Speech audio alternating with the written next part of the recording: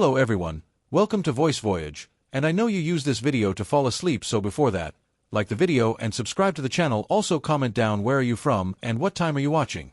Now get comfortable and relax. Sherlock Holmes, The Valley of Fears, by Sir Arthur Conan Doyle.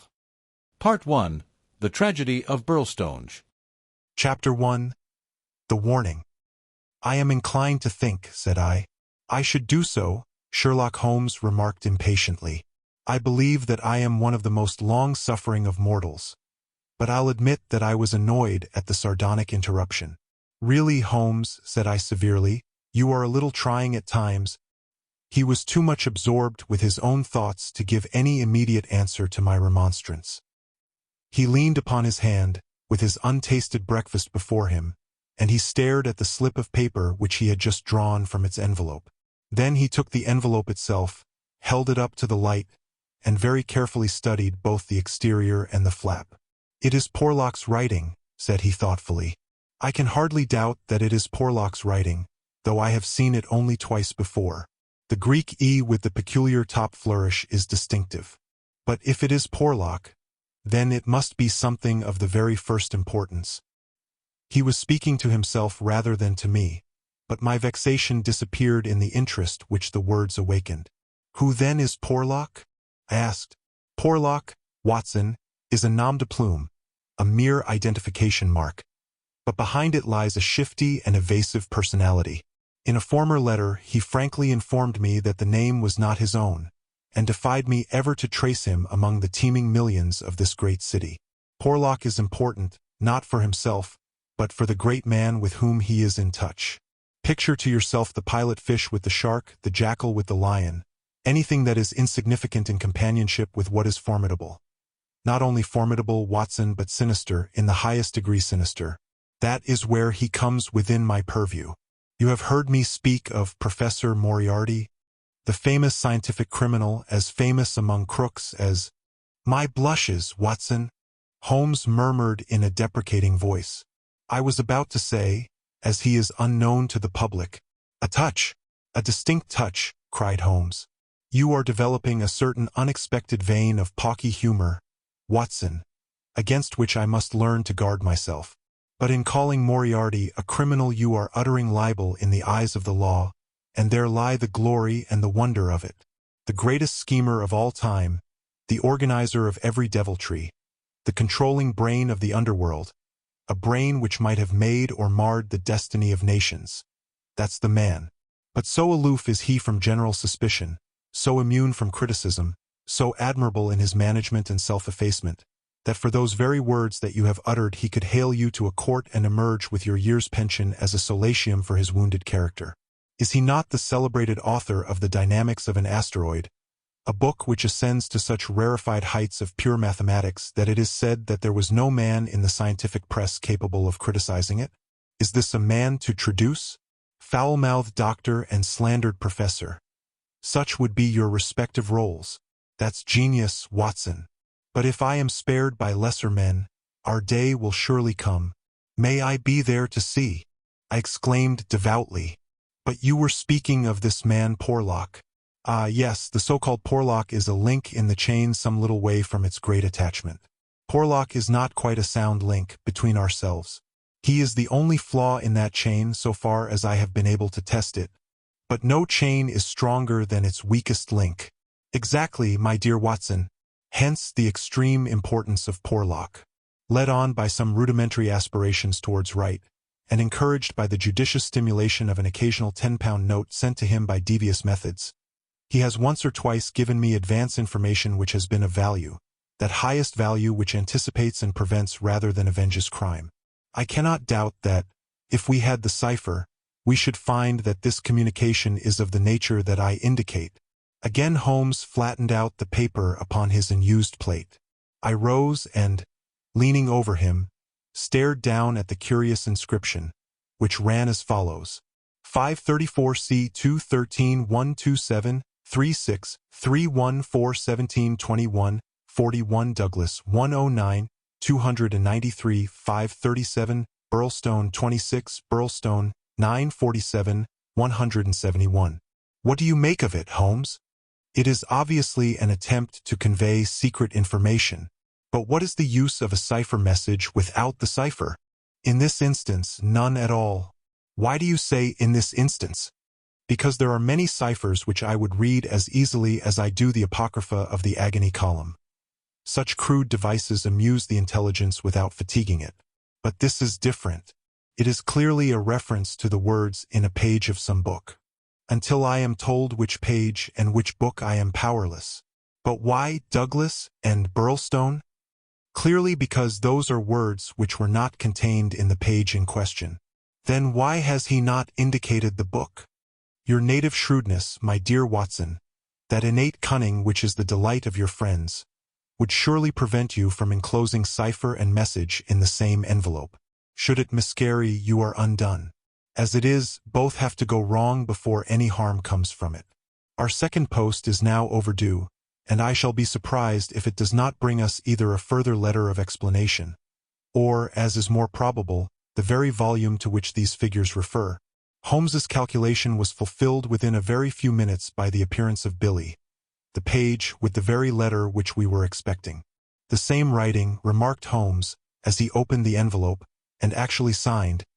He added in an exultant voice as he unfolded the epistle. Come, we are getting on, Watson. His brow clouded, however, as he glanced over the contents. Dear me, this is very disappointing. I fear, Watson, that all our expectations come to nothing. I trust that the man Porlock will come to no harm. Dear Mr. Holmes, he says, I will go no further in this matter. It is too dangerous. He suspects me. I can see that he suspects me. He came to me quite unexpectedly after I had actually addressed this envelope with the intention of sending you the key to the cipher. I was able to cover it up. If he had seen it, it would have gone hard with me. But I read suspicion in his eyes. Please burn the cipher message, which can now be of no use to you. Fred Porlock. Holmes sat for some little time twisting this letter between his fingers, and frowning, as he stared into the fire. After all, he said at last, there may be nothing in it. It may be only his guilty conscience. Knowing himself to be a traitor, he may have read the accusation in the other's eyes, the other being, I presume, Professor Moriarty. No less. When any of that party talk about he, you know whom they mean. There is one predominant he for all of them. But what can he do? That's a large question. When you have one of the first brains of Europe up against you, and all the powers of darkness at his back, there are infinite possibilities. Anyhow, friend Porlock is evidently scared out of his senses. Kindly compare the writing in the note to that upon its envelope, which was done, he tells us, before this ill-omened visit. The one is clear and firm, the other hardly legible. Why did he write at all? Why did he not simply drop it? Because he feared I would make some inquiry after him in that case, and possibly bring trouble on him. No doubt, said I, of course. I had picked up the original cipher message and was bending my brows over it. It's pretty maddening to think that an important secret may lie here on this slip of paper, and that it is beyond human power to penetrate it. Sherlock Holmes had pushed away his untasted breakfast and lit the unsavory pipe which was the companion of his deepest meditations. I wonder, said he, leaning back and staring at the ceiling. Perhaps there are points which have escaped your Machiavellian intellect. Let us consider the problem in the light of pure reason. This man's reference is to a book. That is our point of departure, a somewhat vague one. Let us see then if we can narrow it down. As I focus my mind upon it, it seems rather less impenetrable. What indications have we as to this book? None. Well, it is surely not quite so bad as that. The cipher message begins with a large 534. Does it not? We may take it as a working hypothesis that 534 is the particular page to which the cipher refers. So our book has already become a large book, which is surely something gained. What other indications have we as to the nature of this large book? The next sign is C2. What do you make of that, Watson? Chapter the second, no doubt. Hardly that, Watson. You will, I am sure, agree with me that if the page be given, the number of the chapter is immaterial. Also that if page 534 finds us only in the second chapter, The length of the first one must have been really intolerable. "Column!" I cried. "Brilliant, Watson. You are scintillating this morning. If it is not column, then I am very much deceived." So now, you see, we begin to visualize a large book printed in double columns which are each of a considerable length, since one of the words is numbered in the document as the 293rd. Have we reached the limits of what reason can supply? I fear that we have. Surely you do yourself an injustice. One more coruscation, my dear Watson. Yet another brainwave. Had the volume been an unusual one, he would have sent it to me. Instead of that, he had intended, before his plans were nipped, to send me the clue in this envelope. He says so in his note. This would seem to indicate that the book is one which he thought I would have no difficulty in finding for myself. He had it, and he imagined that I would have it, too. In short, Watson, it is a very common book. What you say certainly sounds plausible. So we have contracted our field of search to a large book, printed in double columns and in common use. The Bible! I cried triumphantly. Good, Watson, good. But not, if I may say so, quite good enough. Even if I accepted the compliment for myself, I could hardly name any volume which would be less likely to lie at the elbow of one of Moriarty's associates. Besides, the editions of Holy Writ are so numerous that he could hardly suppose that two copies would have the same pagination. This is clearly a book which is standardized. He knows for certain that his page 534 will exactly agree with my page 534, but very few books would correspond with that. Exactly. Therein lies our salvation. Our search is narrowed down to standardized books which anyone may be supposed to possess. Bradshaw. There are difficulties, Watson. The vocabulary of Bradshaw is nervous and terse, but limited. The selection of words would hardly lend itself to the sending of general messages. We will eliminate Bradshaw. The dictionary is, I fear, inadmissible for the same reason. What then is left? An almanac. Excellent, Watson. I am very much mistaken if you have not touched the spot. An almanac. Let us consider the claims of Whitaker's almanac. It is in common use. It has the requisite number of pages. It is in double column. Though reserved in its earlier vocabulary, it becomes, if I remember right, quite garrulous towards the end. He picked the volume from his desk. Here is page 534, column 2, a substantial block of print dealing, I perceive, with the trade and resources of British India. Jot down the words, Watson. Number 13 is Maratha, not, I fear, a very auspicious beginning. Number 127 is government, which at least makes sense, though somewhat irrelevant to ourselves and Professor Moriarty. Now let us try again. What does the Maratha government do? Alas! The next word is pig's bristles. We are undone, my good Watson. It is finished. He had spoken in jesting vein, but the twitching of his bushy eyebrows bespoke his disappointment and irritation. I sat helpless and unhappy, staring into the fire. A long silence was broken by a sudden exclamation from Holmes, who dashed at a cupboard, from which he emerged with a second yellow-covered volume in his hand. "We pay the price, Watson, for being too up-to-date," he cried. "We are before our time and suffer the usual penalties. Being the 7th of January, we have very properly laid in the new almanac. It is more than likely that Porlock took his message from the old one. No doubt he would have told us so had his letter of explanation been written. Now let us see what page 534 has in store for us. Number 13 is there, which is much more promising. Number 127 is. There is. Holmes's eyes were gleaming with excitement, and his thin, nervous fingers twitched as he counted the words. Danger. Ha! Ha! Capital. Put that down, Watson. There is danger. May come very soon, one. Then we have the name Douglas. Rich country now at Birlstone House, Birlstone. Confidence. Is. Pressing. There, Watson. What do you think of pure reason and its fruit? If the greengrocer had such a thing as a laurel wreath, I should send Billy round for it. I was staring at the strange message which I had scrawled, as he deciphered it, upon a sheet of foolscap on my knee. What a queer, scrambling way of expressing his meaning, said I. On the contrary, he has done quite remarkably well, said Holmes. When you search a single column for words with which to express your meaning, you can hardly expect to get everything you want. You are bound to leave something to the intelligence of your correspondent. The purport is perfectly clear. Some deviltry is intended against one Douglas, whoever he may be, residing as stated, a rich country gentleman. He is sure, confidence was as near as he could get to confident, that it is pressing. There is our result, and a very workmanlike little bit of analysis it was. Holmes had the impersonal joy of the true artist in his better work, even as he mourned darkly when it fell below the high level to which he aspired. He was still chuckling over his success when Billy swung open the door and Inspector MacDonald of Scotland Yard was ushered into the room. Those were the early days at the end of the 80s, when Alec MacDonald was far from having attained the national fame which he has now achieved. He was a young but trusted member of the detective force, who had distinguished himself in several cases which had been entrusted to him.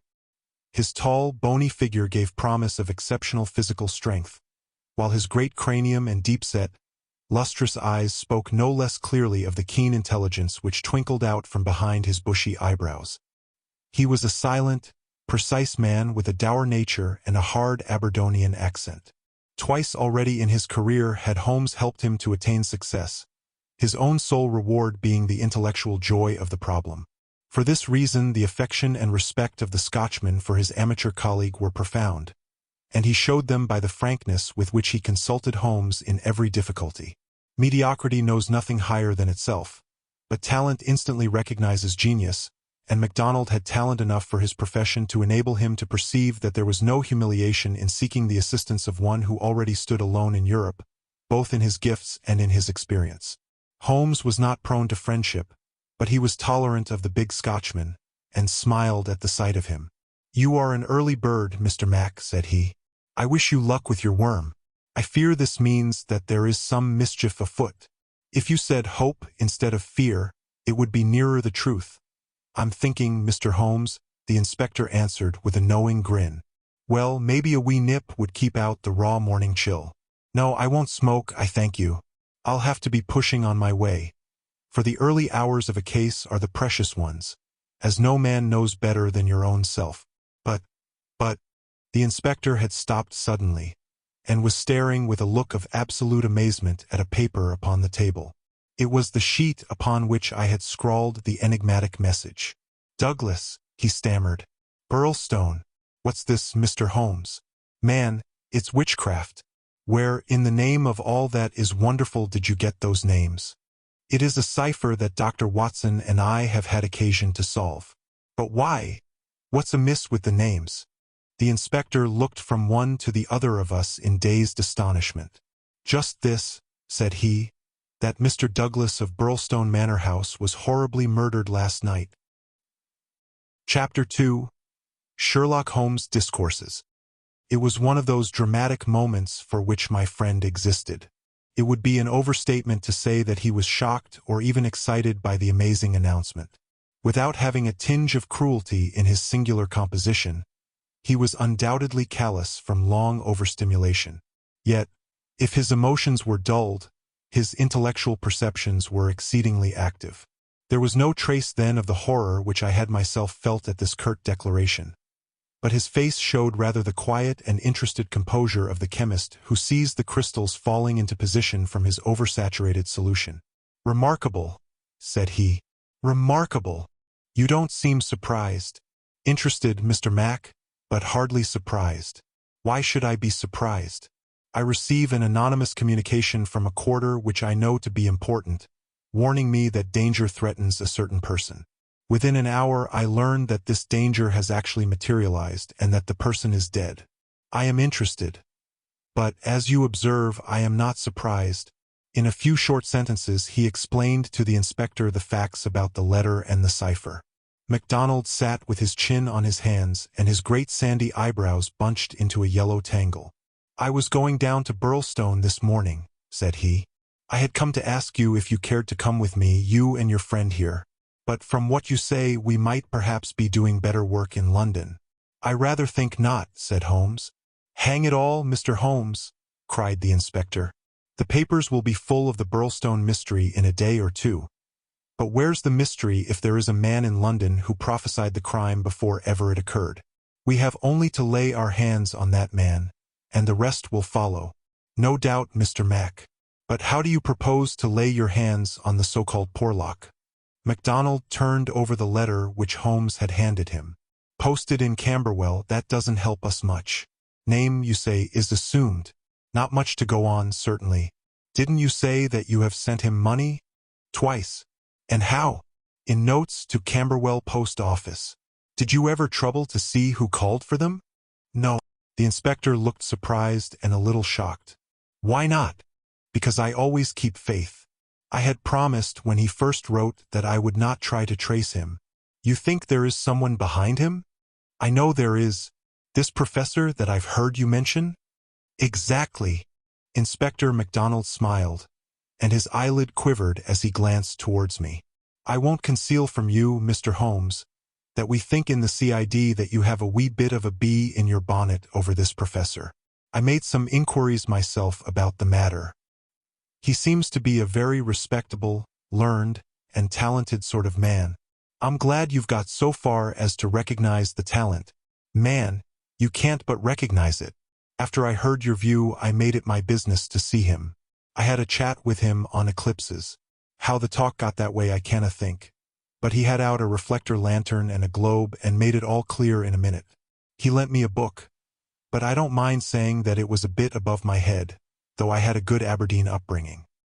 He'd have made a grand minister with his thin face and grey hair and solemn-like way of talking. When he put his hand on my shoulder as we were parting, it was like a father's blessing before you go out into the cold, cruel world. Holmes chuckled and rubbed his hands. Great, he said. Great. Tell me, friend MacDonald, this pleasing and touching interview was, I suppose, in the professor's study? That's so. A fine room, is it not? Very fine. Very handsome indeed, Mr. Holmes. You sat in front of his writing desk? Just so. Sun in your eyes and his face in the shadow? Well, it was evening.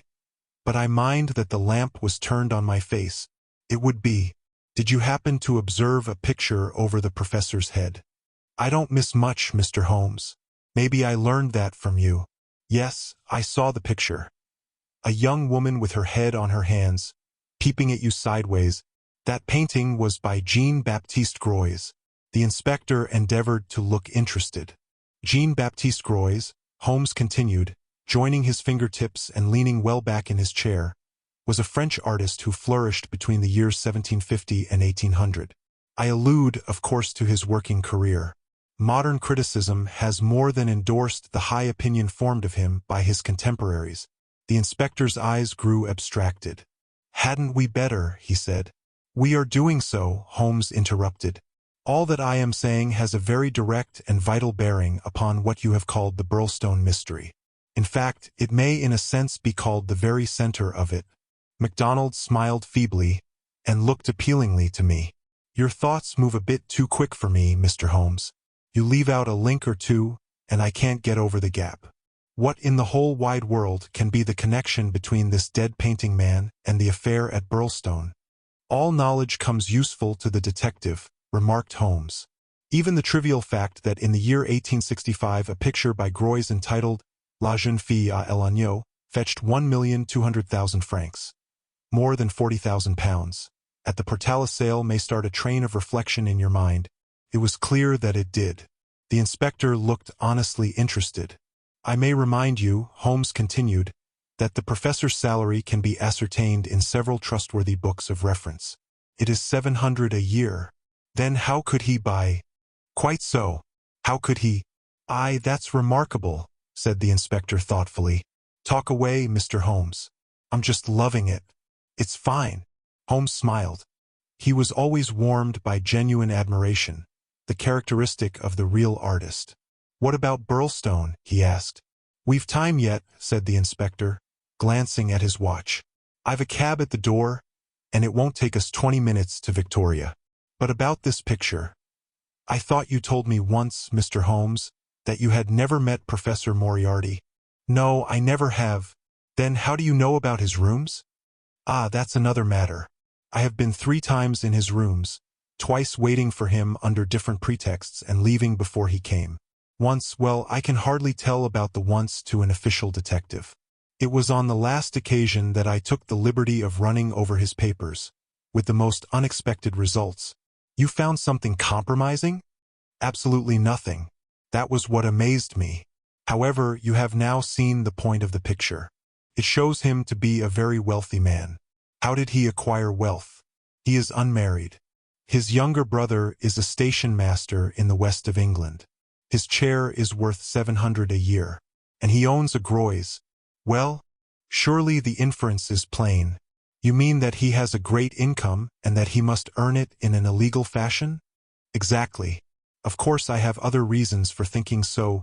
Dozens of exiguous threads which lead vaguely up towards the center of the web where the poisonous, motionless creature is lurking.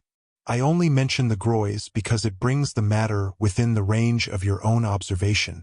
Well, Mr. Holmes, I admit that what you say is interesting. It's more than interesting. It's just wonderful. But let us have it a little clearer if you can. Is it forgery, coining, burglary? Where does the money come from? Have you ever read of Jonathan Wild? Well, the name has a familiar sound. Someone in a novel, was he not? I don't take much stock of detectives in novels. Chaps that do things and never let you see how they do them. That's just inspiration. Not business. Jonathan Wild wasn't a detective and he wasn't in a novel. He was a master criminal and he lived last century, 1750 or thereabouts. Then he's no use to me. I'm a practical man. Mr. Mac, the most practical thing that you ever did in your life would be to shut yourself up for 3 months and read 12 hours a day at the annals of crime. Everything comes in circles, even Professor Moriarty. Jonathan Wild was the hidden force of the London criminals, to whom he sold his brains and his organization on a 15% commission. The old will turns, and the same spoke comes up. It's all been done before, and will be again. I'll tell you 1 or 2 things about Moriarty which may interest you. You'll interest me, right enough. I happen to know who is the first link in his chain. A chain with this Napoleon gone wrong at one end, and 100 broken fighting men, pickpockets, blackmailers, and card sharpers at the other, with every sort of crime in between. His chief of staff is Colonel Sebastian Moran, as aloof and guarded and inaccessible to the law as himself. What do you think he pays him? I'd like to hear. 6,000 a year. That's paying for brains, you see, the American business principle. I learned that detail quite by chance. It's more than the Prime Minister gets. That gives you an idea of Moriarty's gains and of the scale on which he works. Another point. I made it my business to hunt down some of Moriarty's checks lately, just common innocent checks that he pays his household bills with. They were drawn on 6 different banks. Does that make any impression on your mind? Queer. Certainly. But what do you gather from it? That he wanted no gossip about his wealth. No single man should know what he had. I have no doubt that he has 20 banking accounts, the bulk of his fortune abroad in the Deutsche Bank or the Credit Lyonnais as likely as not. Sometime when you have a year or 2 to spare, I commend to you the study of Professor Moriarty. Inspector MacDonald had grown steadily more impressed as the conversation proceeded. He had lost himself in his interest. Now his practical Scotch intelligence brought him back with a snap to the matter in hand. He can keep anyhow, said he. You've got us sidetracked with your interesting anecdotes, Mr. Holmes.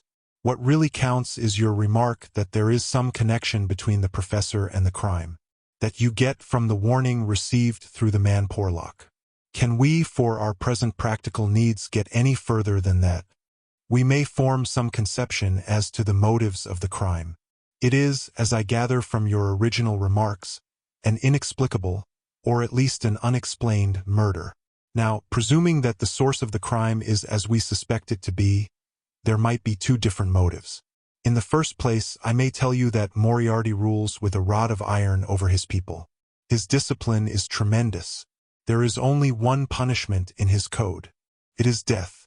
Now we might suppose that this murdered man, this Douglas whose approaching fate was known by one of the arch-criminal's subordinates, had in some way betrayed the chief.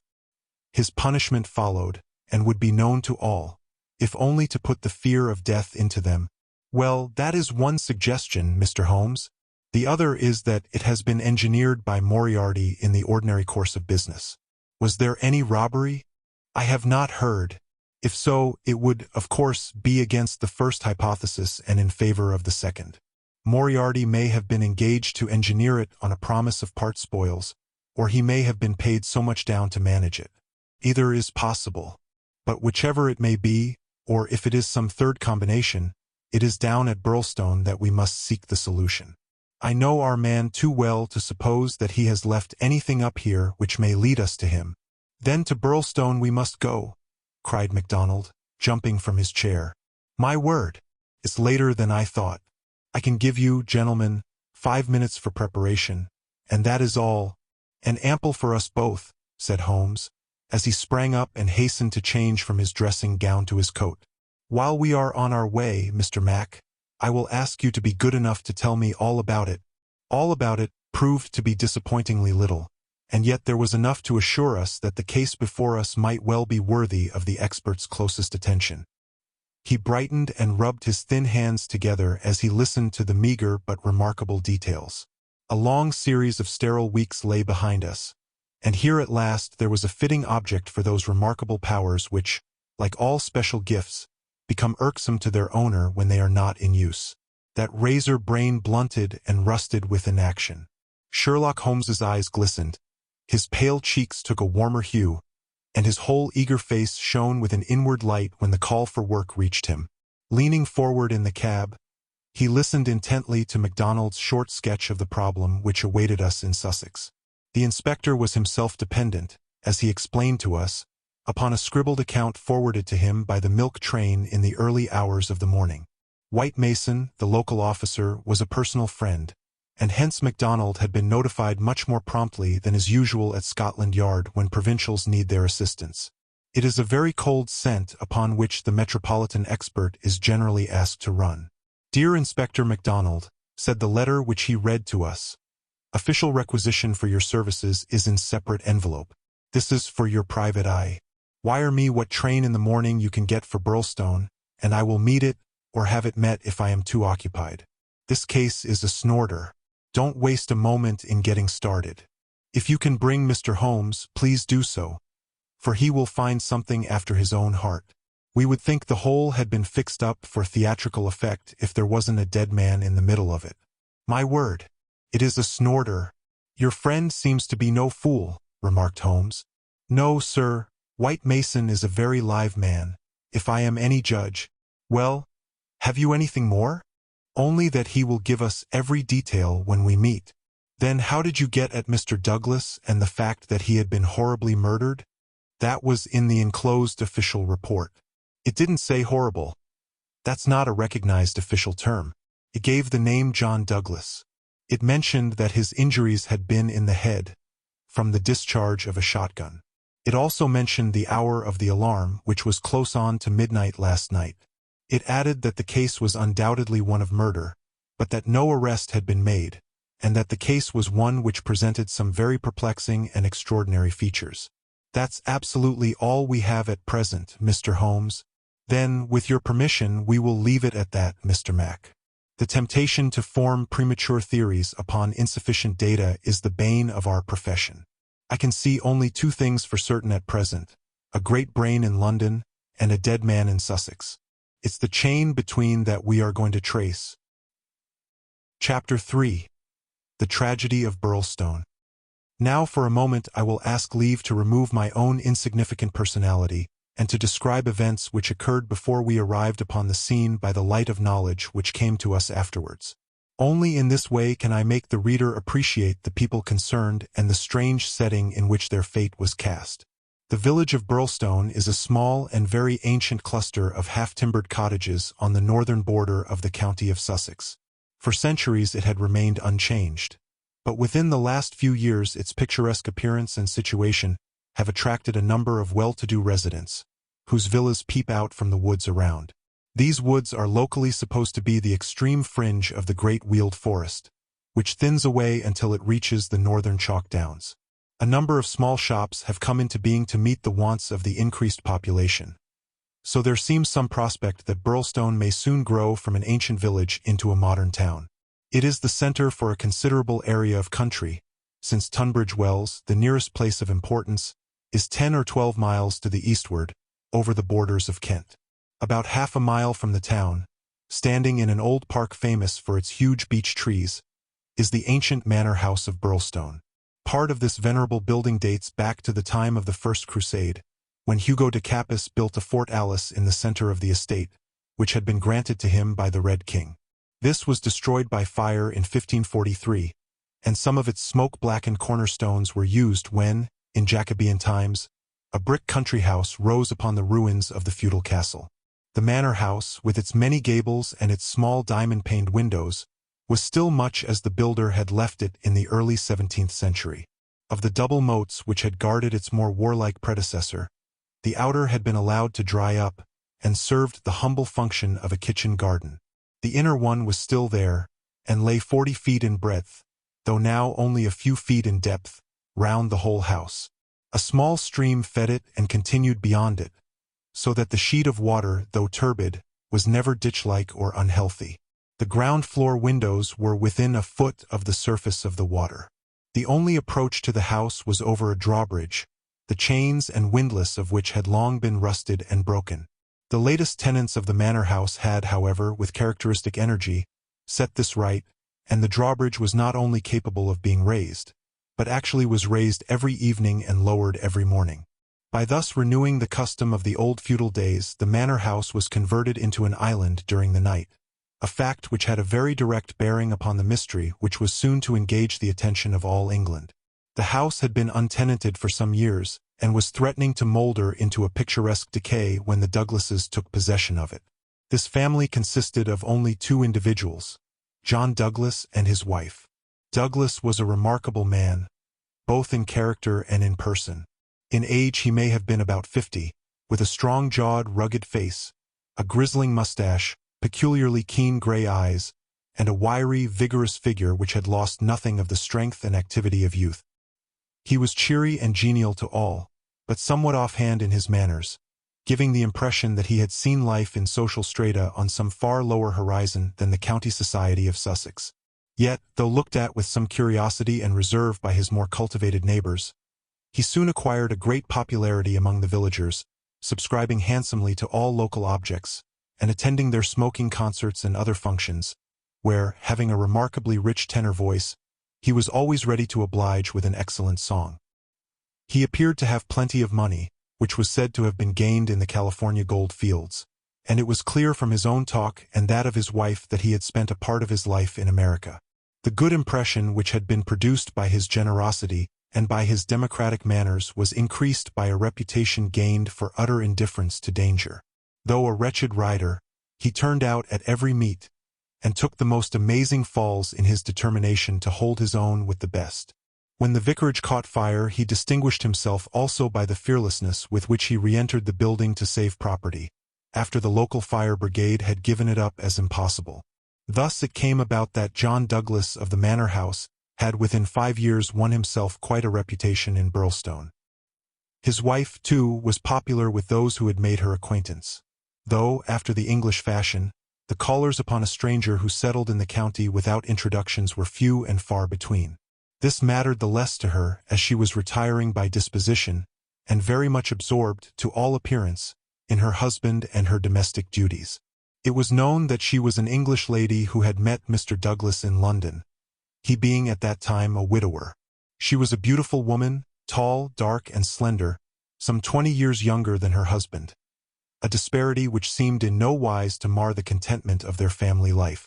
It was remarked sometimes, however, by those who knew them best, that the confidence between the two did not appear to be complete, since the wife was either very reticent about her husband's past life, or else, as seemed more likely, was imperfectly informed about it. It had also been noted and commented upon by a few observant people that there were signs sometimes of some nerve strain upon the part of Mrs. Douglas, and that she would display acute uneasiness if her absent husband should ever be particularly late in his return.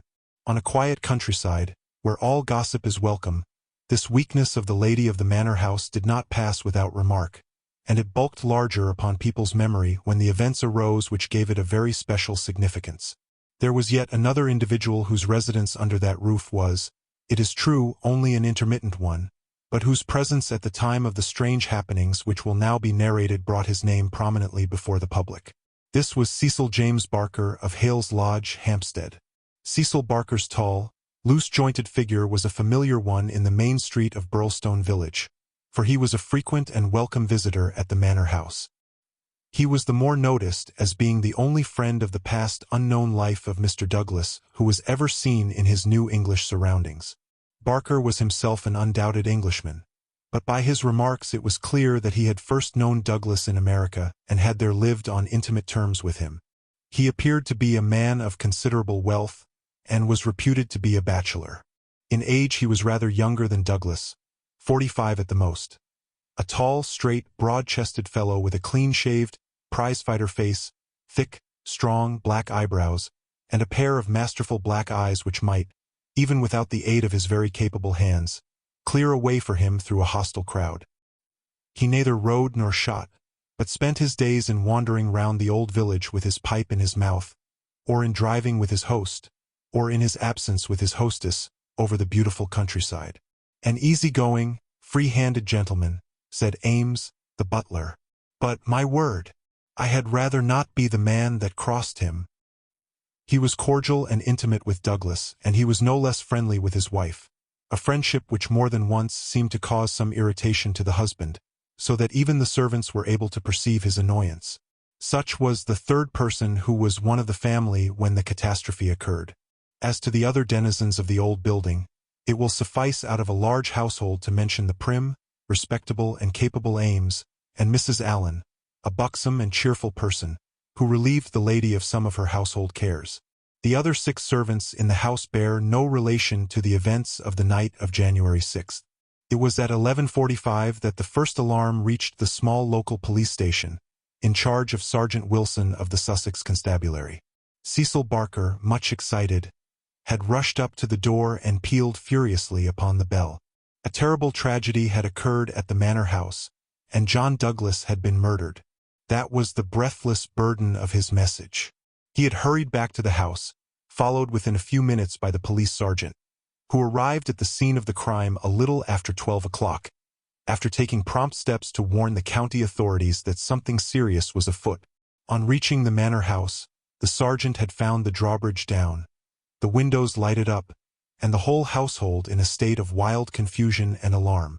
The white-faced servants were huddling together in the hall, with the frightened butler wringing his hands in the doorway. Only Cecil Barker seemed to be master of himself and his emotions.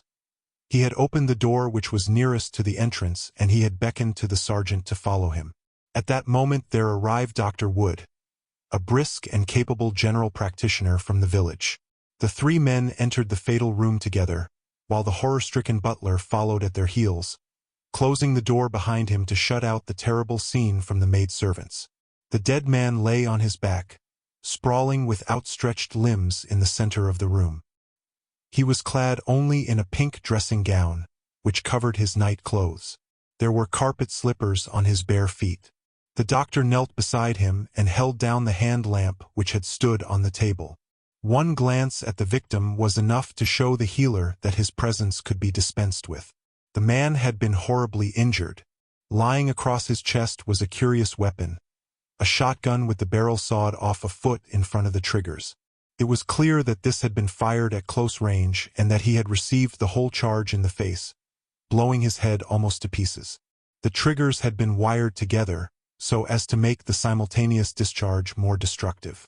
The country policeman was unnerved and troubled by the tremendous responsibility which had come so suddenly upon him. "We will touch nothing until my superiors arrive," he said in a hushed voice, staring in horror at the dreadful head. "Nothing has been touched up to now," said Cecil Barker. "I'll answer for that. You see it all exactly as I found it." "When was that?" The sergeant had drawn out his notebook. "It was just 11:30. I had not begun to undress, and I was sitting by the fire in my bedroom when I heard the report. It was not very loud.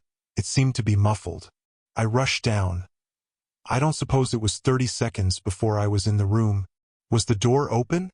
"Yes, it was open. Poor Douglas was lying as you see him.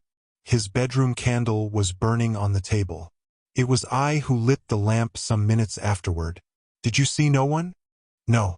I heard Mrs. Douglas coming down the stair behind me, and I rushed out to prevent her from seeing this dreadful sight. Mrs. Allen, the housekeeper, came and took her away. Ames had arrived, and we ran back into the room once more. But surely I have heard that the drawbridge is kept up all night. Yes, it was up until I lowered it. Then how could any murderer have got away? It is out of the question. Mr. Douglas must have shot himself. That was our first idea. But see, Barker drew aside the curtain and showed that the long, diamond-paned window was open to its full extent. And look at this. He held the lamp down and illuminated a smudge of blood like the mark of a boot sole upon the wooden sill. Someone has stood there in getting out. You mean that someone waded across the moat? Exactly. Then, if you were in the room within half a minute of the crime, he must have been in the water at that very moment. I have not a doubt of it. I wish to heaven that I had rushed to the window, but the curtain screened it, as you can see, and so it never occurred to me. Then I heard the step of Mrs. Douglas, and I could not let her enter the room. It would have been too horrible. Horrible enough, said the doctor, looking at the shattered head and the terrible marks which surrounded it. I've never seen such injuries since the Birlstone railway smash. But, I say, remarked the police sergeant, whose slow, bucolic common sense was still pondering the open window. It's all very well you're saying that a man escaped by wading this moat. But what I ask you is, how did he ever get into the house at all if the bridge was up? Ah, that's the question, said Barker. At what o'clock was it raised?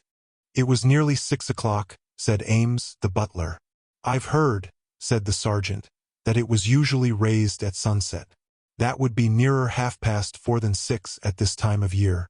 Mrs. Douglas had visitors to tea, said Ames. I couldn't raise it until they went. Then I wound it up myself. Then it comes to this, said the sergeant. If anyone came from outside, if they did, they must have got in across the bridge before 6 and been in hiding ever since, until Mr. Douglas came into the room after 11. That is so. Mr. Douglas went round the house every night the last thing before he turned in to see that the lights were right. That brought him in here. The man was waiting and shot him. Then he got away through the window and left his gun behind him. That's how I read it. For nothing else will fit the facts. The sergeant picked up a card which lay beside the dead man on the floor. The initials VV and under them the number 341 were rudely scrawled in ink upon it. What's this? He asked, holding it up. Barker looked at it with curiosity. I never noticed it before, he said. The murderer must have left it behind him. VV 341. I can make no sense of that. The sergeant kept turning it over in his big fingers. What's VV? Somebody's initials, maybe. What have you got there, Dr. Wood? It was a good-sized hammer which had been lying on the rug in front of the fireplace. A substantial, workmanlike hammer. Cecil Barker pointed to a box of brass-headed nails upon the mantelpiece.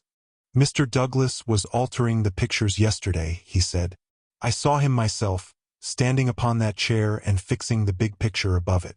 That accounts for the hammer. We'd best put it back on the rug where we found it, said the sergeant, scratching his puzzled head in his perplexity. It will want the best brains in the force to get to the bottom of this thing. It will be a London job before it is finished. He raised the hand lamp and walked slowly round the room. Hello! He cried, excitedly, drawing the window curtain to one side. What o'clock were those curtains drawn? When the lamps were lit, said the butler. It would be shortly after 4. Someone had been hiding here, sure enough. He held down the light, and the marks of muddy boots were very visible in the corner. I'm bound to say this bears out your theory, Mr. Barker. It looks as if the man got into the house after 4 when the curtains were drawn, and before 6 when the bridge was raised. He slipped into this room because it was the first that he saw. There was no other place where he could hide, so he popped in behind this curtain. That all seems clear enough. It is likely that his main idea was to burgle the house, but Mr. Douglas chanced to come upon him, so he murdered him and escaped. That's how I read it, said Barker. But, I say, aren't we wasting precious time? Couldn't we start out and scout the country before the fellow gets away? The sergeant considered for a moment. There are no trains before 6 in the morning, so he can't get away by rail. If he goes by road with his legs all dripping, it's odds that someone will notice him. Anyhow, I can't leave here myself until I am relieved. But I think none of you should go until we see more clearly how we all stand. The doctor had taken the lamp and was narrowly scrutinizing the body. What's this mark? He asked. Could this have any connection with the crime? The dead man's right arm was thrust out from his dressing gown and exposed as high as the elbow. About halfway up the forearm was a curious brown design, a triangle inside a circle, standing out in vivid relief upon the lard-colored skin. It's not tattooed, said the doctor, peering through his glasses. I never saw anything like it. The man has been branded at some time as they brand cattle. What is the meaning of this? I don't profess to know the meaning of it, said Cecil Barker, but I have seen the mark on Douglas many times this last 10 years, and so have I, said the butler. Many a time when the master has rolled up his sleeves I have noticed that very mark. I've often wondered what it could be. Then it has nothing to do with the crime anyhow, said the sergeant. But it's a rum thing all the same. Everything about this case is rum. Well, what is it now? The butler had given an exclamation of astonishment and was pointing at the dead man's outstretched hand. They've taken his wedding ring, he gasped. What? Yes, indeed. Master always wore his plain gold wedding ring on the little finger of his left hand. That ring with the rough nugget on it was above it, and the twisted snake ring on the third finger. There's the nugget and there's the snake. But the wedding ring is gone. He's right, said Barker. Do you tell me, said the sergeant, that the wedding ring was below the other? Always. Then the murderer, or whoever it was, first took off this ring you call the nugget ring, then the wedding ring, and afterwards put the nugget ring back again. That is so. The worthy country policeman shook his head. Seems to me the sooner we get London on to this case the better, said he. White Mason is a smart man. No local job has ever been too much for White Mason. It won't be long now before he is here to help us. But I expect we'll have to look to London before we are through. Anyhow, I'm not ashamed to say that it is a deal too thick for the likes of me. Chapter 4. Darkness. At 3 in the morning, the chief Sussex detective, obeying the urgent call from Sergeant Wilson of Birlstone, arrived from headquarters in a light dog-cart behind a breathless trotter. By the 5:40 train in the morning, he had sent his message to Scotland Yard, and he was at the Birlstone station at 12 o'clock to welcome us. White Mason was a quiet, comfortable-looking person in a loose tweed suit, with a clean-shaved, ruddy face, a stoutish body, and powerful bandy legs adorned with gaiters, looking like a small farmer, a retired gamekeeper, or anything upon earth except a very favorable specimen of the provincial criminal officer. A real downright snorter, Mr. MacDonald, he kept repeating. We'll have the pressmen down like flies when they understand it. I'm hoping we will get our work done before they get poking their noses into it and messing up all the trails. There has been nothing like this that I can remember. There are some bits that will come home to you, Mr. Holmes, or I am mistaken. And you also, Dr. Watson. For the medicos will have a word to say before we finish. Your room is at the Westville Arms. There's no other place.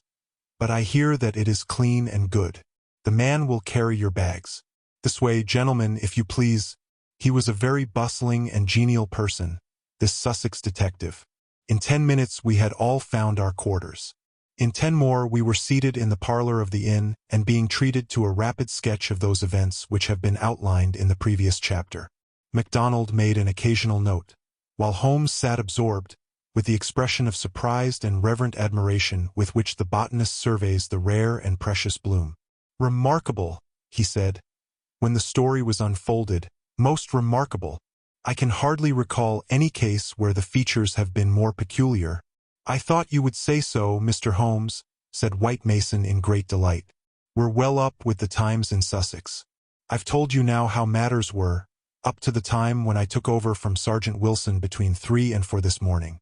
My word, I made the old mare go, but I need not have been in such a hurry as it turned out, for there was nothing immediate that I could do.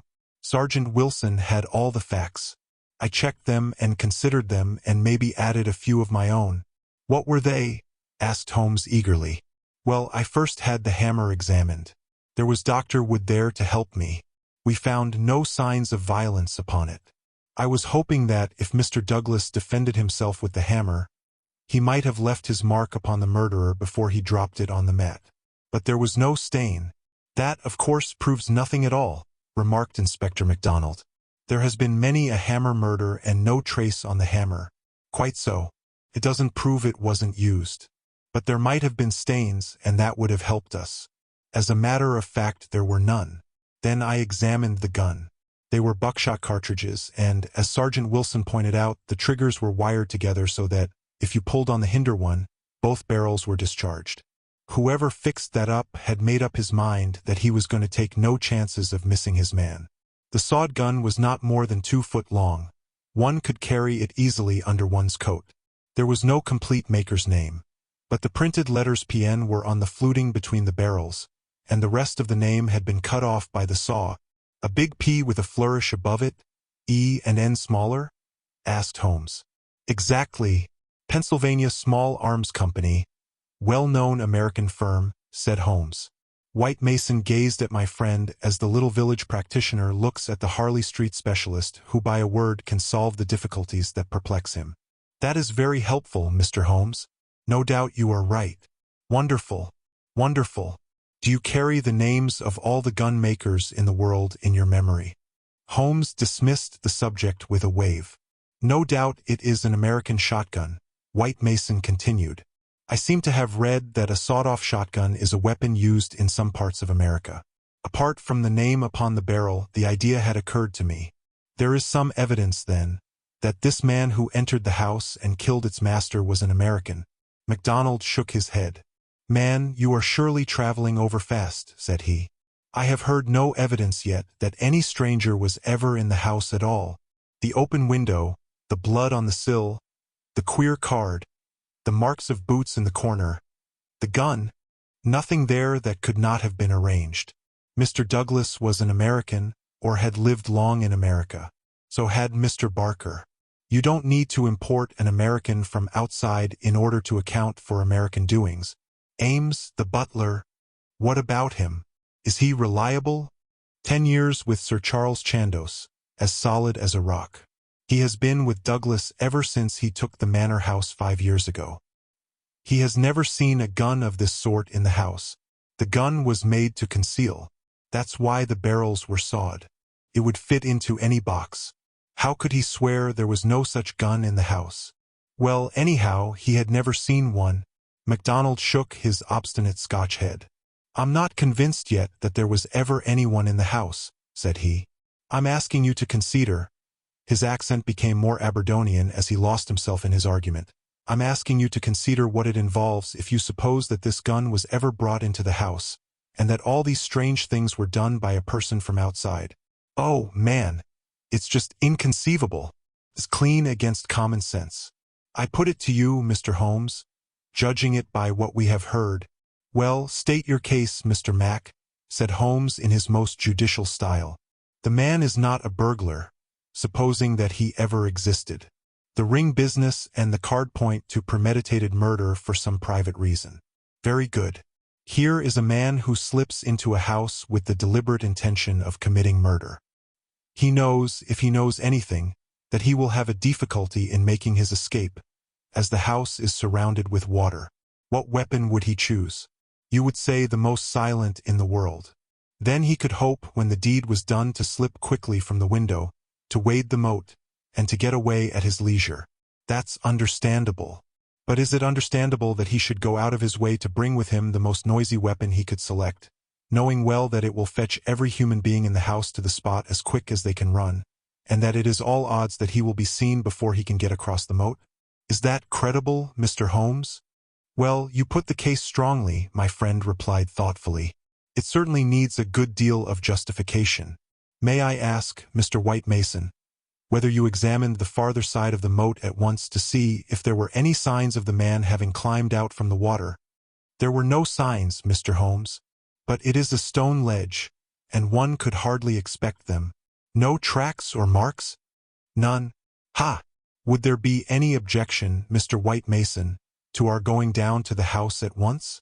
There may possibly be some small point which might be suggestive. I was going to propose it, Mr. Holmes, but I thought it well to put you in touch with all the facts before we go. I suppose if anything should strike you. White Mason looked doubtfully at the amateur. I have worked with Mr. Holmes before, said Inspector MacDonald. He plays the game. My own idea of the game, at any rate, said Holmes with a smile. I go into a case to help the ends of justice and the work of the police. If I have ever separated myself from the official force, it is because they have first separated themselves from me. I have no wish ever to score at their expense. At the same time, Mr. White Mason, I claim the right to work in my own way and give my results at my own time, complete rather than in stages. I am sure we are honored by your presence and to show you all we know, said White Mason cordially. Come along, Dr. Watson, and when the time comes we'll all hope for a place in your book. We walked down the quaint village street with a row of pollard elms on each side of it. Just beyond were two ancient stone pillars, weather-stained and lichen-blotched, bearing upon their summits a shapeless something which had once been the rampant lion of Capus of Birlstone. A short walk along the winding drive with such sward and oaks around it as one only sees in rural England, then a sudden turn, and the long, low Jacobean house of dingy, liver-colored brick lay before us, with an old-fashioned garden of cut yews on each side of it. As we approached it, there was the wooden drawbridge and the beautiful broad moat as still and luminous as quicksilver in the cold winter sunshine. 3 centuries had flowed past the old manor house, centuries of births and of homecomings, of country dances and of the meetings of fox hunters. Strange that now, in its old age, this dark business should have cast its shadow upon the venerable walls. And yet those strange, peaked roofs and quaint, overhung gables were a fitting covering to grim and terrible intrigue. As I looked at the deep-set windows and the long sweep of the dull-colored, water-lapped front, I felt that no more fitting scene could be set for such a tragedy. That's the window, said White Mason, that one on the immediate right of the drawbridge. It's open just as it was found last night. It looks rather narrow for a man to pass. Well, it wasn't a fat man, anyhow. We don't need your deductions, Mr. Holmes, to tell us that. But you or I could squeeze through all right. Holmes walked to the edge of the moat and looked across. Then he examined the stone ledge and the grass border beyond it. I've had a good look, Mr. Holmes, said White Mason. There is nothing there. No sign that anyone has landed. But why should he leave any sign? Exactly. Why should he? Is the water always turbid? Generally about this color. The stream brings down the clay. How deep is it?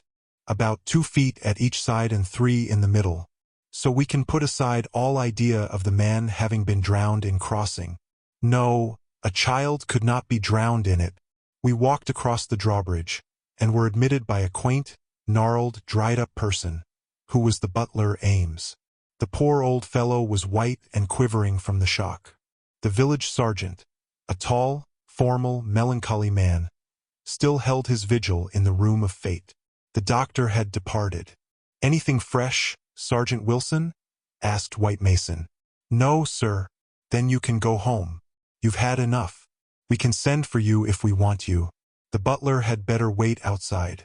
Tell him to warn Mr. Cecil Barker, Mrs. Douglas, and the housekeeper that we may want a word with them presently. Now, gentlemen, perhaps you will allow me to give you the views I have formed first, and then you will be able to arrive at your own. He impressed me, this country specialist. He had a solid grip of fact and a cool, clear, common-sense brain, which should take him some way in his profession.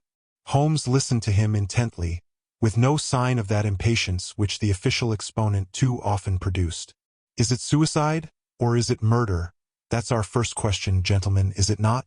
If it were suicide, then we have to believe that this man began by taking off his wedding ring and concealing it. That he then came down here in his dressing gown, trampled mud into a corner behind the curtain in order to give the idea someone had waited for him, opened the window, put blood on the— We can surely dismiss that, said MacDonald. So I think suicide is out of the question. Then a murder has been done. What we have to determine is whether it was done by someone outside or inside the house. Well, let's hear the argument. There are considerable difficulties both ways, and yet one or the other it must be. We will suppose first that some person or persons inside the house did the crime. They got this man down here at a time when everything was still and yet no one was asleep. They then did the deed with the queerest and noisiest weapon in the world so as to tell everyone what had happened. A weapon that was never seen in the house before. That does not seem a very likely start, does it? No, it does not. Well, then, everyone is agreed that after the alarm was given only a minute at the most had passed before the whole household. Not Mr. Cecil Barker alone, though he claims to have been the first, but Ames and all of them were on the spot.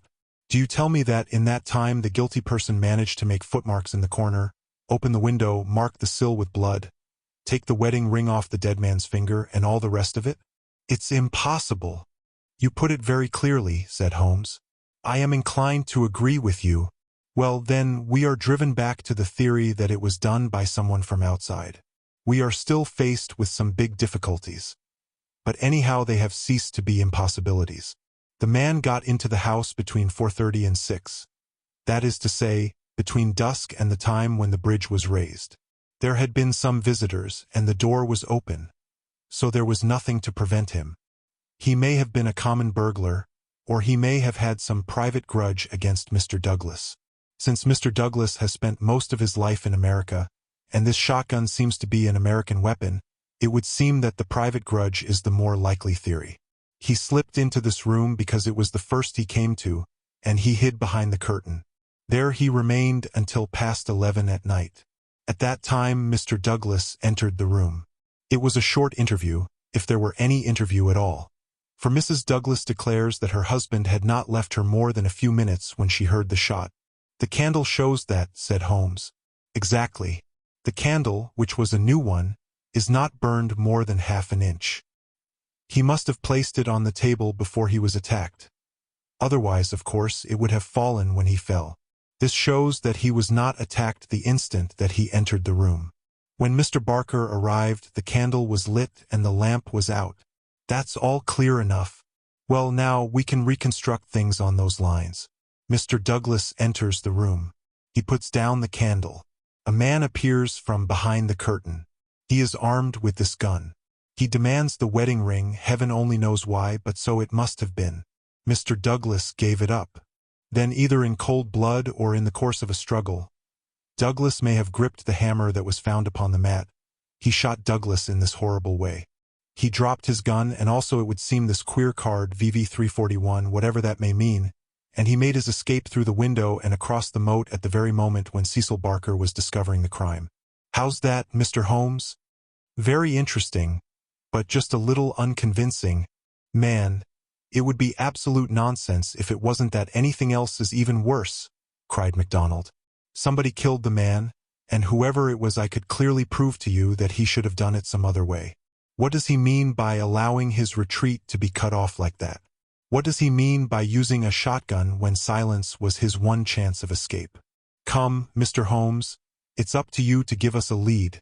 Since you say Mr. White Mason's theory is unconvincing, Holmes had sat intently observant during this long discussion, missing no word that was said, with his keen eyes darting to right and to left, and his forehead wrinkled with speculation. I should like a few more facts before I get so far as a theory, Mr. Mac, said he, kneeling down beside the body. Dear me, these injuries are really appalling. Can we have the butler in for a moment? Ames, I understand that you have often seen this very unusual mark. A branded triangle inside a circle, upon Mr. Douglas's forearm. Frequently, sir. You never heard any speculation as to what it meant? No, sir. It must have caused great pain when it was inflicted. It is undoubtedly a burn. Now, I observe, Ames, that there is a small piece of plaster at the angle of Mr. Douglas's jaw. Did you observe that in life? Yes, sir. He cut himself in shaving yesterday morning. Did you ever know him to cut himself in shaving before? Not for a very long time, sir. Suggestive, said Holmes. It may, of course, be a mere coincidence, or it may point to some nervousness which would indicate that he had reason to apprehend danger. Had you noticed anything unusual in his conduct? Yesterday, Ames, It struck me that he was a little restless and excited, sir. Ha! The attack may not have been entirely unexpected. We do seem to make a little progress, do we not? Perhaps you would rather do the questioning, Mr. Mack? No, Mr. Holmes. It's in better hands than mine. Well, then, we will pass to this card VV341. It is rough cardboard. Have you any of the sort in the house? I don't think so. Holmes walked across to the desk and dabbed a little ink from each bottle onto the blotting paper. It was not printed in this room, he said. This is black ink and the other purplish. It was done by a thick pen and these are fine. No, it was done elsewhere, I should say. Can you make anything of the inscription, Ames? No, sir. Nothing. What do you think, Mr. Mack? It gives me the impression of a secret society of some sort. The same with his badge upon the forearm. That's my idea, too, said White Mason. Well, we can adopt it as a working hypothesis and then see how far our difficulties disappear. An agent from such a society makes his way into the house, waits for Mr. Douglas, blows his head nearly off with this weapon, and escapes by wading the moat, after leaving a card beside the dead man, which will, when mentioned in the papers, tell other members of the society that vengeance has been done. That all hangs together. But why this gun of all weapons? Exactly. And why the missing ring? Quite so. And why no arrest? It's past 2 now. I take it for granted that since dawn every constable within 40 miles has been looking out for a wet stranger. That is so, Mr. Holmes. Well, unless he has a burro close by or a change of clothes ready, they can hardly miss him. And yet they have missed him up to now. Holmes had gone to the window and was examining with his lens the blood mark on the sill. It is clearly the tread of a shoe. It is remarkably broad. A splayfoot, one would say. Curious, because so far as one can trace any footmark in this mud-stained corner, one would say it was a more shapely sole. However, they are certainly very indistinct. What's this under the side table? Mr. Douglas's dumbbells, said Ames. Dumbbell? There's only one. Where's the other? I don't know, Mr. Holmes. There may have been only one. I have not noticed them for months. One dumbbell, Holmes said seriously. But his remarks were interrupted by a sharp knock at the door. A tall, sunburned, capable-looking, clean-shaved man looked in at us. I had no difficulty in guessing that it was the Cecil Barker of whom I had heard. His masterful eyes traveled quickly with a questioning glance from face to face. Sorry to interrupt your consultation, said he, but you should hear the latest news. An arrest. No such luck. But they've found his bicycle. The fellow left his bicycle behind him. Come and have a look. It is within 100 yards of the hall door. We found 3 or 4 grooms and idlers standing in the drive inspecting a bicycle which had been drawn out from a clump of evergreens in which it had been concealed. It was a well-used Rudge Whitworth, splashed as from a considerable journey. There was a saddlebag with spanner and oil can, but no clue as to the owner. It would be a grand help to the police, said the inspector, if these things were numbered and registered. But we must be thankful for what we've got. If we can't find where he went to, at least we are likely to get where he came from. But what in the name of all that is wonderful made the fellow leave it behind? And how in the world has he got away without it? We don't seem to get a gleam of light in the case, Mr. Holmes. Don't we? My friend answered thoughtfully. I wonder. Chapter 5. The People of the Drama. Have you seen all you want of the study? Asked White Mason as we re-entered the house. For the time, said the inspector, and Holmes nodded. Then perhaps you would now like to hear the evidence of some of the people in the house. We could use the dining room, Ames. Please come yourself first and tell us what you know. The butler's account was a simple and a clear one, and he gave a convincing impression of sincerity. He had been engaged 5 years before, when Douglas first came to Birlstone. He understood that Mr. Douglas was a rich gentleman who had made his money in America. He had been a kind and considerate employer, not quite what Ames was used to, perhaps, but one can't have everything. He never saw any signs of apprehension in Mr. Douglas. On the contrary, he was the most fearless man he had ever known. He ordered the drawbridge to be pulled up every night because it was the ancient custom of the old house, and he liked to keep the old ways up. Mr. Douglas seldom went to London or left the village. But on the day before the crime he had been shopping at Tunbridge Wells. He, Ames, had observed some restlessness and excitement on the part of Mr. Douglas that day, for he had seemed impatient and irritable, which was unusual with him. He had not gone to bed that night, but was in the pantry at the back of the house, putting away the silver, when he heard the bell ring violently. He heard no shot, but it was hardly possible he would, as the pantry and kitchens were at the very back of the house and there were several closed doors and a long passage between. The housekeeper had come out of her room, attracted by the violent ringing of the bell. They had gone to the front of the house together. As they reached the bottom of the stairs he had seen Mrs. Douglas coming down it. No, she was not hurrying. It did not seem to him that she was particularly agitated. Just as she reached the bottom of the stair Mr. Barker had rushed out of the study. He had stopped Mrs. Douglas and begged her to go back. "For God's sake, go back to your room," he cried. "Poor Jack is dead. You can do nothing. For God's sake, go back." After some persuasion upon the stairs Mrs. Douglas had gone back. She did not scream. She made no outcry whatever. Mrs. Allen, the housekeeper, had taken her upstairs and stayed with her in the bedroom.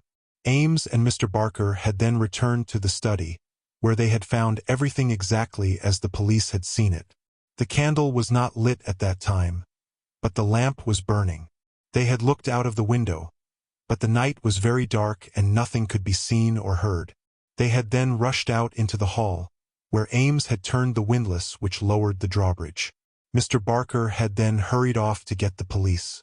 Such, in its essentials, was the evidence of the butler. The account of Mrs. Allen, the housekeeper, was, so far as it went, a corroboration of that of her fellow servant. The housekeeper's room was rather nearer to the front of the house than the pantry in which Ames had been working.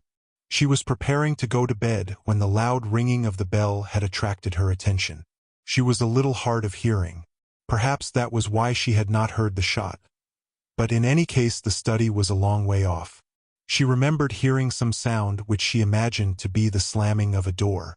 That was a good deal earlier, half an hour at least before the ringing of the bell. When Mr. Ames ran to the front she went with him. She saw Mr. Barker, very pale and excited, come out of the study. He intercepted Mrs. Douglas, who was coming down the stairs. He entreated her to go back, and she answered him, but what she said could not be heard. "Take her up. Stay with her," he had said to Mrs. Allen. She had therefore taken her to the bedroom and endeavored to soothe her.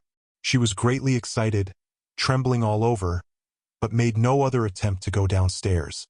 She just sat in her dressing gown by her bedroom fire, with her head sunk in her hands. Mrs. Allen stayed with her most of the night.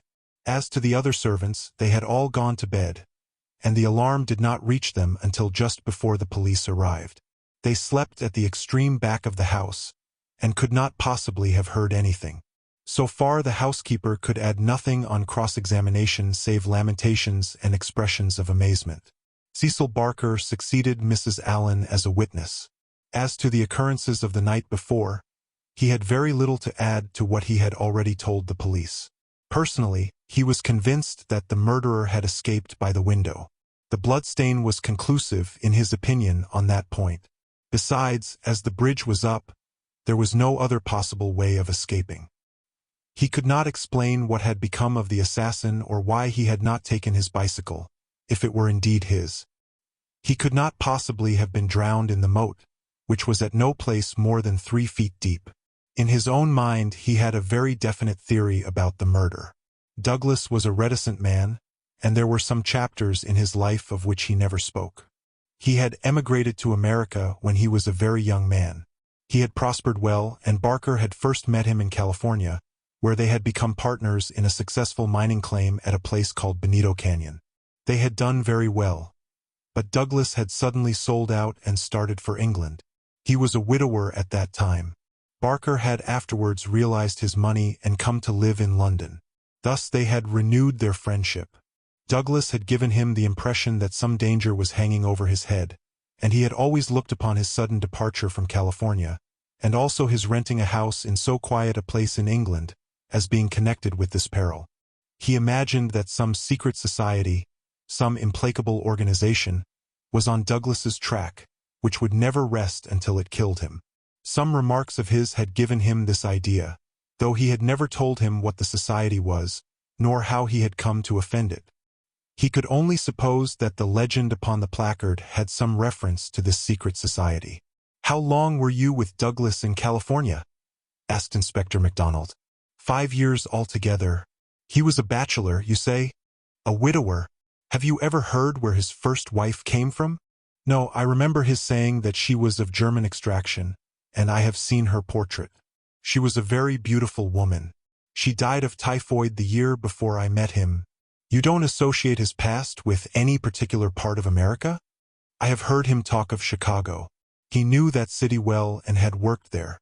I have heard him talk of the coal and iron districts. He had traveled a good deal in his time. Was he a politician? Had this secret society to do with politics? No, he cared nothing about politics. You have no reason to think it was criminal? On the contrary, I never met a straighter man in my life. Was there anything curious about his life in California? He liked best to stay and to work at our claim in the mountains.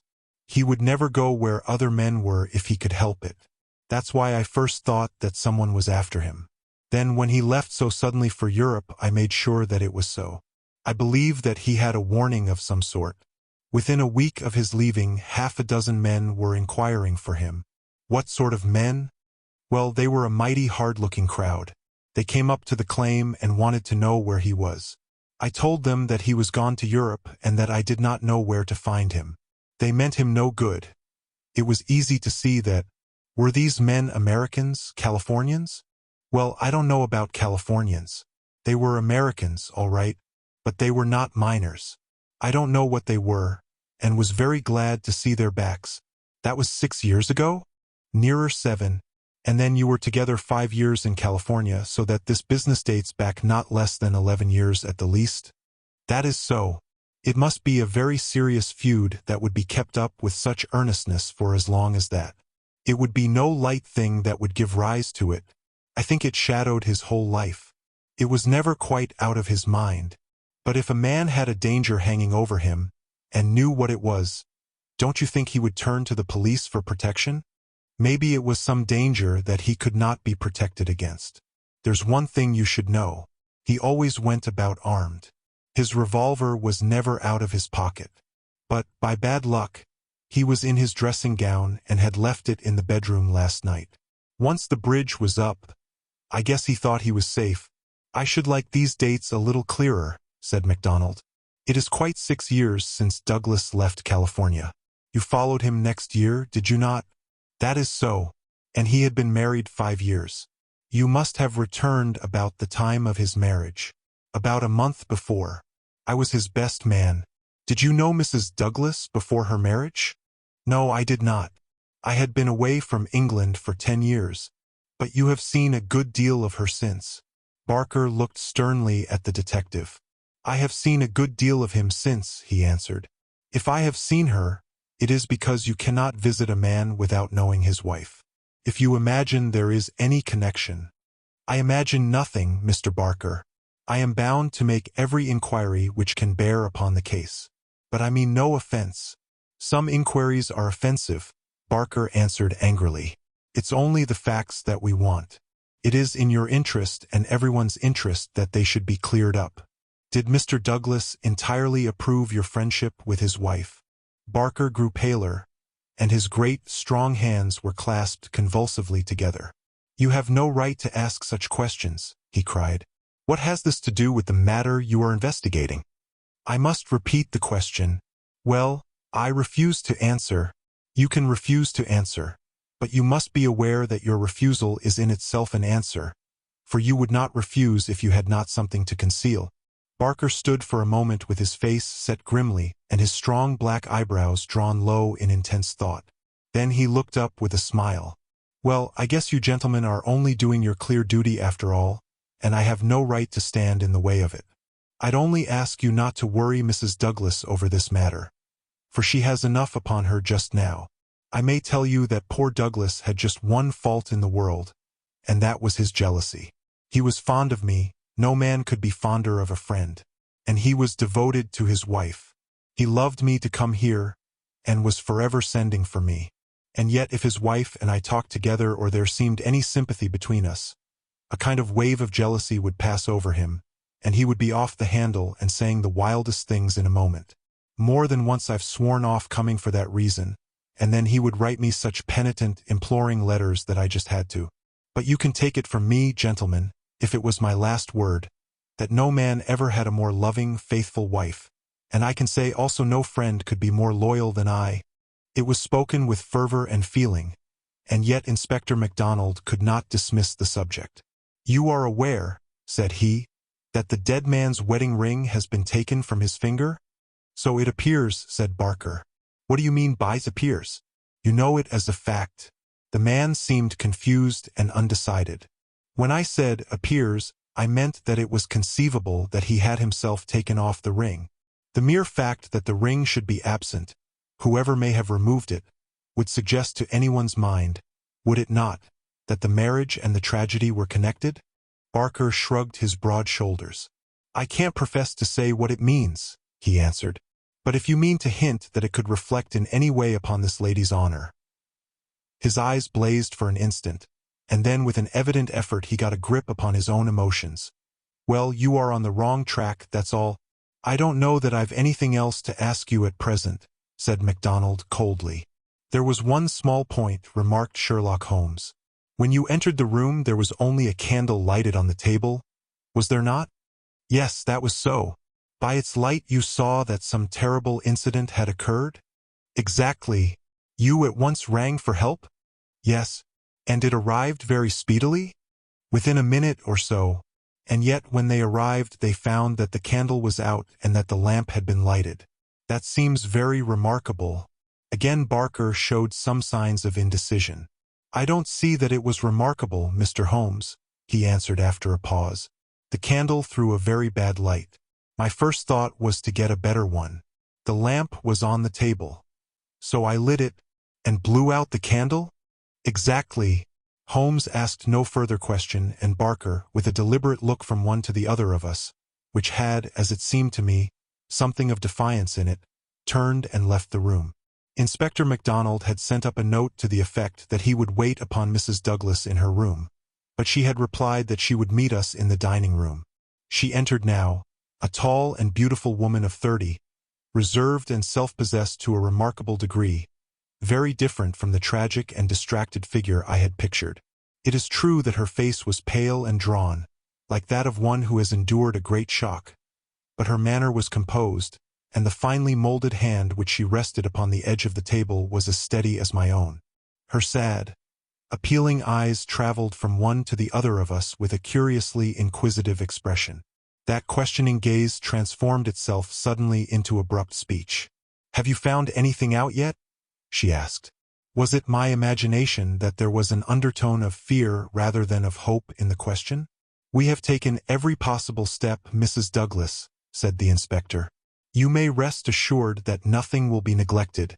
Spare no money," she said in a dead, even tone. "It is my desire that every possible effort should be made. Perhaps you can tell us something which may throw some light upon the matter." "I fear not. But all I know is at your service. We have heard from Mr. Cecil Barker that you did not actually see, that you were never in the room where the tragedy occurred?" "No, he turned me back upon the stairs. He begged me to return to my room." "Quite so. You had heard the shot, and you had at once come down." "I put on my dressing gown and then came down." "How long was it after hearing the shot that you were stopped on the stair by Mr. Barker?" "It may have been a couple of minutes. It is so hard to reckon time at such a moment. He implored me not to go on. He assured me that I could do nothing. Then Mrs. Allen, the housekeeper, led me upstairs again. It was all like some dreadful dream. Can you give us any idea how long your husband had been downstairs before you heard the shot?" "No, I cannot say. He went from his dressing room, and I did not hear him go. He did the round of the house every night, for he was nervous of fire. It is the only thing that I have ever known him nervous of, That is just the point which I want to come to, Mrs. Douglas. You have known your husband only in England, have you not? Yes, we have been married 5 years. Have you heard him speak of anything which occurred in America and might bring some danger upon him? Mrs. Douglas thought earnestly before she answered. Yes, she said at last. I have always felt that there was a danger hanging over him. He refused to discuss it with me. It was not from want of confidence in me. There was the most complete love and confidence between us, but it was out of his desire to keep all alarm away from me. He thought I should brood over it if I knew all, and so he was silent. How did you know it, then? Mrs. Douglas's face lit with a quick smile. Can a husband ever carry about a secret all his life and a woman who loves him have no suspicion of it? I knew it by his refusal to talk about some episodes in his American life. I knew it by certain precautions he took. I knew it by certain words he let fall.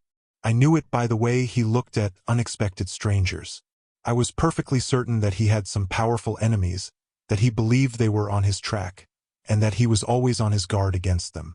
I was so sure of it that for years I have been terrified if ever he came home later than was expected. Might I ask, asked Holmes, what the words were which attracted your attention? The Valley of Fear, the lady answered. That was an expression he has used when I questioned him. I have been in the Valley of Fear. I am not out of it yet. Are we never to get out of the Valley of Fear? I have asked him when I have seen him more serious than usual. Sometimes I think that we never shall, he has answered. Surely you asked him what he meant by the Valley of Fear? I did. But his face would become very grave and he would shake his head. It is bad enough that one of us should have been in its shadow, he said. Please God it shall never fall upon you. It was some real valley in which he had lived and in which something terrible had occurred to him, of that I am certain. But I can tell you no more. And he never mentioned any names?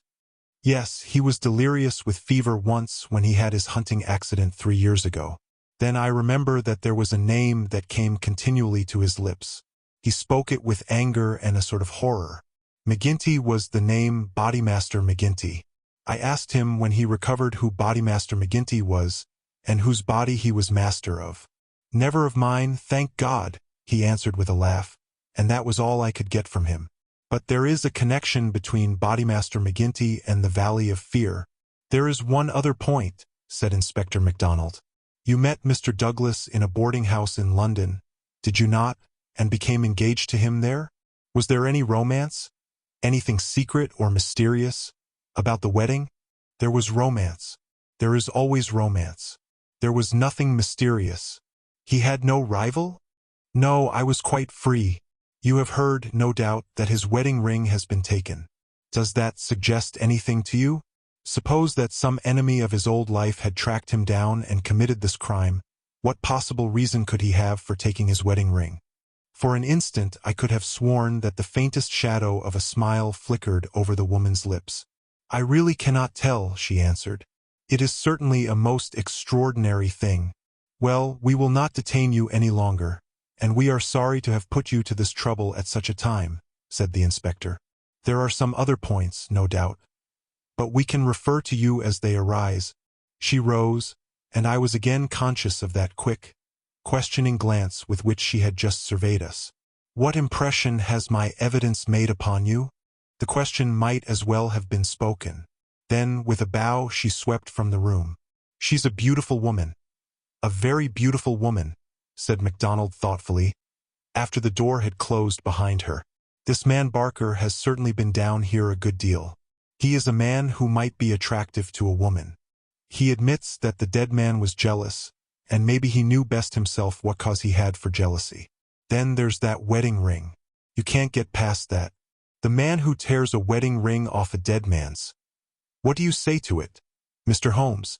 My friend had sat with his head upon his hands, sunk in the deepest thought. Now he rose and rang the bell. Ames, he said, when the butler entered. Where is Mr. Cecil Barker now? I'll see, sir. He came back in a moment to say that Barker was in the garden. Can you remember, Ames, what Mr. Barker had on his feet last night when you joined him in the study? Yes, Mr. Holmes. He had a pair of bedroom slippers.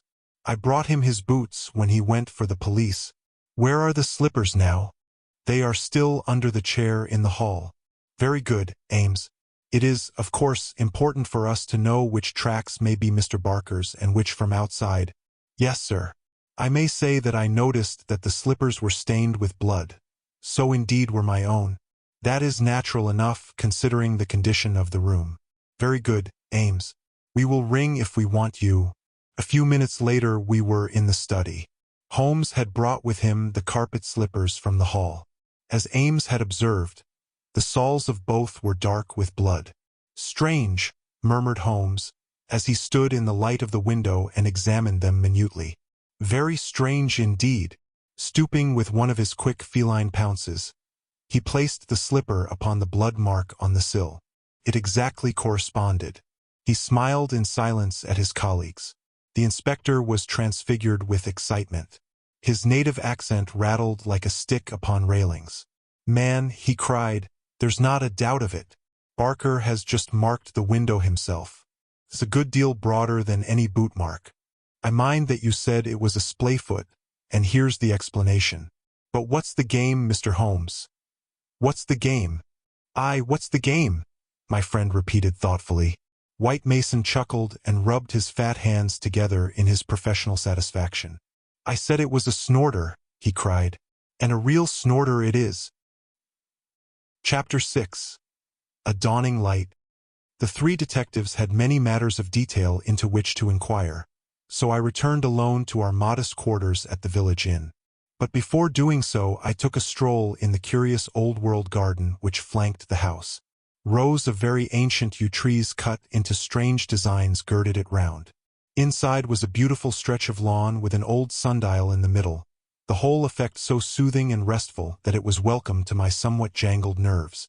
In that deeply peaceful atmosphere one could forget, or remember only as some fantastic nightmare, that darkened study with the sprawling, blood-stained figure on the floor.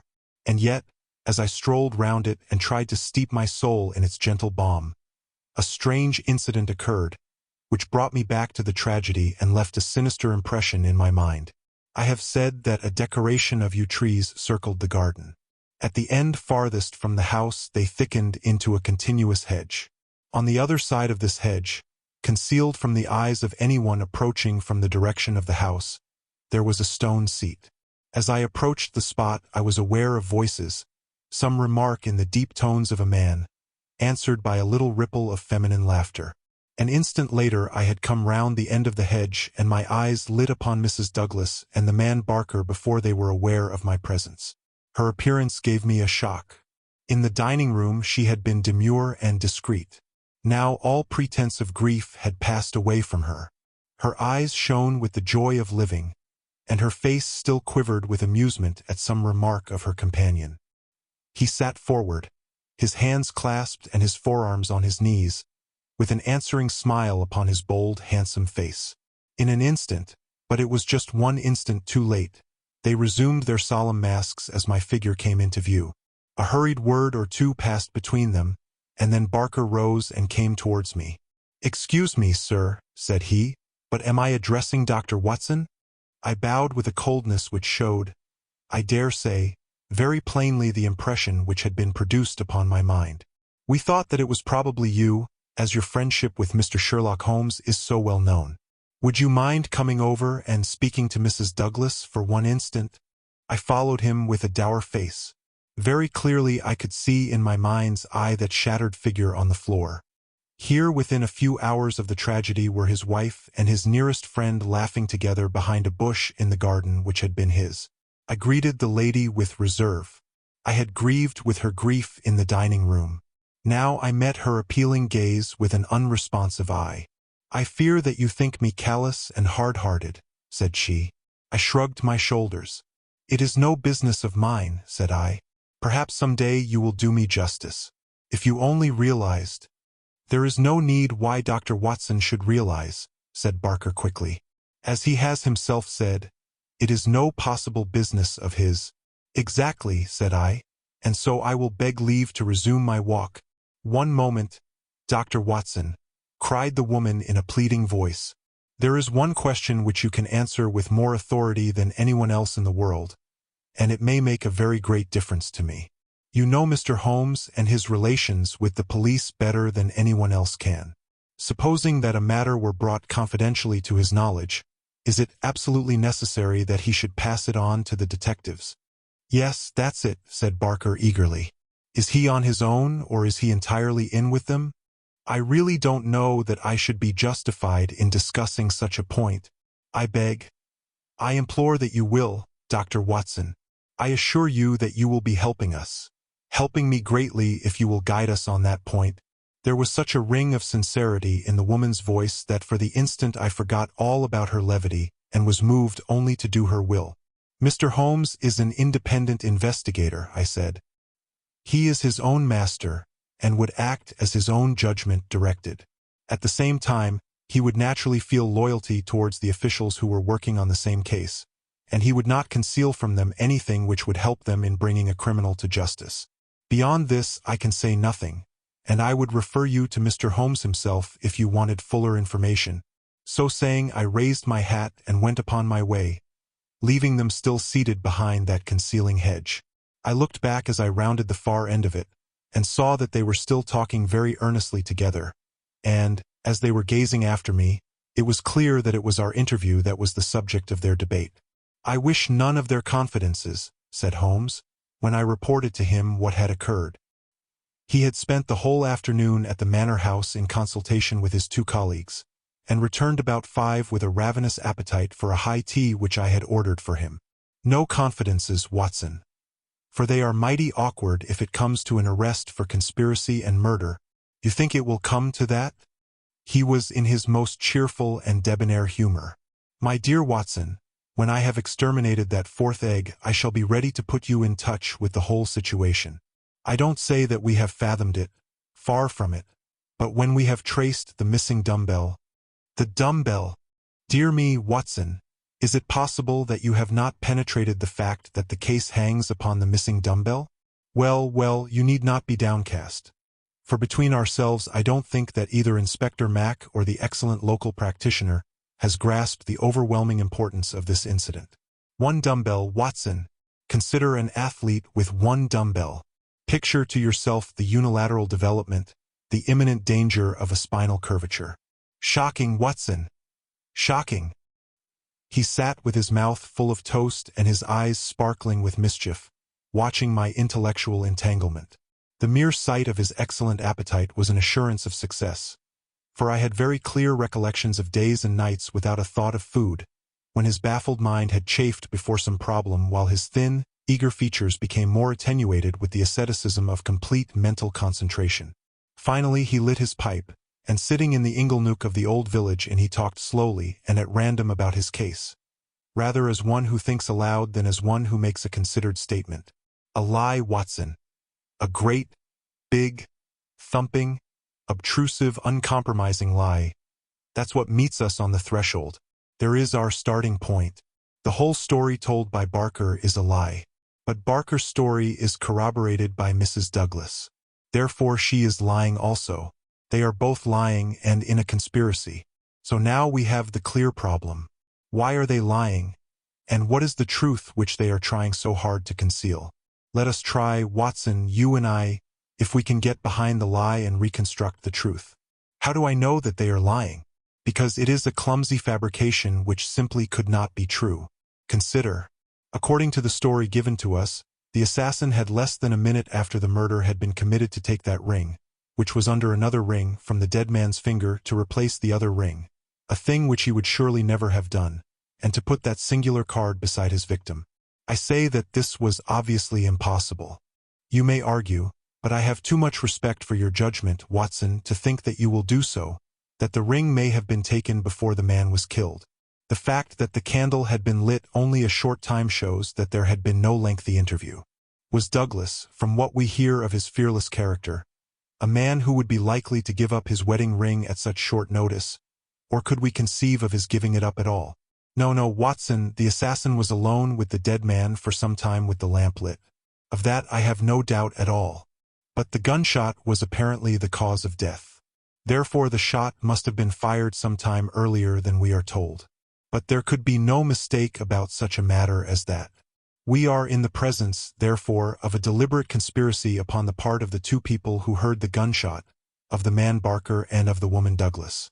When on the top of this I am able to show that the blood mark on the windowsill was deliberately placed there by Barker, in order to give a false clue to the police, you will admit that the case grows dark against him. Now we have to ask ourselves at what hour the murder actually did occur. Up to 10:30 the servants were moving about the house, so it was certainly not before that time. At 11:15 they had all gone to their rooms with the exception of Ames, who was in the pantry.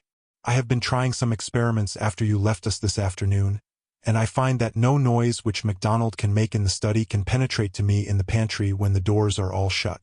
It is otherwise, however, from the housekeeper's room. It is not so far down the corridor, and from it I could vaguely hear a voice when it was very loudly raised. The sound from a shotgun is to some extent muffled when the discharge is at very close range, as it undoubtedly was in this instance.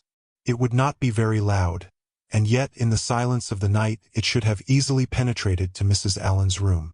She is, as she has told us, somewhat deaf, but none the less she mentioned in her evidence that she did hear something like a door slamming half an hour before the alarm was given. Half an hour before the alarm was given would be 11:15. I have no doubt that what she heard was the report of the gun, and that this was the real instant of the murder. If this is so, we have now to determine what Barker and Mrs. Douglas, presuming that they are not the actual murderers, could have been doing from 11:15, when the sound of the shot brought them down, until 11:15, when they rang the bell and summoned the servants. What were they doing, and why did they not instantly give the alarm? That is the question which faces us, and when it has been answered we shall surely have gone some way to solve our problem. I am convinced myself, said I, that there is an understanding between those two people. She must be a heartless creature to sit laughing at some jest within a few hours of her husband's murder. Exactly. She does not shine as a wife even in her own account of what occurred. I am not a whole-souled admirer of womankind, as you are aware, Watson, but my experience of life has taught me that there are few wives, having any regard for their husbands, who would let any man's spoken word stand between them and that husband's dead body. Should I ever marry, Watson, I should hope to inspire my wife with some feeling which would prevent her from being walked off by a housekeeper when my corpse was lying within a few yards of her. It was badly stage-managed, for even the rawest investigators must be struck by the absence of the usual feminine ululation. If there had been nothing else, this incident alone would have suggested a prearranged conspiracy to my mind. You think then, definitely, that Barker and Mrs. Douglas are guilty of the murder? There is an appalling directness about your questions, Watson, said Holmes, shaking his pipe at me. They come at me like bullets. If you put it that Mrs. Douglas and Barker know the truth about the murder, and are conspiring to conceal it, then I can give you a whole-souled answer. I am sure they do, but your more deadly proposition is not so clear. Let us for a moment consider the difficulties which stand in the way. We will suppose that this couple are united by the bonds of a guilty love, and that they have determined to get rid of the man who stands between them. It is a large supposition, for discreet inquiry among servants and others has failed to corroborate it in any way. On the contrary, there is a good deal of evidence that the Douglases were very attached to each other. That, I am sure, cannot be true, said I, thinking of the beautiful smiling face in the garden. Well, at least they gave that impression. However, we will suppose that they are an extraordinarily astute couple, who deceive everyone upon this point, and conspire to murder the husband. He happens to be a man over whose head some danger hangs. We have only their word for that. Holmes looked thoughtful. I see, Watson. You are sketching out a theory by which everything they say from the beginning is false. According to your idea, there was never any hidden menace or secret society or valley of fear or boss Mac somebody or anything else. Well, that is a good sweeping generalization. Let us see what that brings us to. They invent this theory to account for the crime. They then play up to the idea by leaving this bicycle in the park as proof of the existence of some outsider. The stain on the windowsill conveys the same idea. So does the card on the body, which might have been prepared in the house. That all fits into your hypothesis, Watson. But now we come on the nasty, angular, uncompromising bits which won't slip into their places. Why a cut-off shotgun of all weapons, and an American one at that? How could they be so sure that the sound of it would not bring someone on to them? It's a mere chance as it is that Mrs. Allen did not start out to inquire for the slamming door. Why did your guilty couple do all this, Watson? I confess that I can't explain it. Then again, if a woman and her lover conspire to murder a husband, are they going to advertise their guilt by ostentatiously removing his wedding ring after his death? Does that strike you as very probable, Watson? No, it does not. And once again, if the thought of leaving a bicycle concealed outside had occurred to you, would it really have seemed worth doing when the dullest detective would naturally say this is an obvious blind, as the bicycle is the first thing which the fugitive needed in order to make his escape? I can conceive of no explanation, and yet there should be no combination of events for which the wit of man cannot conceive an explanation. Simply as a mental exercise, without any assertion that it is true, let me indicate a possible line of thought. It is, I admit, mere imagination, but how often is imagination the mother of truth? We will suppose that there was a guilty secret, a really shameful secret in the life of this man Douglas. This leads to his murder by someone who is, we will suppose, an avenger, someone from outside. This avenger, for some reason which I confess I am still at a loss to explain, took the dead man's wedding ring. The vendetta might conceivably date back to the man's first marriage, and the ring be taken for some such reason. Before this avenger got away, Barker and the wife had reached the room. The assassin convinced them that any attempt to arrest him would lead to the publication of some hideous scandal. They were converted to this idea, and preferred to let him go. For this purpose they probably lowered the bridge, which can be done quite noiselessly, and then raised it again. He made his escape, and for some reason thought that he could do so more safely on foot than on the bicycle. He therefore left his machine where it would not be discovered until he had got safely away. So far we are within the bounds of possibility, are we not? Well, it is possible, no doubt, said I, with some reserve. We have to remember, Watson, that whatever occurred is certainly something very extraordinary. Well, now, to continue our supposititious case, the couple, not necessarily a guilty couple, realize after the murderer is gone that they have placed themselves in a position in which it may be difficult for them to prove that they did not themselves either do the deed or connive at it. They rapidly and rather clumsily met the situation. The mark was put by Barker's blood-stained slipper upon the windowsill to suggest how the fugitive got away. They obviously were the two who must have heard the sound of the gun. So they gave the alarm exactly as they would have done, but a good half-hour after the event. And how do you propose to prove all this? Well, if there were an outsider, he may be traced and taken. That would be the most effective of all proofs. But if not, well, the resources of science are far from being exhausted. I think that an evening alone in that study would help me much. An evening alone. I propose to go up there presently. I have arranged it with the estimable Ames, who is by no means wholehearted about Barker. I shall sit in that room and see if its atmosphere brings me inspiration. I'm a believer in the genius loci. You smile, friend Watson. Well, we shall see. By the way, you have that big umbrella of yours, have you not? It is here. Well, I'll borrow that if I may. Certainly. But what a wretched weapon. If there is danger. Nothing serious, my dear Watson, or I should certainly ask for your assistance. But I'll take the umbrella. At present I am only awaiting the return of our colleagues from Tunbridge Wells, where they are at present engaged in trying for a likely owner to the bicycle. It was nightfall before Inspector MacDonald and White Mason came back from their expedition, and they arrived exultant, reporting a great advance in our investigation. Man, I'll admit that I had my doubts if there was ever an outsider, said MacDonald, but that's all past now. We've had the bicycle identified, and we have a description of our man. So that's a long step on our journey. It sounds to me like the beginning of the end, said Holmes.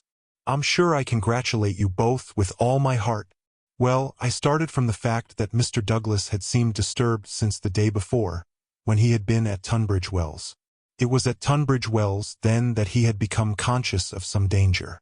It was clear, therefore, that if a man had come over with a bicycle, it was from Tunbridge Wells that he might be expected to have come.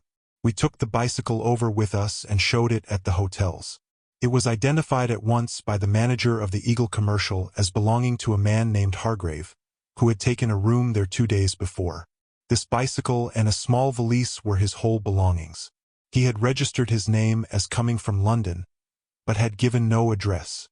The valise was London-made, and the contents were British. But the man himself was undoubtedly an American. "Well, well," said Holmes gleefully, "you have indeed done some solid work while I have been sitting spinning theories with my friend. It's a lesson in being practical, Mr. Mac." "Aye, it's just that, Mr. Holmes," said the inspector with satisfaction. "But this may all fit in with your theories," I remarked. "That may or may not be. But let us hear the end, Mr. Mac. Was there nothing to identify this man? So little that it was evident that he had carefully guarded himself against identification. There were no papers or letters, and no marking upon the clothes. A cycle map of the county lay on his bedroom table. He had left the hotel after breakfast yesterday morning on his bicycle, and no more was heard of him until our inquiries. "That's what puzzles me, Mr. Holmes," said White Mason. "If the fellow did not want the hue and cry raised over him, one would imagine that he would have returned and remained at the hotel as an inoffensive tourist. As it is, he must know that he will be reported to the police by the hotel manager, and that his disappearance will be connected with the murder, so one would imagine. Still, he has been justified of his wisdom up to date, at any rate since he has not been taken. But his description, what of that?" MacDonald referred to his notebook. "Here we have it so far as they could give it. They don't seem to have taken any very particular stock of him. But still the porter, the clerk, and the chambermaid are all agreed that this about covers the points. He was a man about 5'9" in height, 50 or so years of age. His hair slightly grizzled, a grayish mustache, a curved nose, and a face which all of them described as fierce and forbidding. Well, bar the expression, that might almost be a description of Douglas himself," said Holmes. "He is just over 50, with grizzled hair and mustache, and about the same height. Did you get anything else?" "He was dressed in a heavy gray suit with a reefer jacket, and he wore a short yellow overcoat and a soft cap." "What about the shotgun?" "It is less than 2 feet long. Could very well have fitted into his valise. He could have carried it inside his overcoat without difficulty." "And how do you consider that all this bears upon the general case?" "Well, Mr. Holmes," said MacDonald, "when we have got our man, and you may be sure that I had his description on the wires within 5 minutes of hearing it, we shall be better able to judge. But, even as it stands, we have surely gone a long way. We know that an American calling himself Hargrave came to Tunbridge Wells 2 days ago with bicycle and valise. In the latter was a sawed-off shotgun. So he came with the deliberate purpose of crime. Yesterday morning he set off for this place on his bicycle, with his gun concealed in his overcoat. No one saw him arrive, so far as we can learn, but he need not pass through the village to reach the park gates, and there are many cyclists upon the road. Presumably he at once concealed his cycle among the laurels where it was found, and possibly lurked there himself, with his eye on the house, waiting for Mr. Douglas to come out. The shotgun is a strange weapon to use inside a house, but he had intended to use it outside, and there it has very obvious advantages, as it would be impossible to miss with it, and the sound of shots is so common in an English sporting neighborhood that no particular notice would be taken."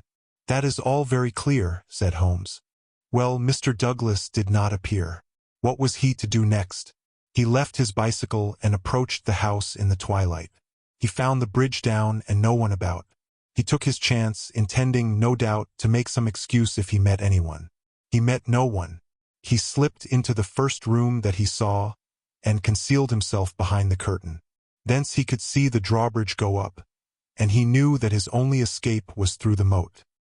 He waited until 11:15, when Mr. Douglas, upon his usual nightly round, came into the room. He shot him and escaped as arranged. He was aware that the bicycle would be described by the hotel people and be a clue against him, so he left it there and made his way by some other means to London or to some safe hiding place which he had already arranged." "How is that, Mr. Holmes?" "Well, Mr. Mac, it is very good and very clear so far as it goes. That is your end of the story. My end is that the crime was committed half an hour earlier than reported, that Mrs. Douglas and Barker are both in a conspiracy to conceal something, that they aided the murderer's escape, or at least that they reached the room before he escaped, and that they fabricated evidence of his escape through the window, whereas in all probability they had themselves let him go by lowering the bridge. That's my reading of the first half. The two detectives shook their heads. Well, Mr. Holmes, if this is true, we only tumble out of one mystery into another, said the London inspector. And in some ways a worse one, added White Mason. The lady has never been in America in all her life. What possible connection could she have with an American assassin which would cause her to shelter him? I freely admit the difficulties, said Holmes.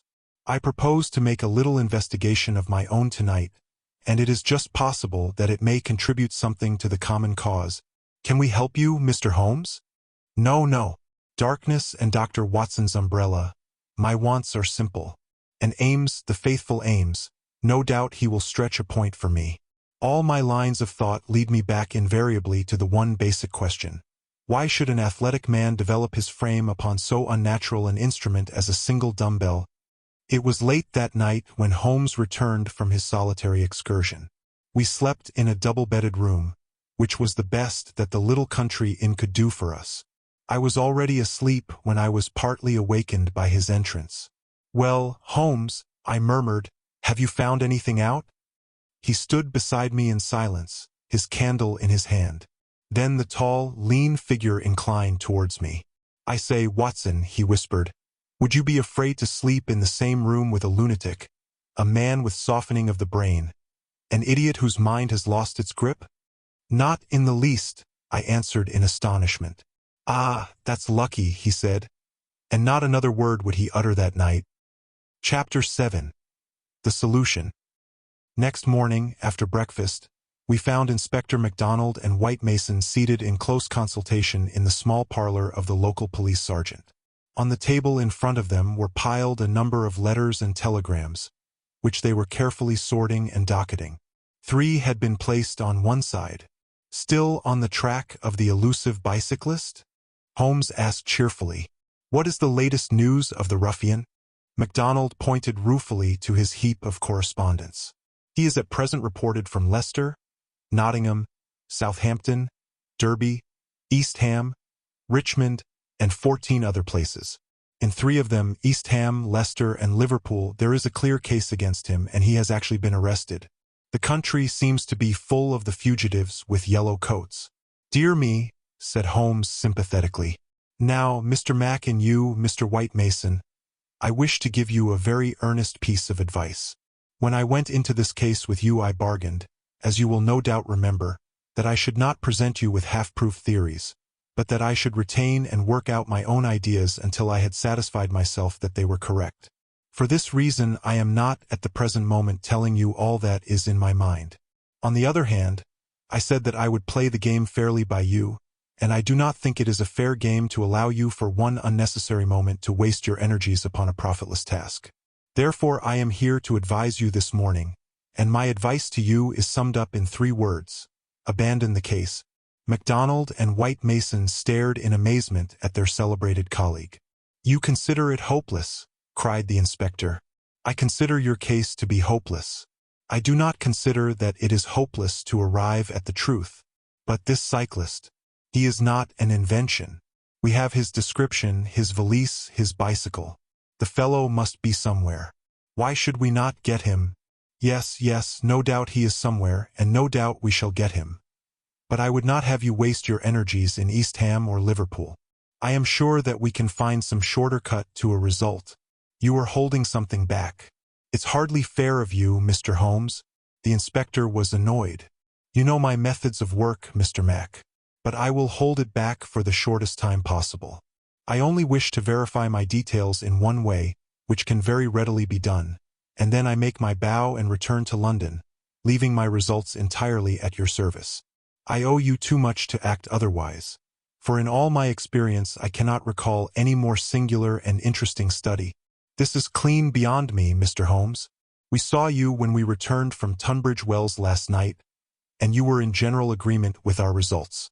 What has happened since then to give you a completely new idea of the case? Well, since you ask me, I spent, as I told you that I would, some hours last night at the manor house. Well, what happened? I can only give you a very general answer to that for the moment. By the way, I have been reading a short but clear and interesting account of the old building, purchasable at the modest sum of 1 penny from the local tobacconist. Here Holmes drew a small tract, embellished with a rude engraving of the ancient manor house, from his waistcoat pocket. It immensely adds to the zest of an investigation, my dear Mr. Mac, when one is in conscious sympathy with the historical atmosphere of one's surroundings. Don't look so impatient, for I assure you that even so bald an account as this raises some sort of picture of the past in one's mind. Permit me to give you a sample. Erected in the 5th year of the reign of James I, and standing upon the site of a much older building, the manor house of Birlstone presents one of the finest surviving examples of the moated Jacobean residence. You are making fools of us, Mr. Holmes. Tut, tut, Mr. Mac. The first sign of temper I have detected in you. Well, I won't read it verbatim since you feel so strongly upon the subject. But when I tell you that there is some account of the taking of the place by a parliamentary colonel in 1644, of the concealment of Charles for several days in the course of the Civil War, and finally of a visit there by the second George, you will admit that there are various associations of interest connected with this ancient house. I don't doubt it, Mr. Holmes. But that is no business of ours. Is it not? Is it not? Breadth of view, my dear Mr. Mac, is one of the essentials of our profession. The interplay of ideas and the oblique uses of knowledge are often of extraordinary interest. You will excuse these remarks from one who, though a mere connoisseur of crime, is still rather older and perhaps more experienced than yourself. I'm the first to admit that, said the detective heartily. You get to your point, I admit. But you have such a deuced round, the corner way of doing it. Well, I'll drop past history and get down to present-day facts. I called last night, as I have already said, at the manor house. I did not see either Barker or Mrs. Douglas. I saw no necessity to disturb them, but I was pleased to hear that the lady was not visibly pining and that she had partaken of an excellent dinner. My visit was specially made to the good Mr. Ames, with whom I exchanged some amiabilities, which culminated in his allowing me, without reference to anyone else, to sit alone for a time in the study. What? With that? I ejaculated. No, everything is now in order. You gave permission for that, Mr. Mac, as I am informed. The room was in its normal state, and in it I passed an instructive quarter of an hour. What were you doing? Well, not to make a mystery of so simple a matter, I was looking for the missing dumbbell. It has always bulked rather large in my estimate of the case. I ended by finding it. Where? There we come to the edge of the unexplored. Let me go a little further, a very little further, and I will promise that you shall share everything that I know. Well, we're bound to take you on your own terms, said the inspector, but when it comes to telling us to abandon the case, why in the name of goodness should we abandon the case? For the simple reason, my dear Mr. Mac, that you have not got the first idea what it is that you are investigating. We are investigating the murder of Mr. John Douglas of Birlstone Manor. Yes, so you are. But don't trouble to trace the mysterious gentleman upon the bicycle. I assure you that it won't help you. Then what do you suggest that we do? I will tell you exactly what to do if you will do it. Well, I'm bound to say I've always found you had reason behind all your queer ways. I'll do what you advise. And you, Mr. White Mason? The country detective looked helplessly from one to the other. Holmes and his methods were new to him. Well, if it is good enough for the inspector, it is good enough for me, he said at last. Capital, said Holmes. Well, then, I should recommend a nice, cheery country walk for both of you. They tell me that the views from Birlstone Ridge over the Weald are very remarkable. No doubt lunch could be got at some suitable hostelry, though my ignorance of the country prevents me from recommending one. In the evening, tired but happy. Man, this is getting past a joke, cried MacDonald, rising angrily from his chair. Well, spend the day as you like, said Holmes, patting him cheerfully upon the shoulder. Do what you like and go where you will, but meet me here before dusk without fail. Without fail, Mr. Mac. That sounds more like sanity. All of it was excellent advice. But I don't insist so long as you are here when I need you. But now, before we part, I want you to write a note to Mr. Barker. Well, I'll dictate it if you like. Ready? Dear Sard, it has struck me that it is our duty to drain the moat, in the hope that we may find some. It's impossible, said the inspector. I've made inquiry. Tut, tut. My dear sir, please do what I ask you. Well, go on. In the hope that we may find something which may bear upon our investigation. I have made arrangements, and the workmen will be at work early tomorrow morning diverting the stream. Impossible! Diverting the stream. So I thought it best to explain matters beforehand. Now sign that, and send it by hand about 4 o'clock. At that hour we shall meet again in this room. Until then we may each do what we like. For I can assure you that this inquiry has come to a definite pause. Evening was drawing in when we reassembled. Holmes was very serious in his manner, myself curious, and the detectives obviously critical and annoyed. Well, gentlemen, said my friend gravely, I am asking you now to put everything to the test with me, and you will judge for yourselves whether the observations I have made justify the conclusions to which I have come. It is a chill evening, and I do not know how long our expedition may last. So I beg that you will wear your warmest coats. It is of the first importance that we should be in our places before it grows dark. So with your permission we shall get started at once. We passed along the outer bounds of the Manor House Park until we came to a place where there was a gap in the rails which fenced it. Through this we slipped, and then in the gathering gloom we followed Holmes until we had reached a shrubbery which lies nearly opposite to the main door and the drawbridge. The latter had not been raised. Holmes crouched down behind the screen of laurels, and we all three followed his example. Well, what are we to do now? Asked MacDonald with some gruffness. Possess our souls in patience and make as little noise as possible, Holmes answered. What are we here for at all? I really think that you might treat us with more frankness. Holmes laughed. Watson insists that I am the dramatist in real life, said he. Some touch of the artist wells up within me, and calls insistently for a well-staged performance. Surely our profession, Mr. Mac, would be a drab and sordid one if we did not sometimes set the scene so as to glorify our results. The blunt accusation, the brutal tap upon the shoulder. What can one make of such a denouement? But the quick inference, the subtle trap, the clever forecast of coming events, the triumphant vindication of bold theories. Are these not the pride and the justification of our life's work? At the present moment you thrill with the glamour of the situation and the anticipation of the hunt. Where would be that thrill if I had been as definite as a timetable? I only ask a little patience, Mr. Mac, and all will be clear to you. Well, I hope the pride and justification and the rest of it will come before we all get our death of cold, said the London detective with comic resignation. We all had good reason to join in the aspiration, for our vigil was a long and bitter one. Slowly the shadows darkened over the long, somber face of the old house. A cold, damp reek from the moat chilled us to the bones and set our teeth chattering. There was a single lamp over the gateway and a steady globe of light in the fatal study. Everything else was dark and still. How long is this to last? Asked the inspector finally. And what is it we are watching for? I have no more notion than you how long it is to last, Holmes answered with some asperity. If criminals would always schedule their movements like railway trains, it would certainly be more convenient for all of us. As to what it is well, that's what we are watching for. As he spoke, the bright, yellow light in the study was obscured by somebody passing to and fro before it. The laurels among which we lay were immediately opposite the window and not more than 100 feet from it. Presently it was thrown open with a whining of hinges, and we could dimly see the dark outline of a man's head and shoulders looking out into the gloom. For some minutes he peered forth in furtive, stealthy fashion, as one who wishes to be assured that he is unobserved.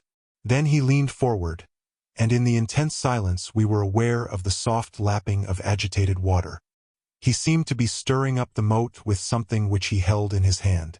Then suddenly he hauled something in as a fisherman lands a fish, some large, round object which obscured the light as it was dragged through the open casement. Now, cried Holmes. Now! We were all upon our feet, staggering after him with our stiffened limbs, while he ran swiftly across the bridge and rang violently at the bell.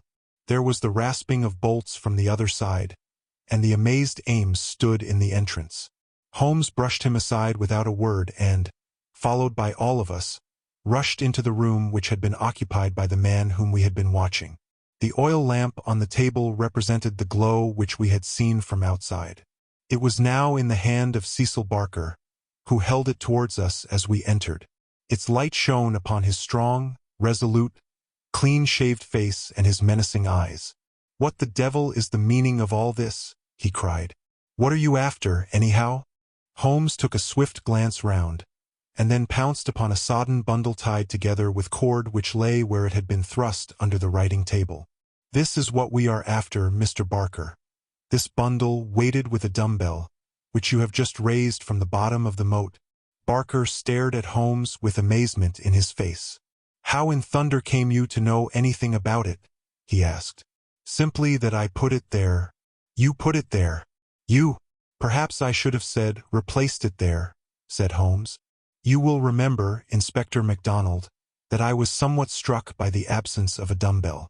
I drew your attention to it, but with the pressure of other events you had hardly the time to give it the consideration which would have enabled you to draw deductions from it. When water is near and a weight is missing, it is not a very far-fetched supposition that something has been sunk in the water. The idea was at least worth testing. So with the help of Ames, who admitted me to the room, and the crook of Dr. Watson's umbrella, I was able last night to fish up and inspect this bundle. It was of the first importance, however, that we should be able to prove who placed it there. This we accomplished by the very obvious device of announcing that the moat would be dried tomorrow, which had, of course, the effect that whoever had hidden the bundle would most certainly withdraw it the moment that darkness enabled him to do so. We have no less than 4 witnesses as to who it was who took advantage of the opportunity. And so, Mr. Barker, I think the word lies now with you." Sherlock Holmes put the sopping bundle upon the table beside the lamp and undid the cord which bound it. From within he extracted a dumbbell, which he tossed down to its fellow in the corner. Next he drew forth a pair of boots. "American, as you perceive," he remarked, pointing to the toes. Then he laid upon the table a long, deadly, sheathed knife.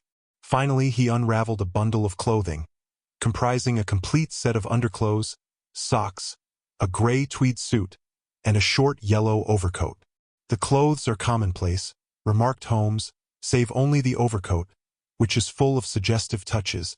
He held it tenderly towards the light. "Here, as you perceive, is the inner pocket prolonged into the lining in such fashion as to give ample space for the truncated fowling piece. The tailor's tab is on the neck. Neal, Outfitter, Vermissa, USA. I have spent an instructive afternoon in the rector's library, and have enlarged my knowledge by adding the fact that Vermissa is a flourishing little town at the head of one of the best-known coal and iron valleys in the United States.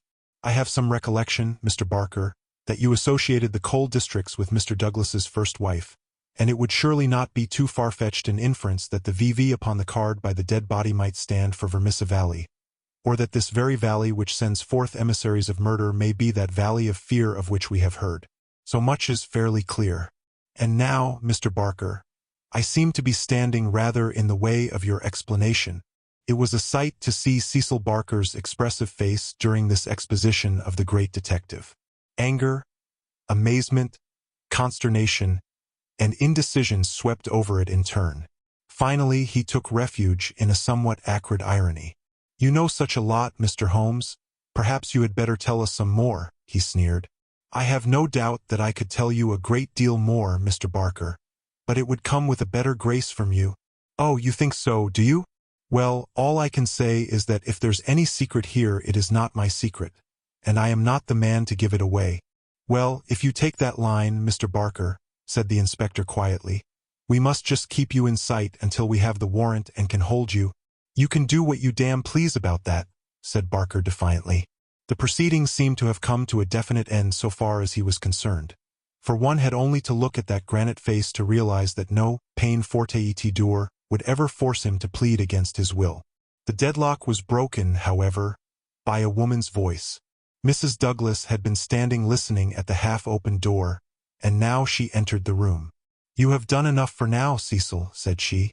"Whatever comes of it in the future, you have done enough." "Enough and more than enough," remarked Sherlock Holmes gravely. I have every sympathy with you, madam, and should strongly urge you to have some confidence in the common sense of our jurisdiction, and to take the police voluntarily into your complete confidence.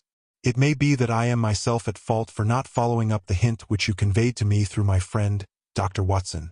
But at that time I had every reason to believe that you were directly concerned in the crime. Now I am assured that this is not so. At the same time, there is much that is unexplained, and I should strongly recommend that you ask Mr. Douglas to tell us his own story. Mrs. Douglas gave a cry of astonishment at Holmes's words. The detectives and I must have echoed it, when we were aware of a man who seemed to have emerged from the wall, who advanced now from the gloom of the corner in which he had appeared. Mrs. Douglas turned, and in an instant her arms were round him. Barker had seized his outstretched hand. "It's best this way, Jack," his wife repeated. "I am sure that it is best." "Indeed, yes, Mr. Douglas," said Sherlock Holmes. "I am sure that you will find it best." The man stood blinking at us with the dazed look of one who comes from the dark into the light. It was a remarkable face, bold gray eyes, a strong, short-clipped, grizzled mustache, a square, projecting chin, and a humorous mouth. He took a good look at us all, and then to my amazement he advanced to me and handed me a bundle of paper. "I've heard of you," said he in a voice which was not quite English and not quite American, but was altogether mellow and pleasing. "You are the historian of this bunch. Well, Dr. Watson, you've never had such a story as that pass through your hands before, and I'll lay my last dollar on that. Tell it your own way. But there are the facts, and you can't miss the public so long as you have those. I've been cooped up 2 days, and I've spent the daylight hours, as much daylight as I could get in that rat trap, in putting the thing into words.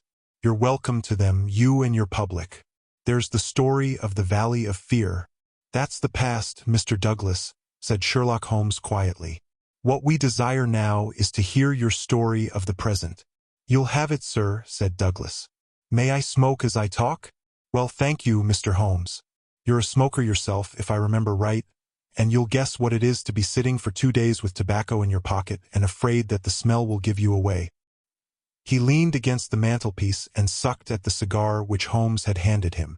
"I've heard of you, Mr. Holmes. I never guessed that I should meet you. But before you are through with that," he nodded at my papers, "you will say I've brought you something fresh." Inspector MacDonald had been staring at the newcomer with the greatest amazement. "Well, this fairly beats me," he cried at last. "If you are Mr. John Douglas of Birlstone Manor, then whose death have we been investigating for these 2 days, and where in the world have you sprung from now? You seem to me to come out of the floor like a jack-in-a-box." "Ah, Mr. Mac," said Holmes, shaking a reproving forefinger, "you would not read that excellent local compilation which described the concealment of King Charles. People did not hide in those days without excellent hiding places, and the hiding place that has once been used may be again. I had persuaded myself that we should find Mr. Douglas under this roof." "And how long have you been playing this trick upon us, Mr. Holmes?" said the inspector angrily. "How long have you allowed us to waste ourselves upon a search that you knew to be an absurd one?" "Not 1 instant, my dear Mr. Mac. Only last night did I form my views of the case. As they could not be put to the proof until this evening, I invited you and your colleague to take a holiday for the day. Pray, what more could I do? When I found the suit of clothes in the moat, it at once became apparent to me that the body we had found could not have been the body of Mr. John Douglas at all, but must be that of the bicyclist from Tunbridge Wells. No other conclusion was possible. Therefore I had to determine where Mr. John Douglas himself could be, and the balance of probability was that with the connivance of his wife and his friend he was concealed in a house which had such conveniences for a fugitive, and awaiting quieter times when he could make his final escape. "Well, you figured it out about right," said Douglas approvingly. "I thought I'd dodge your British law, for I was not sure how I stood under it, and also I saw my chance to throw these hounds once for all off my track. Mind you, from first to last I have done nothing to be ashamed of, and nothing that I would not do again. But you'll judge that for yourselves when I tell you my story. Never mind warning me, Inspector. I'm ready to stand pat upon the truth. I'm not going to begin at the beginning. That's all there." He indicated my bundle of papers, "and a mighty queer yarn you'll find it. It all comes down to this, that there are some men that have good cause to hate me and would give their last dollar to know that they had got me. So long as I am alive and they are alive, there is no safety in this world for me. They hunted me from Chicago to California, then they chased me out of America. But when I married and settled down in this quiet spot, I thought my last years were going to be peaceable. I never explained to my wife how things were. Why should I pull her into it? She would never have a quiet moment again, but would always be imagining trouble. I fancy she knew something, for I may have dropped a word here or a word there. But until yesterday, after you gentlemen had seen her, she never knew the rights of the matter. She told you all she knew, and so did Barker here. For on the night when this thing happened there was mighty little time for explanations. She knows everything now, and I would have been a wiser man if I had told her sooner. But it was a hard question, dear. He took her hand for an instant in his own, and I acted for the best. Well, gentlemen, the day before these happenings I was over in Tunbridge Wells, and I got a glimpse of a man in the street. It was only a glimpse, but I have a quick eye for these things, and I never doubted who it was. It was the worst enemy I had among them all, one who has been after me like a hungry wolf after a caribou all these years. I knew there was trouble coming, and I came home and made ready for it. I guessed I'd fight through it all right on my own. My luck was a proverb in the States about 76. I never doubted that it would be with me still. I was on my guard all that next day, and never went out into the park. It's as well, or he'd have had the drop on me with that buckshot gun of his before ever I could draw on him. After the bridge was up, my mind was always more restful when that bridge was up in the evenings. I put the thing clear out of my head. I never dreamed of his getting into the house and waiting for me. But when I made my round in my dressing gown, as was my habit, I had no sooner entered the study than I scented danger. I guess when a man has had dangers in his life, and I've had more than most in my time, there is a kind of sixth sense that waves the red flag. I saw the signal clear enough, and yet I couldn't tell you why. Next instant I spotted a boot under the window curtain, and then I saw why plain enough. I'd just the one candle that was in my hand. But there was a good light from the hall lamp through the open door. I put down the candle and jumped for a hammer that I'd left on the mantel. At the same moment he sprang at me. I saw the glint of a knife, and I lashed at him with the hammer. I got him somewhere, for the knife tinkled down on the floor. He dodged round the table as quick as an eel, and a moment later he'd got his gun from under his coat. I heard him cock it, but I had got hold of it before he could fire. I had it by the barrel, and we wrestled for it all ends up for a minute or more. It was death to the man that lost his grip. He never lost his grip, but he got it but downward for a moment too long. Maybe it was I that pulled the trigger. Maybe we just jolted it off between us. Anyhow, he got both barrels in the face, and there I was, staring down at all that was left of Ted Baldwin. I'd recognized him in the township, and again when he sprang for me, but his own mother wouldn't recognize him as I saw him then. I'm used to rough work, but I fairly turned sick at the sight of him. I was hanging on the side of the table when Barker came hurrying down. I heard my wife coming, and I ran to the door and stopped her. It was no sight for a woman. I promised I'd come to her soon. I said a word or two to Barker. He took it all in at a glance, and we waited for the rest to come along. But there was no sign of them. Then we understood that they could hear nothing, and that all that had happened was known only to ourselves. It was at that instant that the idea came to me. I was fairly dazzled by the brilliance of it. The man's sleeve had slipped up, and there was the branded mark of the lodge upon his forearm. See here. The man whom we had known as Douglas turned up his own coat and cuffed to show a brown triangle within a circle exactly like that which we had seen upon the dead man. It was the sight of that which started me on it. I seemed to see it all clear at a glance. There were his height and hair and figure, about the same as my own. No one could swear to his face. Poor devil. I brought down the suit of clothes, and in a quarter of an hour Barker and I had put my dressing gown on him, and he lay as you found him. We tied all his things into a bundle, and I weighted them with the only weight I could find and put them through the window. The card he had meant to lay upon my body was lying beside his own. My rings were put on his finger, but when it came to the wedding ring, he held out his muscular hand. You can see for yourselves that I had struck the limit. I have not moved it since the day I was married, and it would have taken a file to get it off. I don't know, anyhow, that I should have cared to part with it. But if I had wanted to, I couldn't. So we just had to leave that detail to take care of itself. On the other hand, I brought a bit of plaster down and put it where I am wearing one myself at this instant.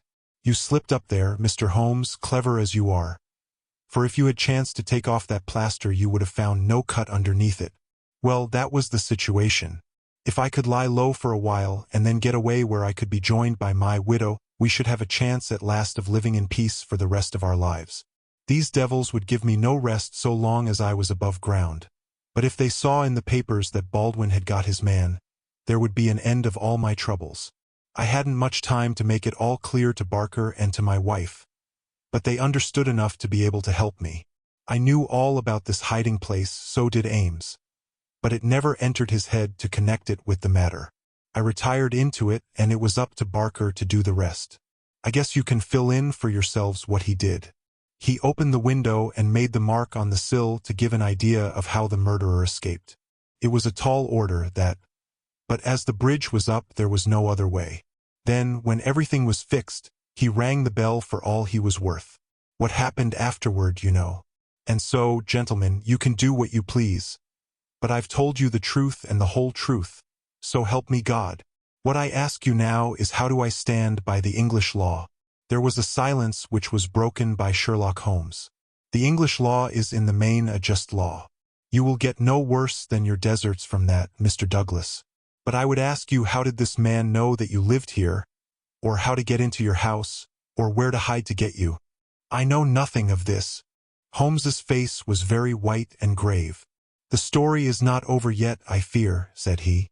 You may find worse dangers than the English law, or even than your enemies from America.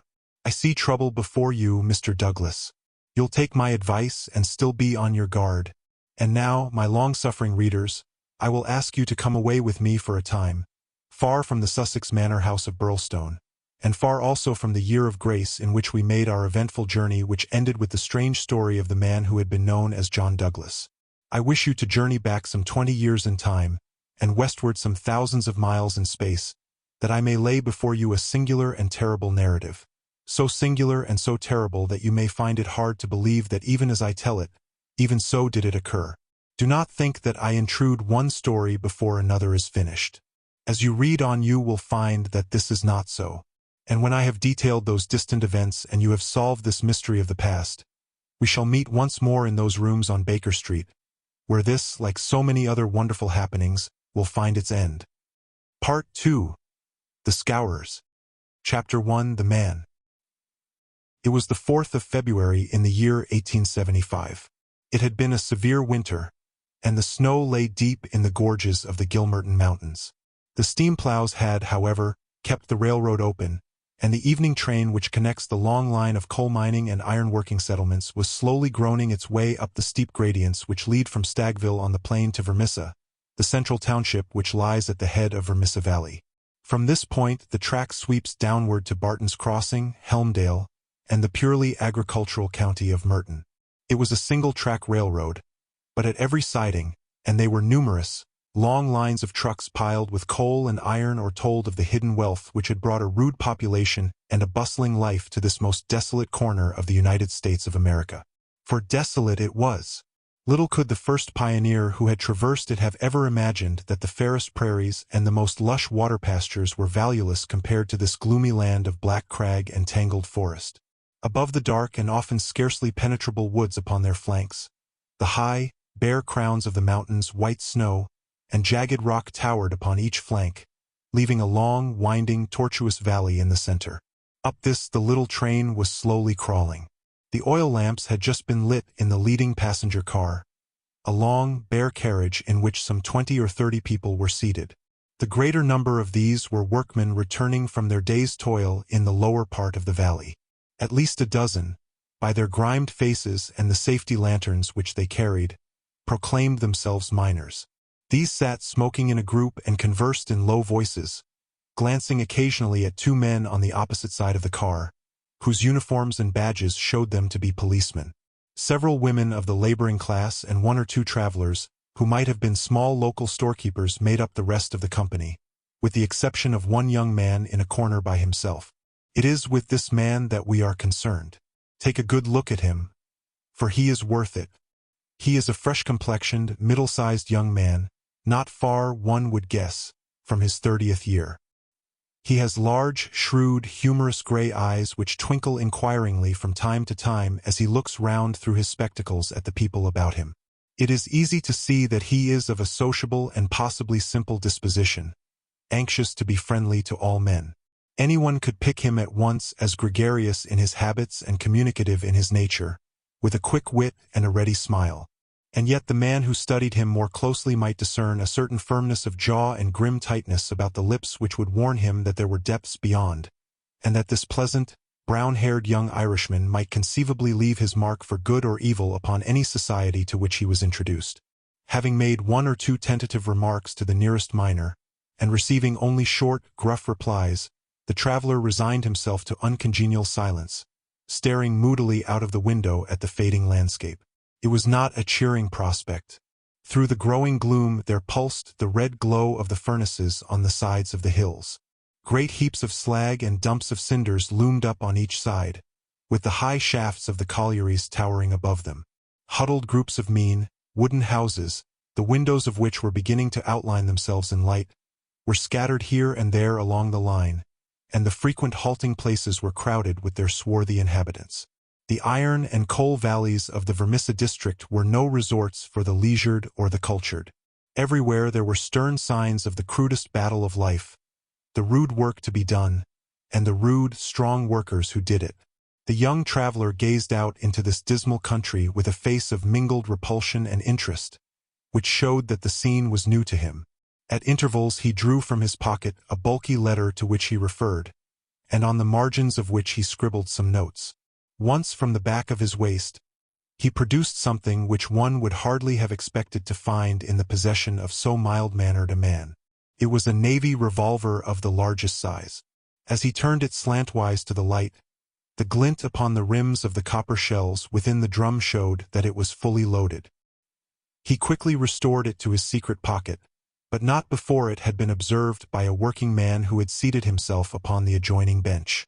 "Hello, mate," said he. "You seem healed and ready." The young man smiled with an air of embarrassment. "Yes," said he, "we need them sometimes in the place I come from." "And where may that be?" "I'm last from Chicago." "A stranger in these parts?" "Yes." "You may find you need it here," said the workman. "Ah, is that so?" The young man seemed interested. "Have you heard nothing of doings hereabouts?" "Nothing out of the way. Why, I thought the country was full of it." "You'll hear quick enough." "What made you come here?" "I heard there was always work for a willing man." "Are you a member of the union?" "Sure." "Then you'll get your job, I guess." "Have you any friends?" "Not yet. But I have the means of making them." "How's that?" "Then, I am one of the eminent order of freemen. There's no town without a lodge, and where there is a lodge I'll find my friends." The remark had a singular effect upon his companion. He glanced round suspiciously at the others in the car. The miners were still whispering among themselves. The two police officers were dozing. He came across, seated himself close to the young traveler, and held out his hand. "Put it there," he said. A hand grip passed between the two. "I see you speak the truth," said the workman. "But it's well to make certain." He raised his right hand to his right eyebrow. The traveler at once raised his left hand to his left eyebrow. "Dark nights are unpleasant," said the workman. "Yes, for strangers to travel," the other answered. "That's good enough. I'm Brother Scanlon, Lodge 341, Vermissa Valley. Glad to see you in these parts." "Thank you. I'm Brother John McMurdo, Lodge 29, Chicago. Bodymaster J.H. Scott. But I am in luck to meet a brother so early. Well, there are plenty of us about. You won't find the order more flourishing anywhere in the States than right here in Vermissa Valley. But we could do with some lads like you. I can't understand a spry man of the Union finding no work to do in Chicago." "I found plenty of work to do," said McMurdo. "Then why did you leave?" McMurdo nodded towards the policeman and smiled. "I guess those chaps would be glad to know," he said. Scanlon groaned sympathetically. "In trouble?" he asked in a whisper. Deep. A penitentiary job? And the rest? Not a killing. It's early days to talk of such things, said McMurdo with the air of a man who had been surprised into saying more than he intended. I've my own good reasons for leaving Chicago, and let that be enough for you. Who are you that you should take it on yourself to ask such things? His gray eyes gleamed with sudden and dangerous anger from behind his glasses. All right, mate, no offense meant. The boys will think none the worse of you, whatever you may have done. Where are you bound for now? Vermissa. That's the third halt down the line. Where are you staying? McMurdo took out an envelope and held it close to the murky oil lamp. Here is the address, Jacob Shafter, Sheridan Street. It's a boarding house that was recommended by a man I knew in Chicago. Well, I don't know it. But Vermissa is out of my beat. I live at Hobson's Patch, and that's here where we are drawing up. But say, there's one bit of advice I'll give you before we part. If you're in trouble in Vermissa, go straight to the Union House and see Boss McGinty. He is the bodymaster of Vermissa Lodge, and nothing can happen in these parts unless Black Jack McGinty wants it. So long, mate. Maybe we'll meet in Lodge one of these evenings. But mind my words. If you are in trouble, go to Boss McGinty. Scanlon descended, and McMurdo was left once again to his thoughts. Night had now fallen, and the flames of the frequent furnaces were roaring and leaping in the darkness. Against their lurid background, dark figures were bending and straining, twisting and turning, with the motion of winch or of windlass, to the rhythm of an eternal clank and roar. I guess hell must look something like that, said a voice. McMurdo turned and saw that one of the policemen had shifted in his seat and was staring out into the fiery waste. For that matter, said the other policeman, I allow that hell must be something like that. If there are worse devils down yonder than some we could name, it's more than I'd expect. I guess you are new to this part, young man? Well, what if I am? McMurdo answered in a surly voice. Just this, mister, that I should advise you to be careful in choosing your friends. I don't think I'd begin with Mike Scanlon or his gang if I were you.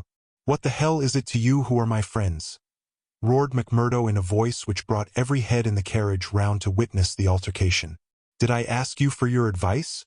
Or did you think me such a sucker that I couldn't move without it?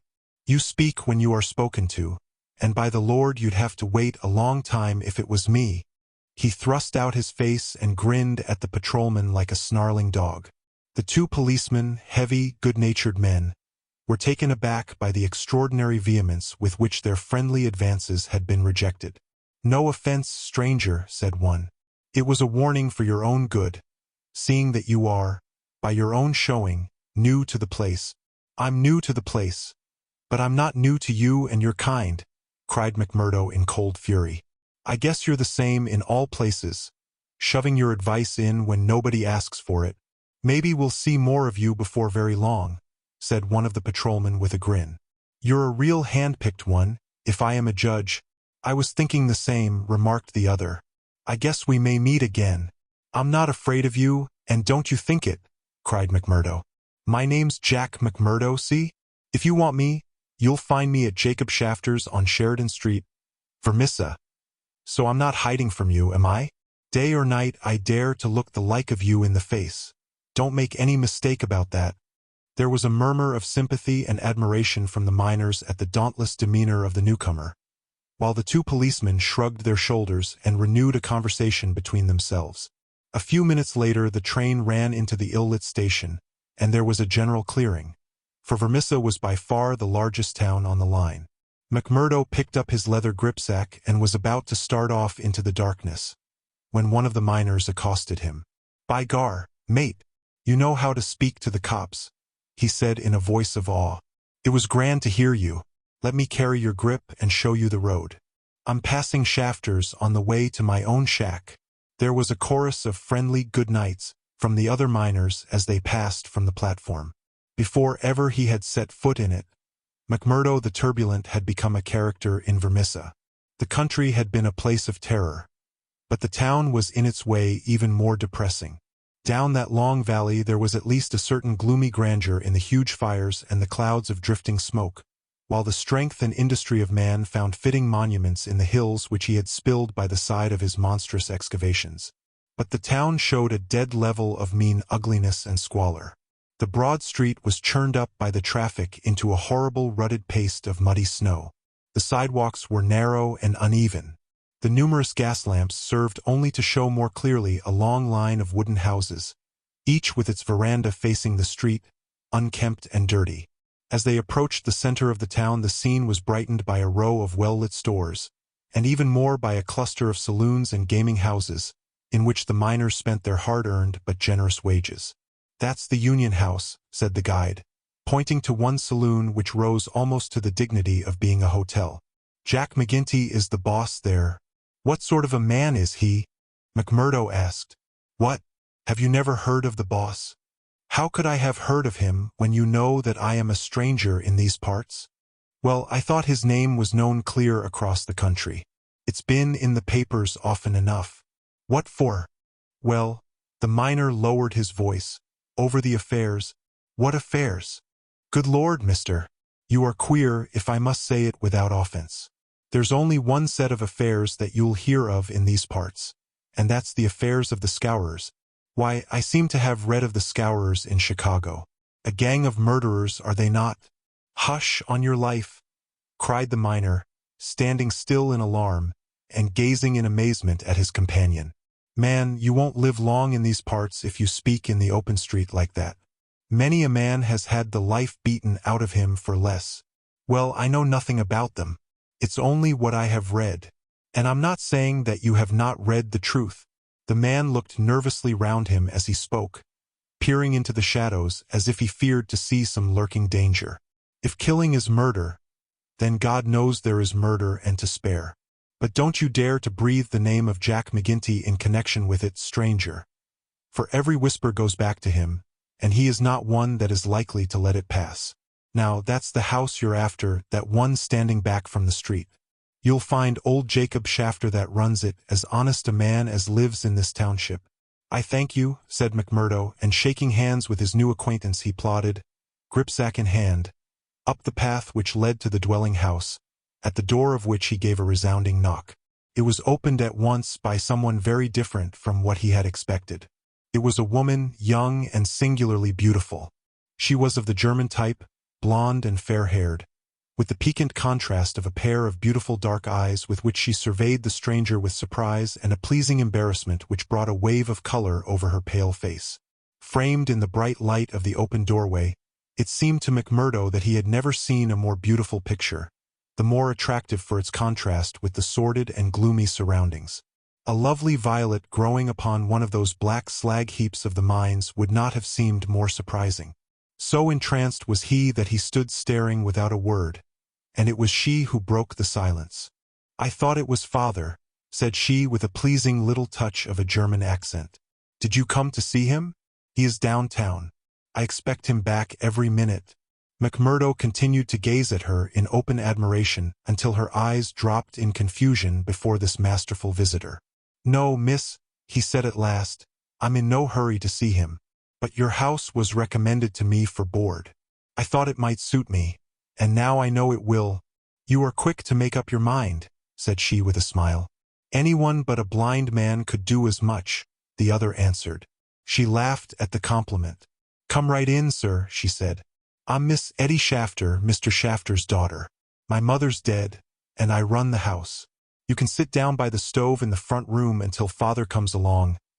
Ah, here he is, so you can fix things with him right away." A heavy, elderly man came plodding up the path. In a few words McMurdo explained his business. A man of the name of Murphy had given him the address in Chicago. He in turn had had it from someone else. Old Shafter was quite ready.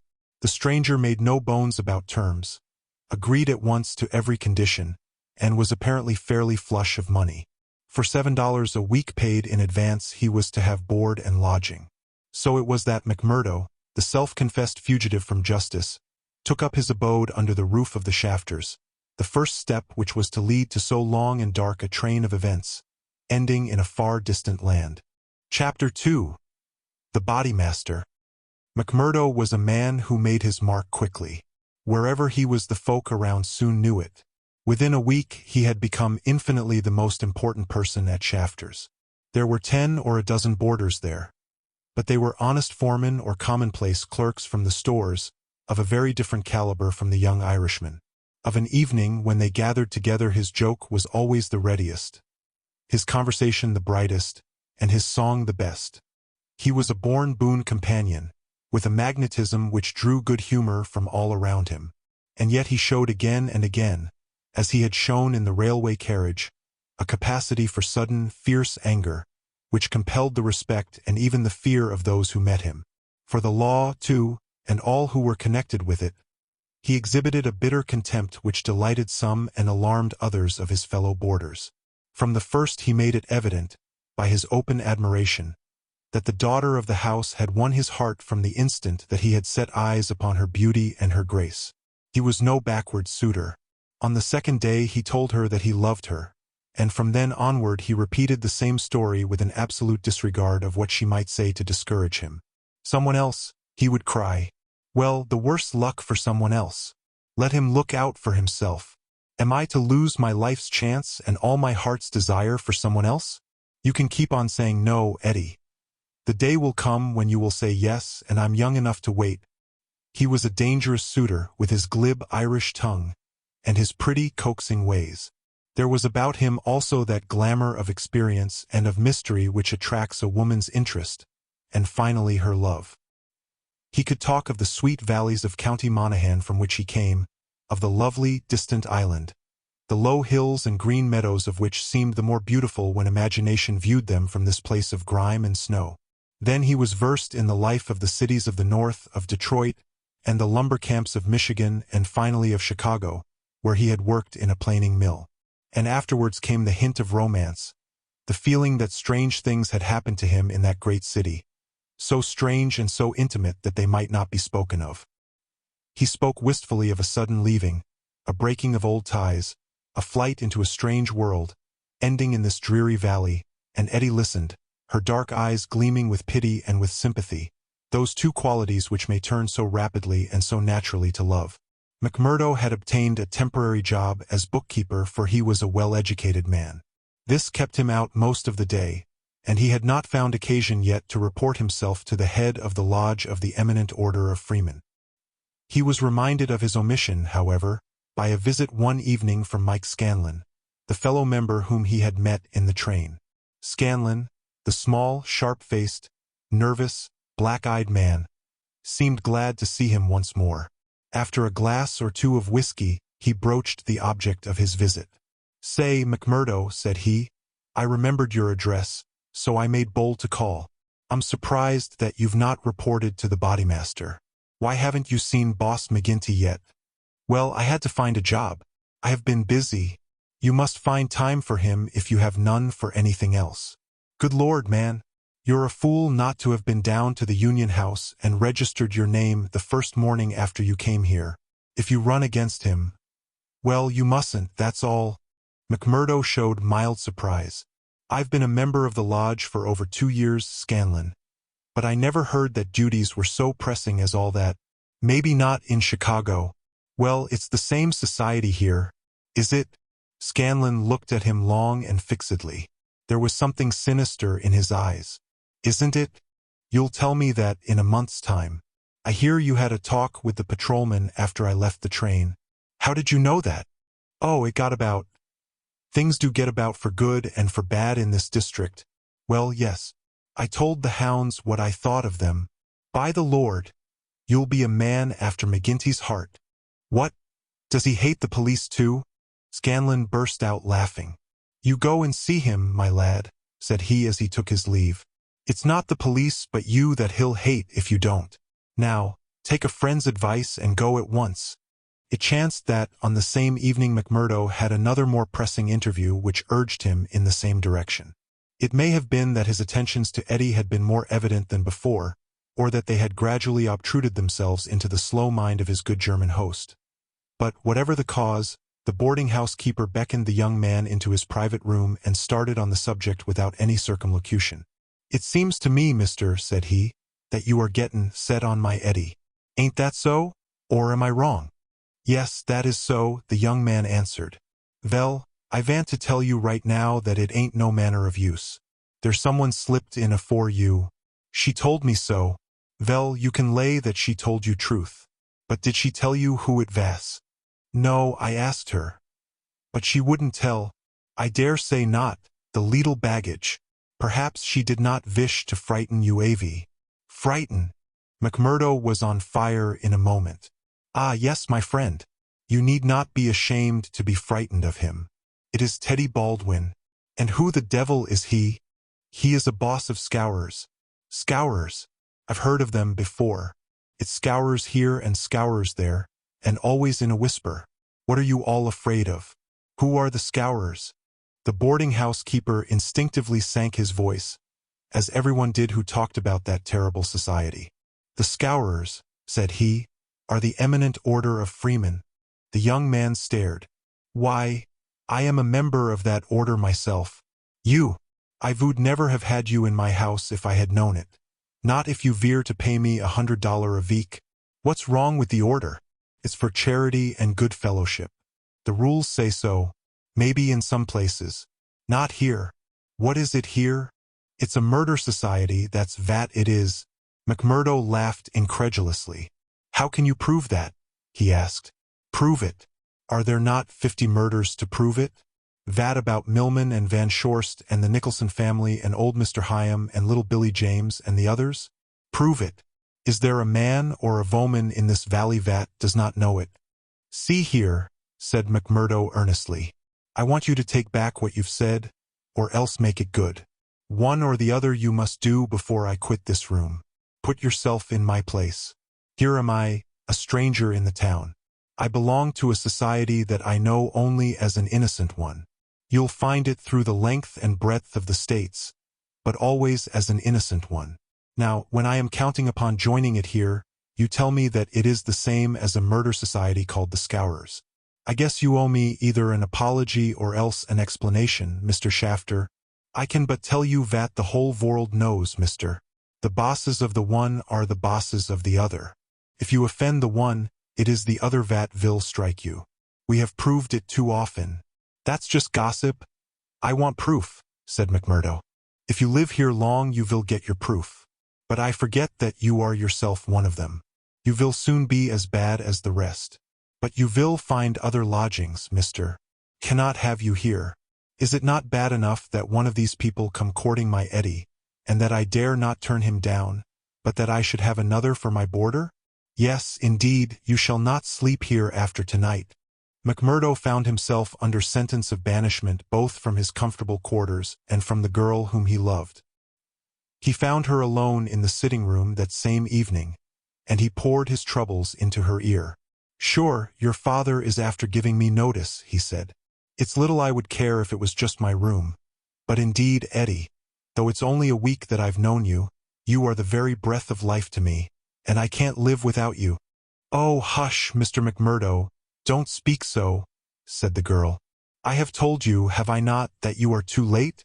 There is another, and if I have not promised to marry him at once, at least I can promise no one else. Suppose I had been first, Eddie, would I have had a chance? The girl sank her face into her hands. I wish to heaven that you had been first, she sobbed. McMurdo was down on his knees before her in an instant.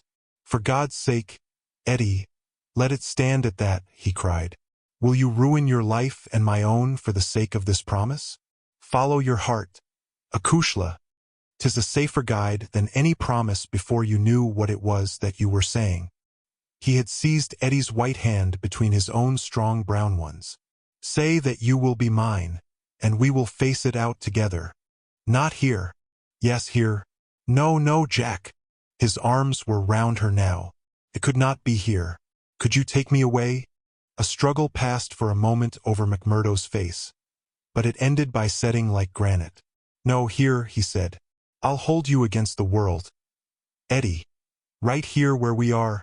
Why should we not leave together? No, Eddie, I can't leave here. But why? I'd never hold my head up again if I felt that I had been driven out. Besides, what is there to be afraid of?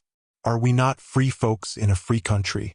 If you love me, and I you, who will dare to come between? You don't know, Jack. You've been here too short a time. You don't know this Baldwin. You don't know McGinty and his Scowrers. No, I don't know them, and I don't fear them, and I don't believe in them, said McMurdo. I've lived among rough men, my darling, and instead of fearing them it has always ended that they have feared me.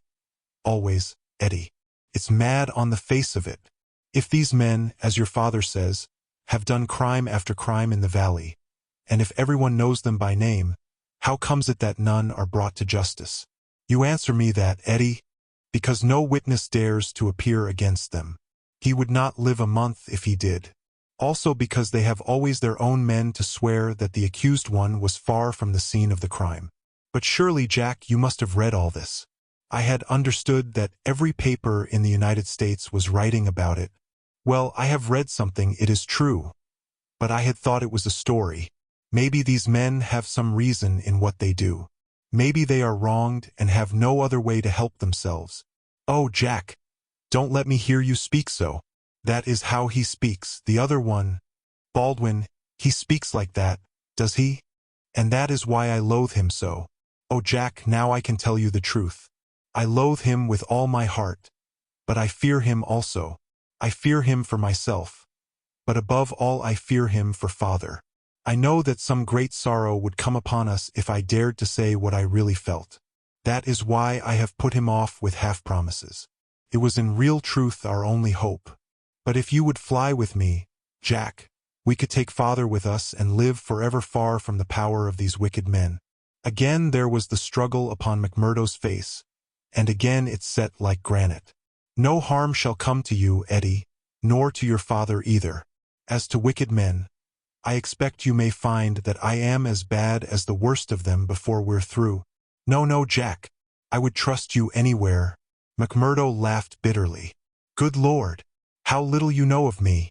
Your innocent soul, my darling, could not even guess what is passing in mine. But, hello, who's the visitor? The door had opened suddenly, and a young fellow came swaggering in with the air of one who is the master. He was a handsome, dashing young man of about the same age and build as McMurdo himself. Under his broad-brimmed black felt hat, which he had not troubled to remove, a handsome face with fierce, domineering eyes and a curved hawkbill of a nose looked savagely at the pair who sat by the stove. Eddie had jumped to her feet full of confusion and alarm. I'm glad to see you, Mr. Baldwin, said she. You're earlier than I had thought. Come and sit down. Baldwin stood with his hands on his hips looking at McMurdo. Who is this? He asked curtly. It's a friend of mine, Mr. Baldwin. A new boarder here. Mr. McMurdo, may I introduce you to Mr. Baldwin? The young men nodded in surly fashion to each other. Maybe Miss Eddie has told you how it is with us, said Baldwin. I didn't understand that there was any relation between you, didn't you? Well, you can understand it now. You can take it from me that this young lady is mine, and you'll find it a very fine evening for a walk. Thank you. I am in no humor for a walk, aren't you? The man's savage eyes were blazing with anger. Maybe you are in a humor for a fight, Mr. Boarder. That I am, cried McMurdo, springing to his feet. You never said a more welcome word. For God's sake, Jack. Oh, for God's sake, cried poor, distracted Eddie. Oh, Jack, he will hurt you. Oh, it's Jack, is it? Said Baldwin with an oath. You've come to that already, have you? Oh, Ted, be reasonable. Be kind, for my sake. Ted, if ever you loved me, be big-hearted and forgiving. I think, Eddie, that if you were to leave us alone we could get this thing settled, said McMurdo quietly. Or maybe, Mr. Baldwin, you will take a turn down the street with me. It's a fine evening, and there's some open ground beyond the next block. I'll get even with you without needing to dirty my hands, said his enemy. You'll wish you had never set foot in this house before I am through with you. No time like the present, cried McMurdo. I'll choose my own time, mister. You can leave the time to me. See here. He suddenly rolled up his sleeve and showed upon his forearm a peculiar sign which appeared to have been branded there. It was a circle with a triangle within it. Do you know what that means? I neither know nor care. Well, you will know, I'll promise you that.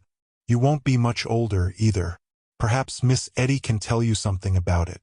As to you, Eddie, you'll come back to me on your knees. D'ye hear, girl? On your knees, and then I'll tell you what your punishment may be. You've sowed, and by the Lord, I'll see that you reap. He glanced at them both in fury. Then he turned upon his heel, and an instant later the outer door had banged behind him. For a few moments McMurdo and the girl stood in silence. Then she threw her arms around him. "Oh, Jack! How brave you were! But it is no use, you must fly. Tonight, Jack, tonight is your only hope. He will have your life. I read it in his horrible eyes. What chance have you against a dozen of them, with Boss McGinty and all the power of the lodge behind them?" McMurdo disengaged her hands, kissed her, and gently pushed her back into a chair. "There, Akushla, there. Don't be disturbed or fear for me. I'm a freeman myself. I'm after telling your father about it. Maybe I am no better than the others, so don't make a saint of me. Perhaps you hate me too, now that I've told you as much." "Hate you, Jack? While life lasts I could never do that. I've heard that there is no harm in being a freeman anywhere but here, so why should I think the worse of you for that?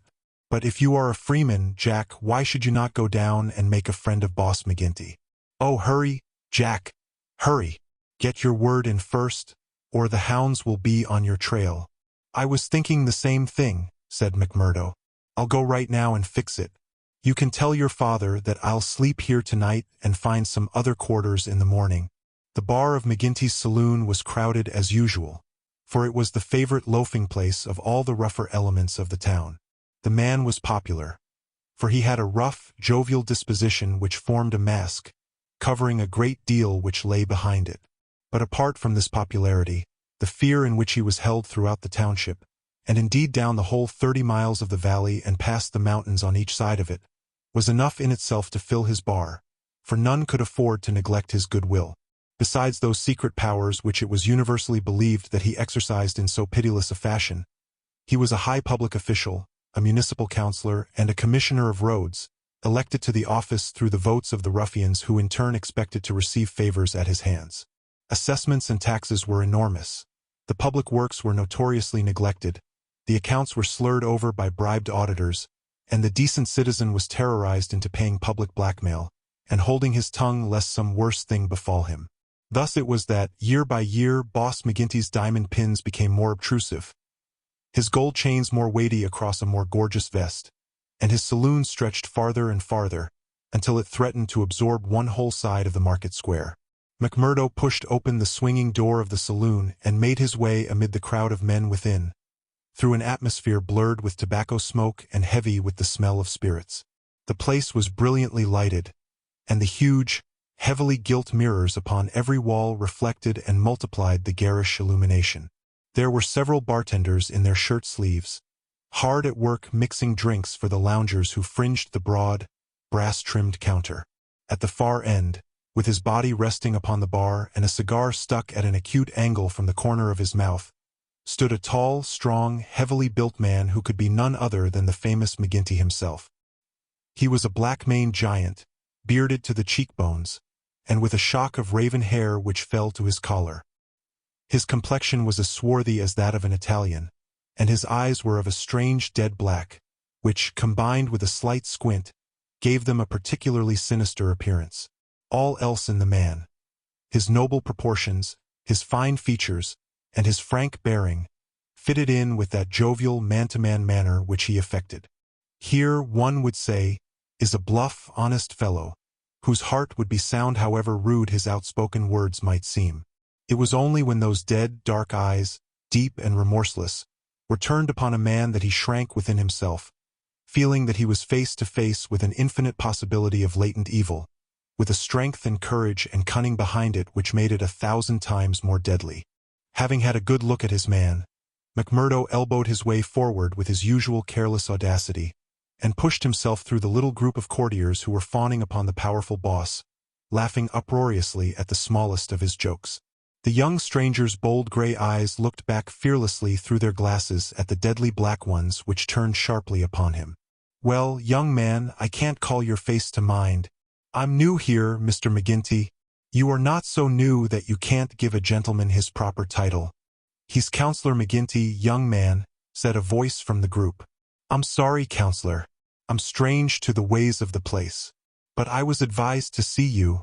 Well, you see me. This is all there is. What you think of me? Well, it's early days.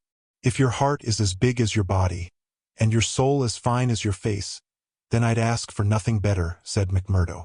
By gar, you've got an Irish tongue in your head anyhow, cried the saloon keeper, not quite certain whether to humor this audacious visitor or to stand upon his dignity. So you are good enough to pass my appearance? Sure, said McMurdo. And you were told to see me? I was. And who told you? Brother Scanlon of Lodge 341. Vermissa. I drink your health, counselor, and to our better acquaintance. He raised a glass with which he had been served to his lips and elevated his little finger as he drank it. McGinty, who had been watching him narrowly, raised his thick black eyebrows. Oh, it's like that, is it? Said he. I'll have to look a bit closer into this, Mr. McMurdo.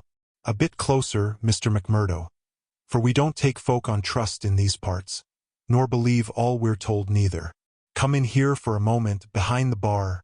There was a small room there lined with barrels. McGinty carefully closed the door, and then seated himself on one of them, biting thoughtfully on his cigar and surveying his companion with those disquieting eyes.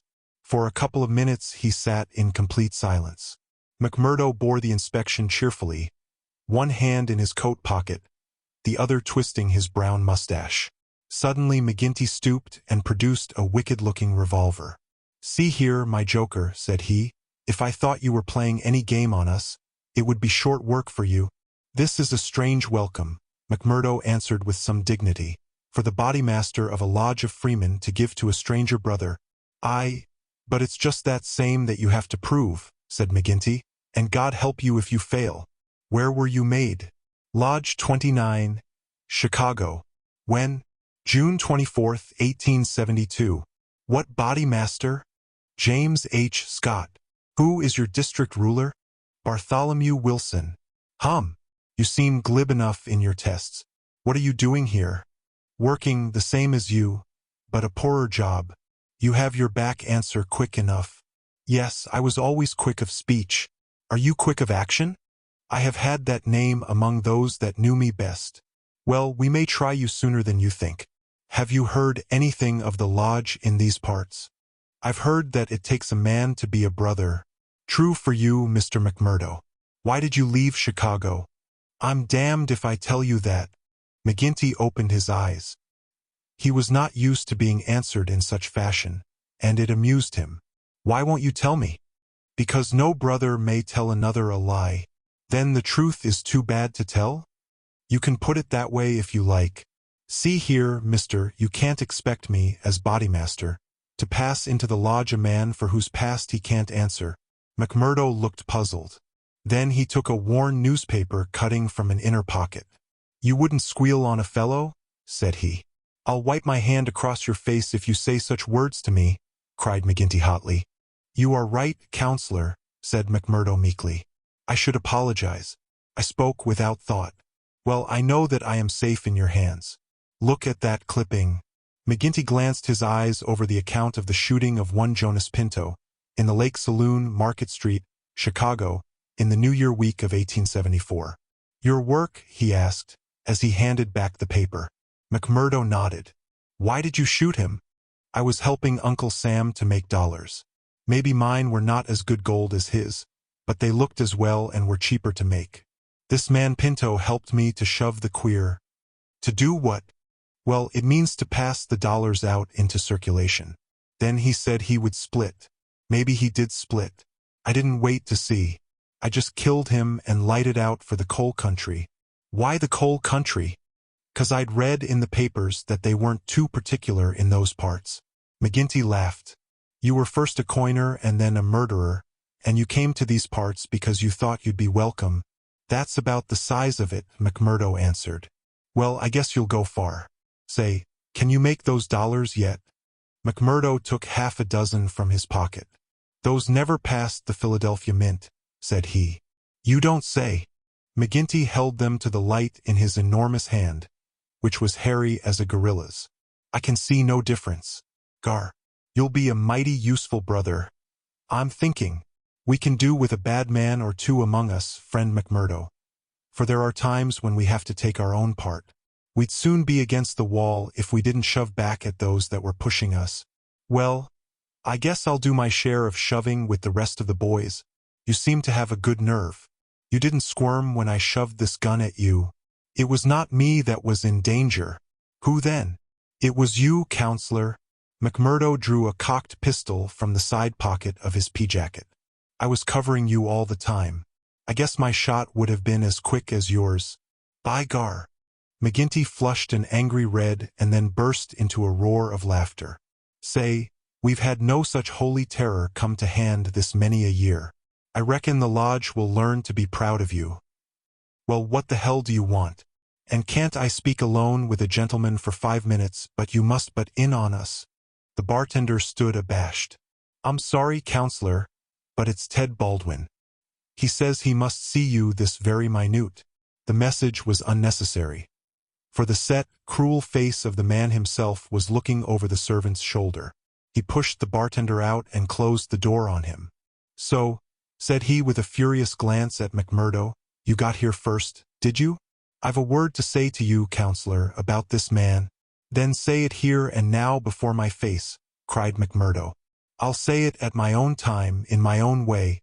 Tut, tut, said McGinty, getting off his barrel.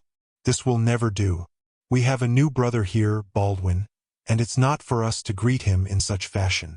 Hold out your hand, man, and make it up. Never, cried Baldwin in a fury. I've offered to fight him if he thinks I have wronged him, said McMurdo. I'll fight him with fists, or, if that won't satisfy him, I'll fight him any other way he chooses. Now, I'll leave it to you, counselor, to judge between us as a bodymaster should. What is it, then? A young lady. She's free to choose for herself. Is she? Cried Baldwin. As between two brothers of the lodge, I should say that she was, said the boss. Oh, that's your ruling, is it? Yes, it is, Ted Baldwin, said McGinty with a wicked stare. Is it you that would dispute it? You would throw over one that has stood by you this 5 years in favor of a man that you never saw before in your life? You're not bodymaster for life, Jack McGinty, and by God, when next it comes to a vote. The counselor sprang at him like a tiger. His hand closed round the other's neck, and he hurled him back across one of the barrels. In his mad fury, he would have squeezed the life out of him if McMurdo had not interfered. Easy, counselor. For heaven's sake, go easy, he cried as he dragged him back. McGinty released his hold, and Baldwin, cowed and shaken, gasping for breath, and shivering in every limb, as one who has looked over the very edge of death, sat up on the barrel over which he had been hurled. You've been asking for it this many a day, Ted Baldwin. Now you've got it, cried McGinty, his huge chest rising and falling. Maybe you think if I was voted down from bodymaster you would find yourself in my shoes. It's for the lodge to say that. But so long as I am the chief, I'll have no man lift his voice against me or my rulings. I have nothing against you, mumbled Baldwin, feeling his throat.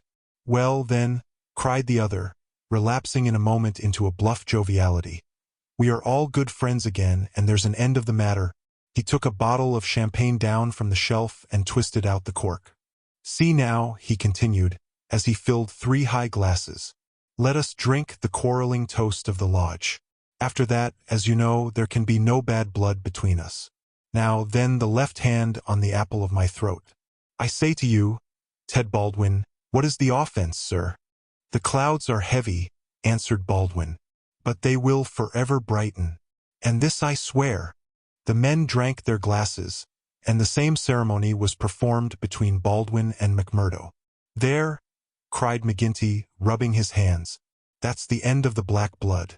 You come under lodge discipline if it goes further, and that's a heavy hand in these parts, as Brother Baldwin knows. And as you will damn soon find out, Brother McMurdo, if you ask for trouble. Faith, I'd be slow to do that, said McMurdo. He held out his hand to Baldwin. I'm quick to quarrel and quick to forgive. 'Tis my hot Irish blood, they tell me. But it's over for me, and I bear no grudge. Baldwin had to take the proffered hand. for the baleful eye of the terrible boss was upon him. But his sullen face showed how little the words of the other had moved him. McGinty clapped them both on the shoulders. "Tut! These girls, he cried. "To think that the same petticoats should come between two of my boys. It's the devil's own luck. Well, it's the Colleen inside of them that must settle the question. For it's outside the jurisdiction of a bodymaster, and the Lord be praised for that. We have enough on us without the women as well. You'll have to be affiliated to Lodge 341, Brother McMurdo. We have our own ways and methods, different from Chicago. Saturday night is our meeting, and if you come then, we'll make you free forever of the Vermissa Valley." Chapter 3. Lodge 341, Vermissa. On the day following the evening which had contained so many exciting events, McMurdo moved his lodgings from old Jacob Shafter's and took up his quarters at the widow McNamara's on the extreme outskirts of the town. Scanlon, his original acquaintance aboard the train, had occasion shortly afterwards to move into Vermissa, and the two lodged together. There was no other boarder, and the hostess was an easygoing old Irishwoman who left them to themselves, so that they had a freedom for speech and action welcome to men who had secrets in common. Shafter had relented to the extent of letting McMurdo come to his meals there when he liked, so that his intercourse with Eddie was by no means broken. On the contrary, it drew closer and more intimate as the weeks went by. In his bedroom at his new abode McMurdo felt it safe to take out the coining molds, and under many a pledge of secrecy a number of brothers from the lodge were allowed to come in and see them, each carrying away in his pocket some examples of the false money, so cunningly struck that there was never the slightest difficulty or danger in passing it. Why, with such a wonderful art at his command, McMurdo should condescend to work at all was a perpetual mystery to his companions, though he made it clear to anyone who asked him that if he lived without any visible means it would very quickly bring the police upon his track. One policeman was indeed after him already, but the incident, as luck would have it, did the adventurer a great deal more good than harm. After the first introduction there were few evenings when he did not find his way to McGinty's saloon, there to make closer acquaintance with the boys, which was the jovial title by which the dangerous gang who infested the place were known to one another. His dashing manner and fearlessness of speech made him a favorite with them all, while the rapid and scientific way in which he polished off his antagonist in an all-in-barroom scrap earned the respect of that rough community. Another incident, however, raised him even higher in their estimation. Just at the crowded hour one night, the door opened and a man entered with the quiet blue uniform and peaked cap of the mine police. This was a special body raised by the railways and colliery owners to supplement the efforts of the ordinary civil police, who were perfectly helpless in the face of the organized ruffianism which terrorized the district. There was a hush as he entered, and many a curious glance was cast at him. But the relations between policemen and criminals are peculiar in some parts of the States, and McGinty himself, standing behind his counter, showed no surprise when the policeman enrolled himself among his customers. "A straight whiskey, for the night is bitter," said the police officer. "I don't think we have met before, counselor?" "You'll be the new captain?" said McGinty. "That's so. We're looking to you, counselor, and to the other leading citizens, to help us in upholding law and order in this township. Captain Marvin is my name." "We'd do better without you, Captain Marvin," said McGinty coldly, "for we have our own police of the township, and no need for any imported goods. What are you but the paid tool of the capitalists, hired by them to club or shoot your poorer fellow citizen?" Well, we won't argue about that," said the police officer good-humoredly. "I expect we all do our duty same as we see it. But we can't all see it the same." He had drunk off his glass and had turned to go, when his eyes fell upon the face of Jack McMurdo, who was scowling at his elbow. "Hello! Hello!" he cried, looking him up and down. "Here's an old acquaintance." McMurdo shrank away from him. "I was never a friend to you nor any other cursed copper in my life," said he. "An acquaintance isn't always a friend," said the police captain, grinning. "You're Jack McMurdo of Chicago? Right enough, and don't you deny it." McMurdo shrugged his shoulders.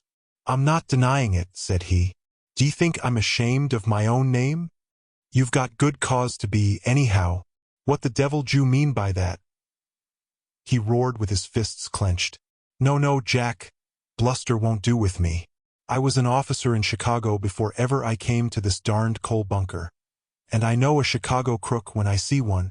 McMurdo's face fell. "Don't tell me that you're Marvin of the Chicago Central," he cried. "Just the same old Teddy Marvin at your service. We haven't forgotten the shooting of Jonas Pinto up there. I never shot him. Did you not? That's good impartial evidence. Ain't it? Well, his death came in uncommon handy for you, or they would have had you for shoving the queer. Well, we can let that be bygones. For, between you and me, and perhaps I'm going further than my duty in saying it, they could get no clear case against you, and Chicago's open to you tomorrow. I'm very well where I am. Well, I've given you the pointer, and you're a sulky dog not to thank me for it." "Well, I suppose you mean well, and I do thank you," said McMurdo in no very gracious manner. "It's mum with me so long as I see you living on the straight," said the captain. "But, by the Lord, if you get off after this, it's another story.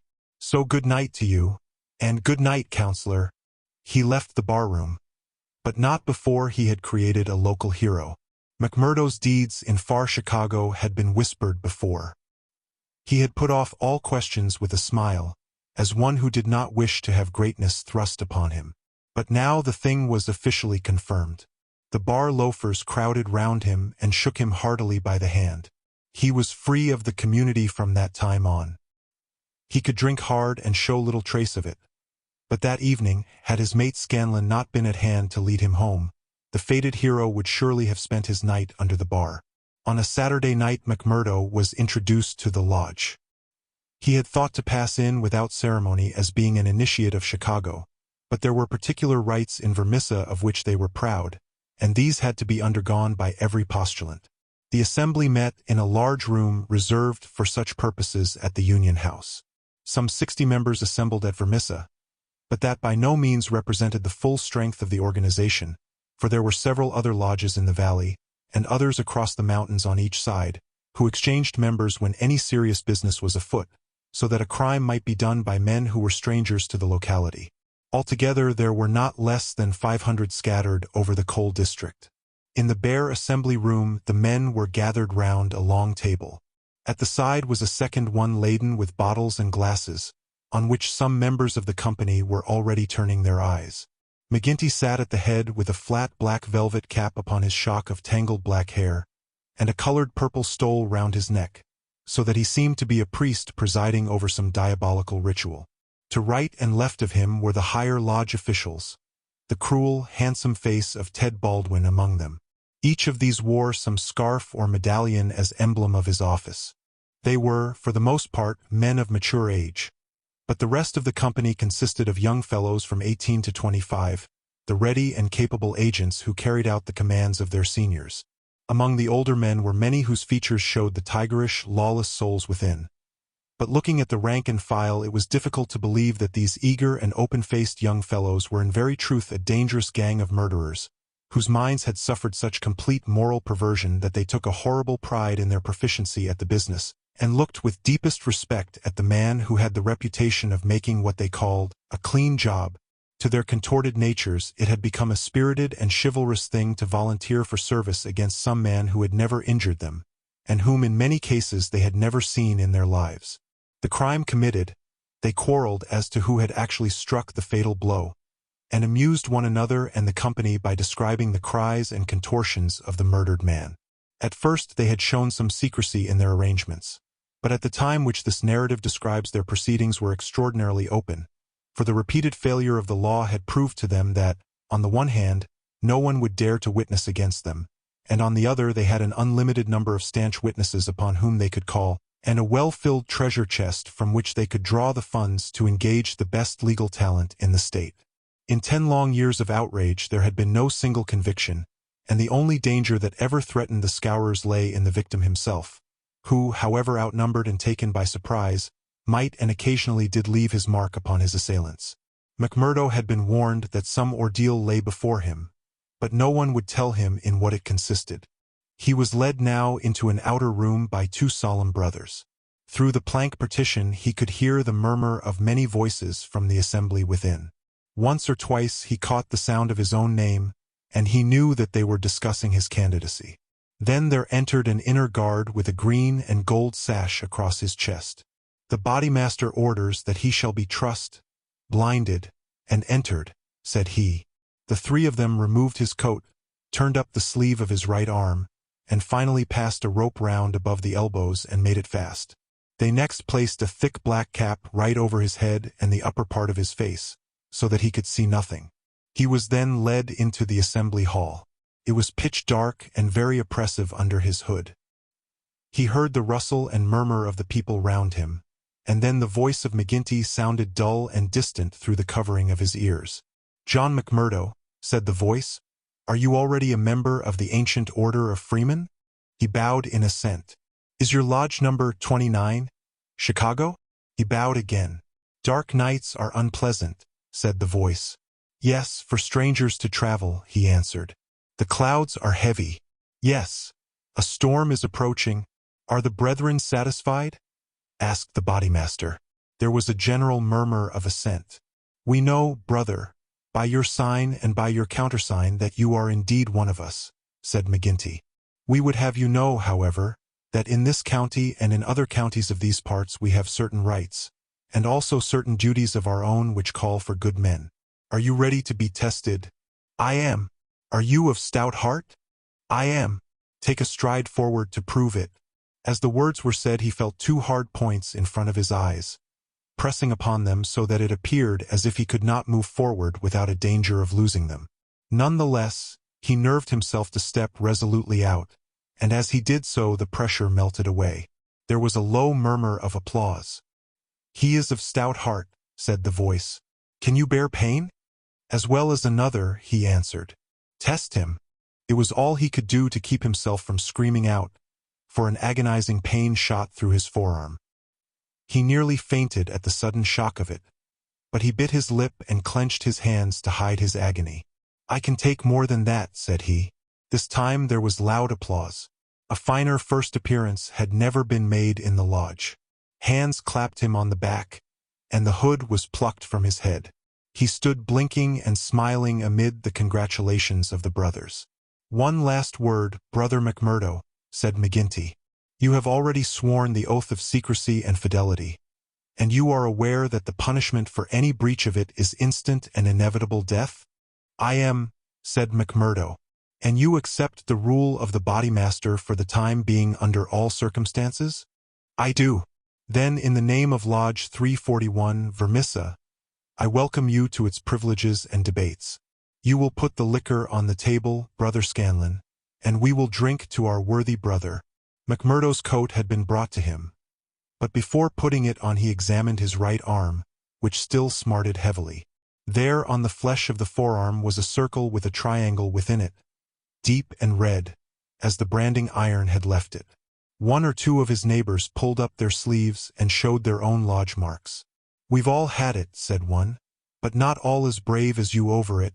"Tut! It was nothing," said he, "but it burned and ached all the same."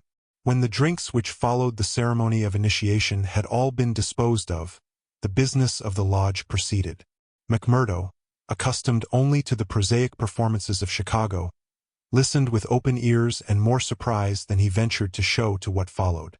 "The first business on the agenda paper," said McGinty, "is to read the following letter from Division Master Windle of Merton County Lodge 249. He says, "Dear Sir. There is a job to be done on Andrew Ray of Ray and Sturmash, coal owners near this place. You will remember that your lodge owes us a return, having had the service of two brethren in the matter of the patrolman last fall. You will send 2 good men. They will be taken charge of by Treasurer Higgins of this lodge, whose address you know. He will show them when to act and where. Yours in freedom, J.W. Windle DMAOF.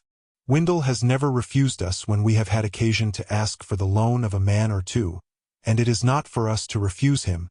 McGinty paused and looked round the room with his dull, malevolent eyes. "Who will volunteer for the job?" Several young fellows held up their hands. The bodymaster looked at them with an approving smile. "You'll do, Tiger Cormac. If you handle it as well as you did the last, you won't be wrong. And you, Wilson?" "I've no pistol," said the volunteer, a mere boy in his teens. "It's your first, is it not?" Well, you have to be blooded sometime. It will be a great start for you. As to the pistol, you'll find it waiting for you, or I'm mistaken. If you report yourselves on Monday, it will be time enough. You'll get a great welcome when you return. Any reward this time? Asked Cormac, a thick-set, dark-faced, brutal-looking young man, whose ferocity had earned him the nickname of Tiger. Never mind the reward. You just do it for the honor of the thing. Maybe when it is done there will be a few odd dollars at the bottom of the box. What has the man done? Asked young Wilson. Sure, it's not for the likes of you to ask what the man has done. He has been judged over there. That's no business of ours. All we have to do is to carry it out for them, same as they would for us. Speaking of that, 2 brothers from the Merton Lodge are coming over to us next week to do some business in this quarter. Who are they? Asked someone. Faith, it is wiser not to ask. If you know nothing, you can testify nothing, and no trouble can come of it. But they are men who will make a clean job when they are about it. And time too, cried Ted Baldwin. Folk are getting out of hand in these parts. It was only last week that 3 of our men were turned off by Foreman Blaker. It's been owing him a long time, and he'll get it full and proper. Get what? McMurdo whispered to his neighbor. The business end of a buckshot cartridge, cried the man with a loud laugh. What think you of our ways, brother? McMurdo's criminal soul seemed to have already absorbed the spirit of the vile association of which he was now a member. I like it well, said he. 'Tis a proper place for a lad of mettle. Several of those who sat around heard his words and applauded them. What's that? Cried the black-maned bodymaster from the end of the table. 'Tis our new brother, sir, who finds our ways to his taste. McMurdo rose to his feet for an instant. I would say, eminent bodymaster, that if a man should be wanted I should take it as an honor to be chosen to help the lodge. There was great applause at this. It was felt that a new sun was pushing its rim above the horizon. To some of the elders it seemed that the progress was a little too rapid. I would move, said the secretary Haraway, a vulture-faced old graybeard who sat near the chairman, that Brother McMurdo should wait until it is the good pleasure of the lodge to employ him. Sure, that was what I meant. I'm in your hands, said McMurdo. Your time will come, brother, said the chairman. We have marked you down as a willing man, and we believe that you will do good work in these parts. There is a small matter tonight in which you may take a hand if it so please you. I will wait for something that is worth while. You can come tonight anyhow, and it will help you to know what we stand for in this community. I will make the announcement later. Meanwhile, he glanced at his agenda paper. I have 1 or 2 more points to bring before the meeting. First of all, I will ask the treasurer as to our bank balance. There is the pension to Jim Carnaway's widow. He was struck down doing the work of the lodge, and it is for us to see that she is not the loser. Jim was shot last month when they tried to kill Chester Wilcox of Marley Creek, McMurdo's neighbor informed him. The funds are good at the moment, said the treasurer, with the bank book in front of him. The firms have been generous of late. Max Linder and Company paid $500 to be left alone. Walker Brothers sent in $100. But I took it on myself to return it and ask for $5. If I do not hear by Wednesday, their winding gear may get out of order. We had to burn their breaker last year before they became reasonable. Then the West Section Coaling Company has paid its annual contribution. We have enough on hand to meet any obligations. What about Archie Swindon? Asked a brother. He has sold out and left the district. The old devil left a note for us to say that he had rather be a free crossing sweeper in New York than a large mine owner under the power of a ring of blackmailers. By gar! It was as well that he made a break for it before the note reached us. I guess he won't show his face in this valley again. An elderly, clean-shaved man with a kindly face and a good brow rose from the end of the table which faced the chairman. Mr. Treasurer, he asked, may I ask who has bought the property of this man that we have driven out of the district? Yes, Brother Morris. It has been bought by the State and Merton County Railroad Company. And who bought the mines of Todman and of Lee that came into the market in the same way last year? The same company, Brother Morris. And who bought the ironworks of Manson and of Schumann and of Van Dare and of Atwood, which have all been given up of late? They were all bought by the West Gilmerton General Mining Company. I don't see, Brother Morris, said the chairman, that it matters to us who buys them, since they can't carry them out of the district. With all respect to you, eminent bodymaster, I think it may matter very much to us. This process has been going on now for 10 long years. We are gradually driving all the small men out of trade. What is the result? We find in their places great companies like the Railroad or the General Iron, who have their directors in New York or Philadelphia, and care nothing for our threats. We can take it out of their local bosses. But it only means that others will be sent in their stead. And we are making it dangerous for ourselves. The small men could not harm us. They had not the money nor the power. So long as we did not squeeze them too dry, they would stay on under our power. But if these big companies find that we stand between them and their profits, they will spare no pains and no expense to hunt us down and bring us to court. There was a hush at these ominous words, and every face darkened as gloomy looks were exchanged. So omnipotent and unchallenged had they been that the very thought that there was possible retribution in the background had been banished from their minds. And yet the idea struck a chill to the most reckless of them.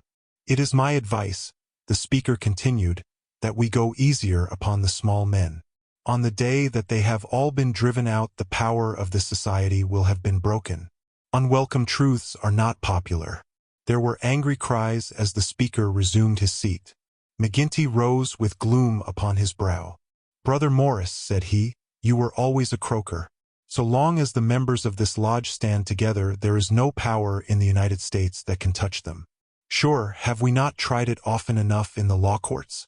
I expect the big companies will find it easier to pay than to fight, same as the little companies do. And now, brethren, McGinty took off his black velvet cap and his stole as he spoke. This lodge has finished its business for the evening, save for one small matter which may be mentioned when we are parting. The time has now come for fraternal refreshment and for harmony. Strange indeed is human nature. Here were these men, to whom murder was familiar, who again and again had struck down the father of the family, some man against whom they had no personal feeling, without one thought of compunction or of compassion for his weeping wife or helpless children, and yet the tender or pathetic in music could move them to tears. McMurdo had a fine tenor voice, and if he had failed to gain the goodwill of the lodge before, it could no longer have been withheld after he had thrilled them with I'm sitting on the stile, Mary, and on the banks of Allan Water. In his very first night, the new recruit had made himself one of the most popular of the brethren, marked already for advancement and high office. There were other qualities needed, however, besides those of good fellowship, to make a worthy freeman, and of these he was given an example before the evening was over. The whiskey bottle had passed round many times, and the men were flushed and ripe for mischief when their bodymaster rose once more to address them. Boys, said he, there's one man in this town that wants trimming up, and it's for you to see that he gets it. I'm speaking of James Stanger of the Herald. You've seen how he's been opening his mouth against us again. There was a murmur of assent, with many a muttered oath. McGinty took a slip of paper from his waistcoat pocket. Law and order, that's how he heads it. Reign of terror in the coal and iron district. 12 years have now elapsed since the first assassinations which proved the existence of a criminal organization in our midst. From that day these outrages have never ceased, until now they have reached a pitch which makes us the opprobrium of the civilized world. Is it for such results as this that our great country welcomes to its bosom the alien who flies from the despotisms of Europe? Is it that they shall themselves become tyrants over the very men who have given them shelter, and that a state of terrorism and lawlessness should be established under the very shadow of the sacred folds of the starry flag of freedom, which would raise horror in our minds if we read of it as existing under the most effete monarchy of the East? The men are known. The organization is patent and public. How long are we to endure it? Can we forever live? Sure, I've read enough of the slush, cried the chairman, tossing the paper down upon the table. That's what he says of us. The question I'm asking you is, what shall we say to him? Kill him, cried a dozen fierce voices. I protest against that, said Brother Morris, the man of the good brow and shaved face. I tell you, brethren, that our hand is too heavy in this valley, and that there will come a point where in self-defense every man will unite to crush us out. James Stanger is an old man. He is respected in the township and the district. His paper stands for all that is solid in the valley. If that man is struck down, there will be a stir through this state that will only end with our destruction. And how would they bring about our destruction, Mr. Standback? Cried McGinty. Is it by the police? Sure, half of them are in our pay and half of them afraid of us. Or is it by the law courts and the judge? Haven't we tried that before now, and whatever came of it? There is a Judge Lynch that might try the case, said Brother Morris. A general shout of anger greeted the suggestion. I have but to raise my finger, cried McGinty, and I could put 200 men into this town that would clear it out from end to end. Then suddenly raising his voice and bending his huge black brows into a terrible frown. See here, Brother Morris, I have my eye on you, and have had for some time. You've no heart yourself, and you try to take the heart out of others. It will be an ill day for you, Brother Morris, when your own name comes on our agenda paper, and I'm thinking that it's just there that I ought to place it. Morris had turned deadly pale, and his knees seemed to give way under him as he fell back into his chair. He raised his glass in his trembling hand and drank before he could answer. I apologize, eminent bodymaster, to you and to every brother in this lodge if I have said more than I should. I am a faithful member, you all know that, and it is my fear lest evil come to the lodge which makes me speak in anxious words. But I have greater trust in your judgment than in my own, eminent bodymaster, and I promise you that I will not offend again. The bodymaster's scowl relaxed as he listened to the humble words. Very good, Brother Morris. It's myself that would be sorry if it were needful to give you a lesson. But so long as I am in this chair, we shall be a united lodge in word and in deed. And now, boys, he continued, looking round at the company, I'll say this much, that if Stanger got his full deserts, there would be more trouble than we need ask for. These editors hang together, and every journal in the state would be crying out for police and troops. But I guess you can give him a pretty severe warning. Will you fix it, Brother Baldwin? Sure, said the young man eagerly. How many will you take? Half a dozen and 2 to guard the door. You'll come, Gower, and you, Mansell, and you, Scanlon, and the 2 Willoughbys. I promised the new brother he should go, said the chairman. Ted Baldwin looked at McMurdo with eyes which showed that he had not forgotten nor forgiven. Well, he can come if he wants, he said in a surly voice. That's enough. The sooner we get to work the better. The company broke up with shouts and yells and snatches of drunken song. The bar was still crowded with revelers, and many of the brethren remained there. The little band who had been told off for duty passed out into the street, proceeding in 2s and 3s along the sidewalk so as not to provoke attention. It was a bitterly cold night, with a half-moon shining brilliantly in a frosty, star-spangled sky. The men stopped and gathered in a yard which faced a high building. The words, Vermissa Herald, were printed in gold lettering between the brightly lit windows. From within came the clanking of the printing press. Here you, said Baldwin to McMurdo, you can stand below at the door and see that the road is kept open for us. Arthur Willoughby can stay with you. You others come with me. Have no fears, boys. For we have a dozen witnesses that we are in the Union Bar at this very moment. It was nearly midnight, and the street was deserted save for 1 or 2 revelers upon their way home. The party crossed the road, and, pushing open the door of the newspaper office, Baldwin and his men rushed in and up the stair which faced them. McMurdo and another remained below. From the room above came a shout, a cry for help, and then the sound of trampling feet and of falling chairs. An instant later, a gray-haired man rushed out on the landing. He was seized before he could get farther, and his spectacles came tinkling down to McMurdo's feet. There was a thud and a groan. He was on his face, and half a dozen sticks were clattering together as they fell upon him. He writhed, and his long, thin limbs quivered under the blows. The others ceased at last, but Baldwin, his cruel face set in an infernal smile, was hacking at the man's head, which he vainly endeavored to defend with his arms.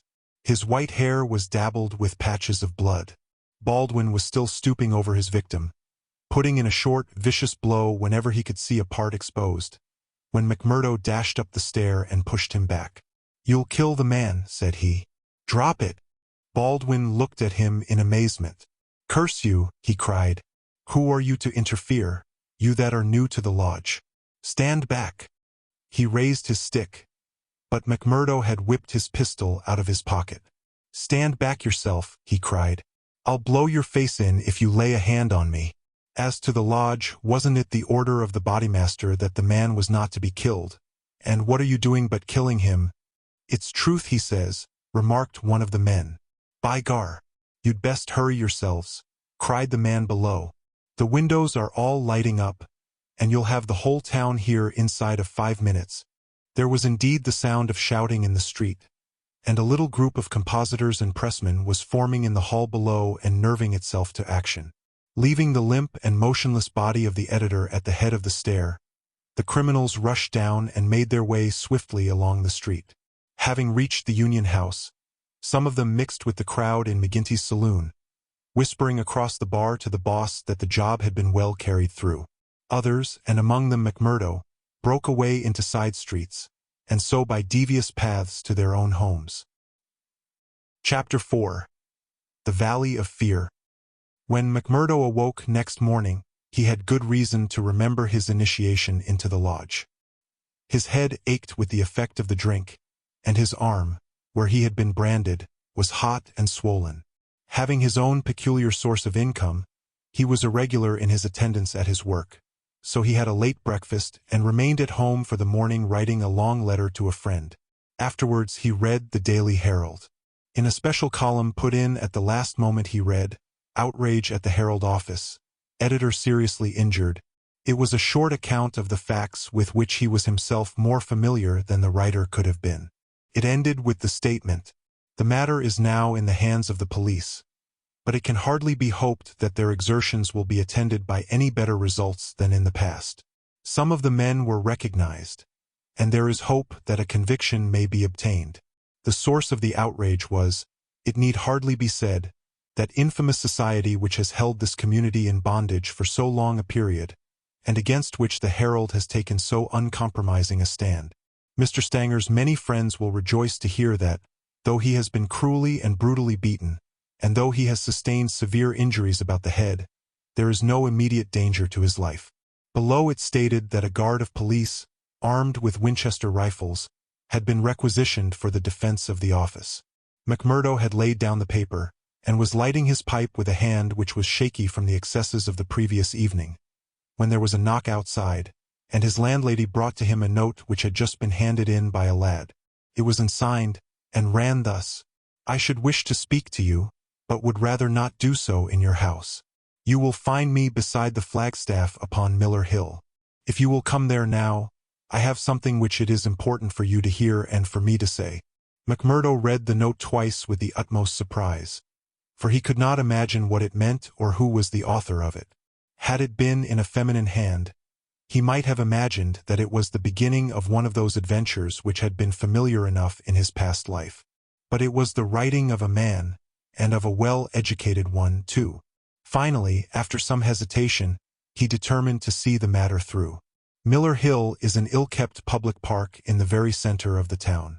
In summer it is a favorite resort of the people, but in winter it is desolate enough.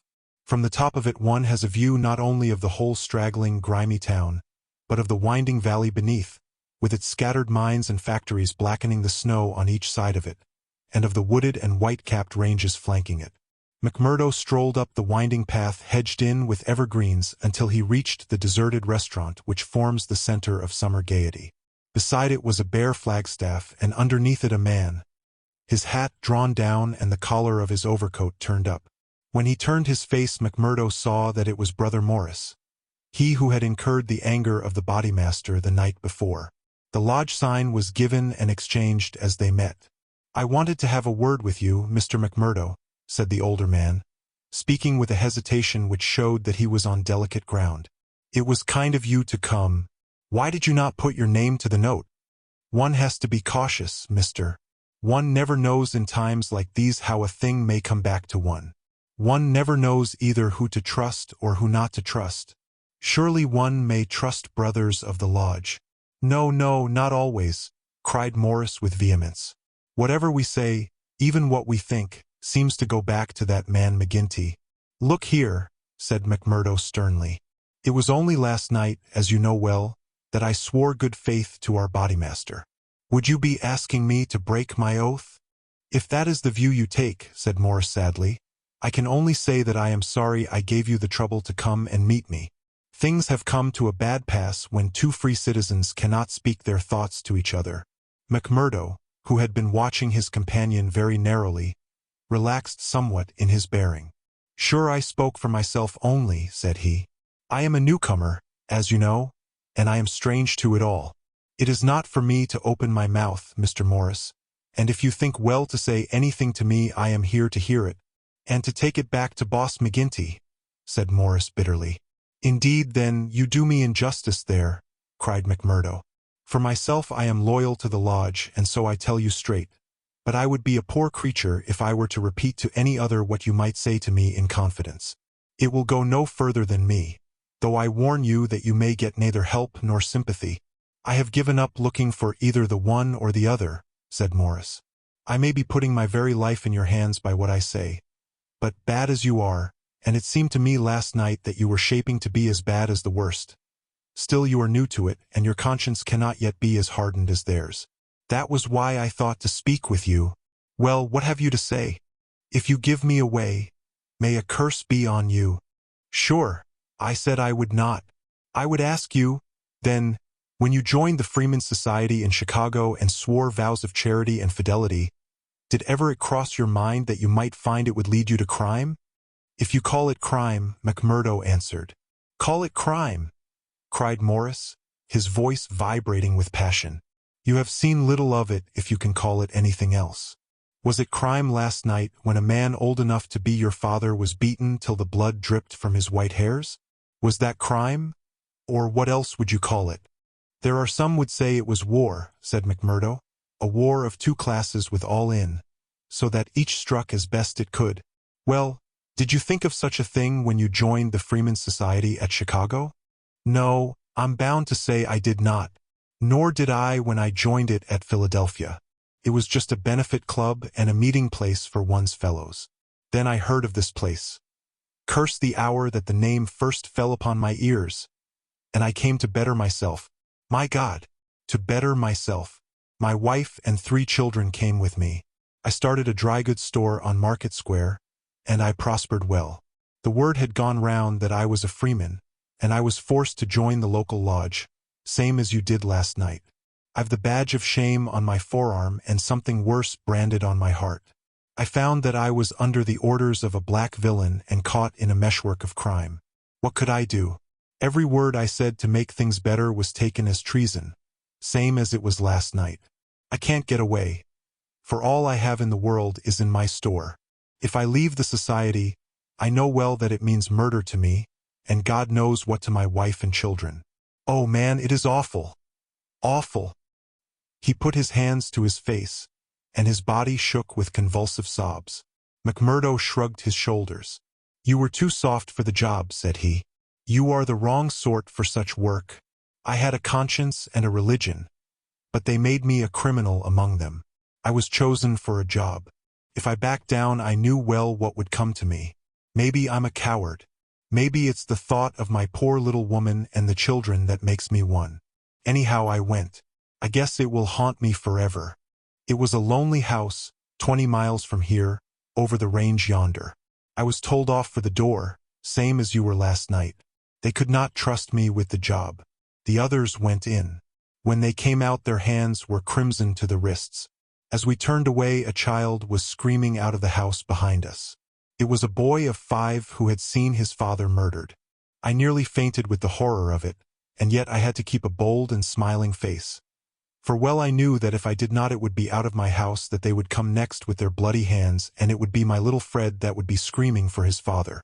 But I was a criminal then, part sharer in a murder, lost forever in this world, and lost also in the next. I am a good Catholic, but the priest would have no word with me when he heard I was a Scowrer, and I am excommunicated from my faith. That's how it stands with me. And I see you going down the same road, and I ask you what the end is to be. Are you ready to be a cold-blooded murderer also? Or can we do anything to stop it? What would you do? Asked McMurdo abruptly. You would not inform? God forbid. cried Morris. Sure. The very thought would cost me my life.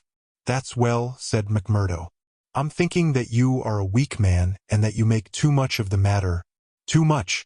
Wait till you have lived here longer. Look down the valley. See the cloud of 100 chimneys that overshadows it. I tell you that the cloud of murder hangs thicker and lower than that over the heads of the people. It is the valley of fear, the valley of death. The terror is in the hearts of the people from the dusk to the dawn. Wait, young man, and you will learn for yourself. Well, I'll let you know what I think when I have seen more, said McMurdo carelessly. What is very clear is that you are not the man for the place, and that the sooner you sell out, if you only get a dime a dollar for what the business is worth, the better it will be for you. What you have said is safe with me. But, by gar, if I thought you were an informer— No, no, cried Morris piteously. Well, let it rest at that. I'll bear what you have said in mind, and maybe some day I'll come back to it. I expect you meant kindly by speaking to me like this. Now I'll be getting home. One word before you go, said Morris. We may have been seen together. They may want to know what we have spoken about. Ah, that's well thought of. I offer you a clerkship in my store, and I refuse it. That's our business. Well, so long, Brother Morris, and may you find things go better with you in the future. That same afternoon, as McMurdo sat smoking, lost in thought beside the stove of his sitting room, the door swung open and its framework was filled with the huge figure of Boss McGinty. He passed the sign, and then seating himself opposite to the young man, he looked at him steadily for some time, a look which was as steadily returned. I'm not much of a visitor, Brother McMurdo, he said at last. I guess I am too busy over the folk that visit me. But I thought I'd stretch a point and drop down to see you in your own house. I'm proud to see you here, Counselor, McMurdo answered heartily, bringing his whiskey bottle out of the cupboard. It's an honor that I had not expected. How's the arm? Asked the boss. McMurdo made a wry face. Well, I'm not forgetting it, he said. But it's worth it. Yes, it's worth it, the other answered, to those that are loyal and go through with it and are a help to the lodge. What were you speaking to Brother Morris about on Miller Hill this morning? The question came so suddenly that it was well that he had his answer prepared. He burst into a hearty laugh. Morris didn't know I could earn a living here at home. He shan't know either, for he has got too much conscience for the likes of me. But he's a good-hearted old chap. It was his idea that I was at a loose end, and that he would do me a good turn by offering me a clerkship in a dry goods store. Oh, that was it? Yes, that was it. And you refused it? Sure. Couldn't I earn 10 times as much in my own bedroom with 4 hours' work? That's so. But I wouldn't get about too much with Morris. Why not? Well, I guess because I tell you not. That's enough for most folk in these parts. It may be enough for most folk. But it ain't enough for me, Counselor, said McMurdo boldly. If you are a judge of men, you'll know that— The swarthy giant glared at him, and his hairy paw closed for an instant round the glass as though he would hurl it at the head of his companion. Then he laughed in his loud, boisterous, insincere fashion. You're a queer card for sure, said he. Well, if you want reasons, I'll give them. Did Morris say nothing to you against the lodge? No. Nor against me? No. Well, that's because he daren't trust you. But in his heart he is not a loyal brother. We know that well. So we watch him and we wait for the time to admonish him. I'm thinking that the time is drawing near. There's no room for scabby sheep in our pen. But if you keep company with a disloyal man, we might think that you were disloyal, too. See? There's no chance of my keeping company with him. For I dislike the man, McMurdo answered. As to being disloyal, if it was any man but you, he would not use the word to me twice. Well, that's enough, said McGinty, draining off his glass. I came down to give you a word in season, and you've had it. I'd like to know, said McMurdo, how you ever came to learn that I had spoken with Morris at all? McGinty laughed. It's my business to know what goes on in this township, said he. I guess you'd best reckon on my hearing all that passes. Well, time's up, and I'll just say— But his leave-taking was cut short in a very unexpected fashion. With a sudden crash the door flew open, and 3 frowning, Intent faces glared in at them from under the peaks of police caps. McMurdo sprang to his feet and half drew his revolver. But his arm stopped midway as he became conscious that 2 Winchester rifles were leveled at his head. A man in uniform advanced into the room, a 6-shooter in his hand. It was Captain Marvin, once of Chicago, and now of the Mine Constabulary. He shook his head with a half-smile at McMurdo. "I thought you'd be getting into trouble, Mr. Crooked McMurdo of Chicago," said he. "Can't keep out of it, can you? Take your hat and come along with us. I guess you'll pay for this, Captain Marvin," said McGinty. "Who are you, I'd like to know, to break into a house in this fashion and molest honest, law-abiding men? You're standing out in this deal, Counselor McGinty," said the police captain.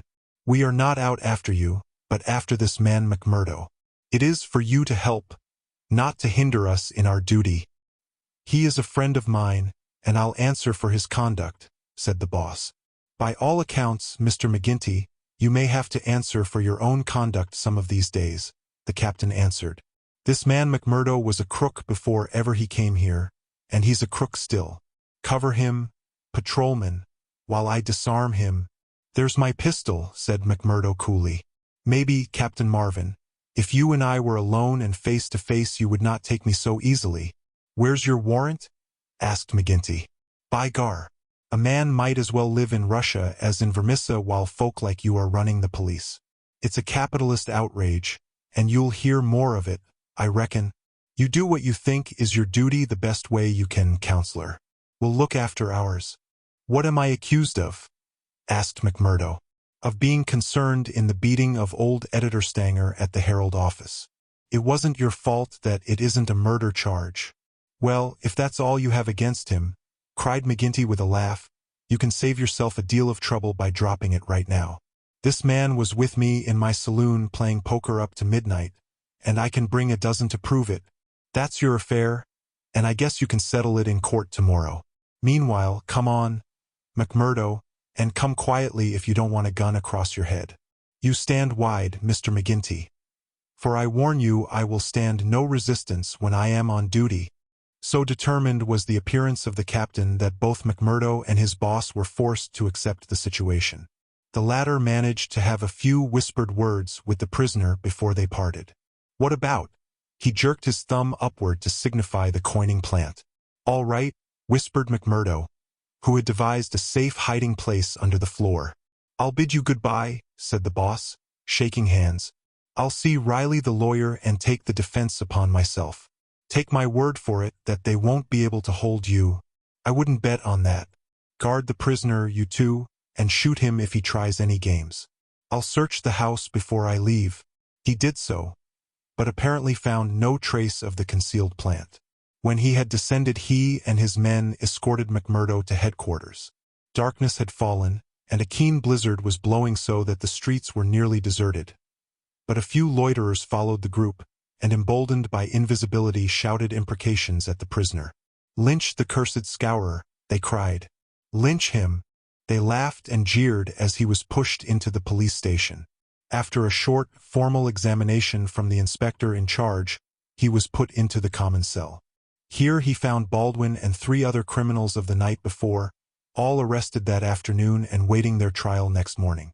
But even within this inner fortress of the law, the long arm of the freeman was able to extend. Late at night there came a jailer with a straw bundle for their bedding, out of which he extracted 2 bottles of whiskey, some glasses, and a pack of cards. They spent a hilarious night, without an anxious thought as to the ordeal of the morning. Nor had they cause, as the result was to show. The magistrate could not possibly, on the evidence, have held them for a higher court. On the one hand, the compositors and pressmen were forced to admit that the light was uncertain, that they were themselves much perturbed, and that it was difficult for them to swear to the identity of the assailants, although they believed that the accused were among them. Cross-examined by the clever attorney who had been engaged by McGinty, they were even more nebulous in their evidence. The injured man had already deposed that he was so taken by surprise by the suddenness of the attack that he could state nothing beyond the fact that the first man who struck him wore a mustache. He added that he knew them to be Scowrers, since no one else in the community could possibly have any enmity to him, and he had long been threatened on account of his outspoken editorials. On the other hand, it was clearly shown by the united and unfaltering evidence of 6 citizens, including that high municipal official, Councillor McGinty, that the men had been at a card party at the Union House until an hour very much later than the commission of the outrage. Needless to say that they were discharged with something very near to an apology from the bench for the inconvenience to which they had been put, together with an implied censure of Captain Marvin and the police for their officious zeal. The verdict was greeted with loud applause by a court in which McMurdo saw many familiar faces. Brothers of the lodge smiled and waved, but there were others who sat with compressed lips and brooding eyes as the men filed out of the dock. One of them, a little, dark-bearded, resolute fellow, put the thoughts of himself and comrades into words as the ex-prisoners passed him. "You damned murderers," he said. "We'll fix you yet." Chapter 5. The Darkest Hour. If anything had been needed to give an impetus to Jack McMurdo's popularity among his fellows, it would have been his arrest and acquittal. That a man on the very night of joining the lodge should have done something which brought him before the magistrate was a new record in the annals of the society. Already he had earned the reputation of a good boon companion, a cheery reveller, and withal a man of high temper, who would not take an insult even from the all-powerful boss himself. But in addition to this, he impressed his comrades with the idea that among them all there was not one whose brain was so ready to devise a bloodthirsty scheme, or whose hand would be more capable of carrying it out. "He'll be the boy for the clean job," said the oldsters to one another, and waited their time until they could set him to his work. McGinty had instruments enough already, but he recognized that this was a supremely able one. He felt like a man holding a fierce bloodhound in leash. There were curs to do the smaller work, but some day he would slip this creature upon its prey. A few members of the lodge, Ted Baldwin among them, resented the rapid rise of the stranger and hated him for it. But they kept clear of him, for he was as ready to fight as to laugh. But if he gained favor with his fellows, there was another quarter, one which had become even more vital to him, in which he lost it. Eddie Shafter's father would have nothing more to do with him, nor would he allow him to enter the house. Eddie herself was too deeply in love to give him up altogether, and yet her own good sense warned her of what would come from a marriage with a man who was regarded as a criminal. One morning after a sleepless night she determined to see him, possibly for the last time, and make one strong endeavor to draw him from those evil influences which were sucking him down. She went to his house, as he had often begged her to do, and made her way into the room which he used as his sitting room. He was seated at a table, with his back turned and a letter in front of him. A sudden spirit of girlish mischief came over her. She was still only 19. He had not heard her when she pushed open the door. Now she tiptoed forward and laid her hand lightly upon his bended shoulders. If she had expected to startle him, she certainly succeeded, but only in turn to be startled herself. With a tiger spring he turned on her, and his right hand was feeling for her throat. At the same instant, with the other hand, he crumpled up the paper that lay before him. For an instant he stood glaring. Then astonishment and joy took the place of the ferocity which had convulsed his features, a ferocity which had sent her shrinking back in horror as from something which had never before intruded into her gentle life. "It's you," said he, mopping his brow, "and to think that you should come to me, heart of my heart, and I should find nothing better to do than to want to strangle you. Come then, darling," and he held out his arms, "let me make it up to you." But she had not recovered from that sudden glimpse of guilty fear which she had read in the man's face. All her woman's instinct told her that it was not the mere fright of a man who is startled. Guilt. That was it. Guilt and fear. "What's come over you, Jack?" she cried. "Why were you so scared of me? Oh, Jack, if your conscience was at ease, you would not have looked at me like that." "Sure. I was thinking of other things. And when you came tripping so lightly on those fairy feet of yours—" No, it was more than that, Jack." Then a sudden suspicion seized her. "Let me see that letter you were writing." "Ah, Eddie, I couldn't do that." Her suspicions became certainties. "It's to another woman," she cried. "I know it. Why else should you hold it from me? Was it to your wife that you were writing? How am I to know that you are not a married man? You, a stranger that nobody knows." "I am not married," Eddie. See now, I swear it. You're the only one woman on earth to me. By the cross of Christ I swear it. He was so white with passionate earnestness that she could not but believe him. Well, then, she cried, why will you not show me the letter? I'll tell you, Akushla, said he. I'm under oath not to show it, and just as I wouldn't break my word to you, so I would keep it to those who hold my promise. It's the business of the lodge, and even to you it's secret. And if I was scared when a hand fell on me, can't you understand it when it might have been the hand of a detective? She felt that he was telling the truth. He gathered her into his arms and kissed away her fears and doubts. Sit here by me, then. It's a queer throne for such a queen, but it's the best your poor lover can find. He'll do better for you some of these days, I'm thinking. Now your mind is easy once again. Is it not? How can it ever be at ease, Jack, when I know that you are a criminal among criminals? When I never know the day that I may hear you are in court for murder. McMurdo the Scowrer, that's what one of our boarders called you yesterday. It went through my heart like a knife. Sure, hard words break no bones. But they were true. Well, dear, it's not so bad as you think. We are but poor men that are trying in our own way to get our rights. Eddie threw her arms round her lover's neck. Give it up, Jack. For my sake. For God's sake. Give it up. It was to ask you that I came here today. Oh, Jack, see. I beg it of you on my bended knees. Kneeling here before you, I implore you to give it up. He raised her and soothed her with her head against his breast. Sure, my darling, you don't know what it is you are asking. How could I give it up when it would be to break my oath and to desert my comrades? If you could see how things stand with me, you could never ask it of me. Besides, if I wanted to, how could I do it? You don't suppose that the lodge would let a man go free with all its secrets? I've thought of that, Jack. I planned it all. Father has saved some money. He is weary of this place where the fear of these people darkens our lives. He is ready to go. We would fly together to Philadelphia or New York, where we would be safe from them. McMurdo laughed. The lodge has a long arm. Do you think it could not stretch from here to Philadelphia or New York? Well, then, to the west or to England or to Germany, where Father came from. Anywhere to get away from this valley of fear. McMurdo thought of old brother Morris. Sure, it is the second time I have heard the valley so named, said he. The shadow does indeed seem to lie heavy on some of you. It darkens every moment of our lives. Do you suppose that Ted Baldwin has ever forgiven us? If it were not that he fears you, what do you suppose our chances would be? If you saw the look in those dark, hungry eyes of his when they fall on me, by gar, I'd teach him better manners if I caught him at it.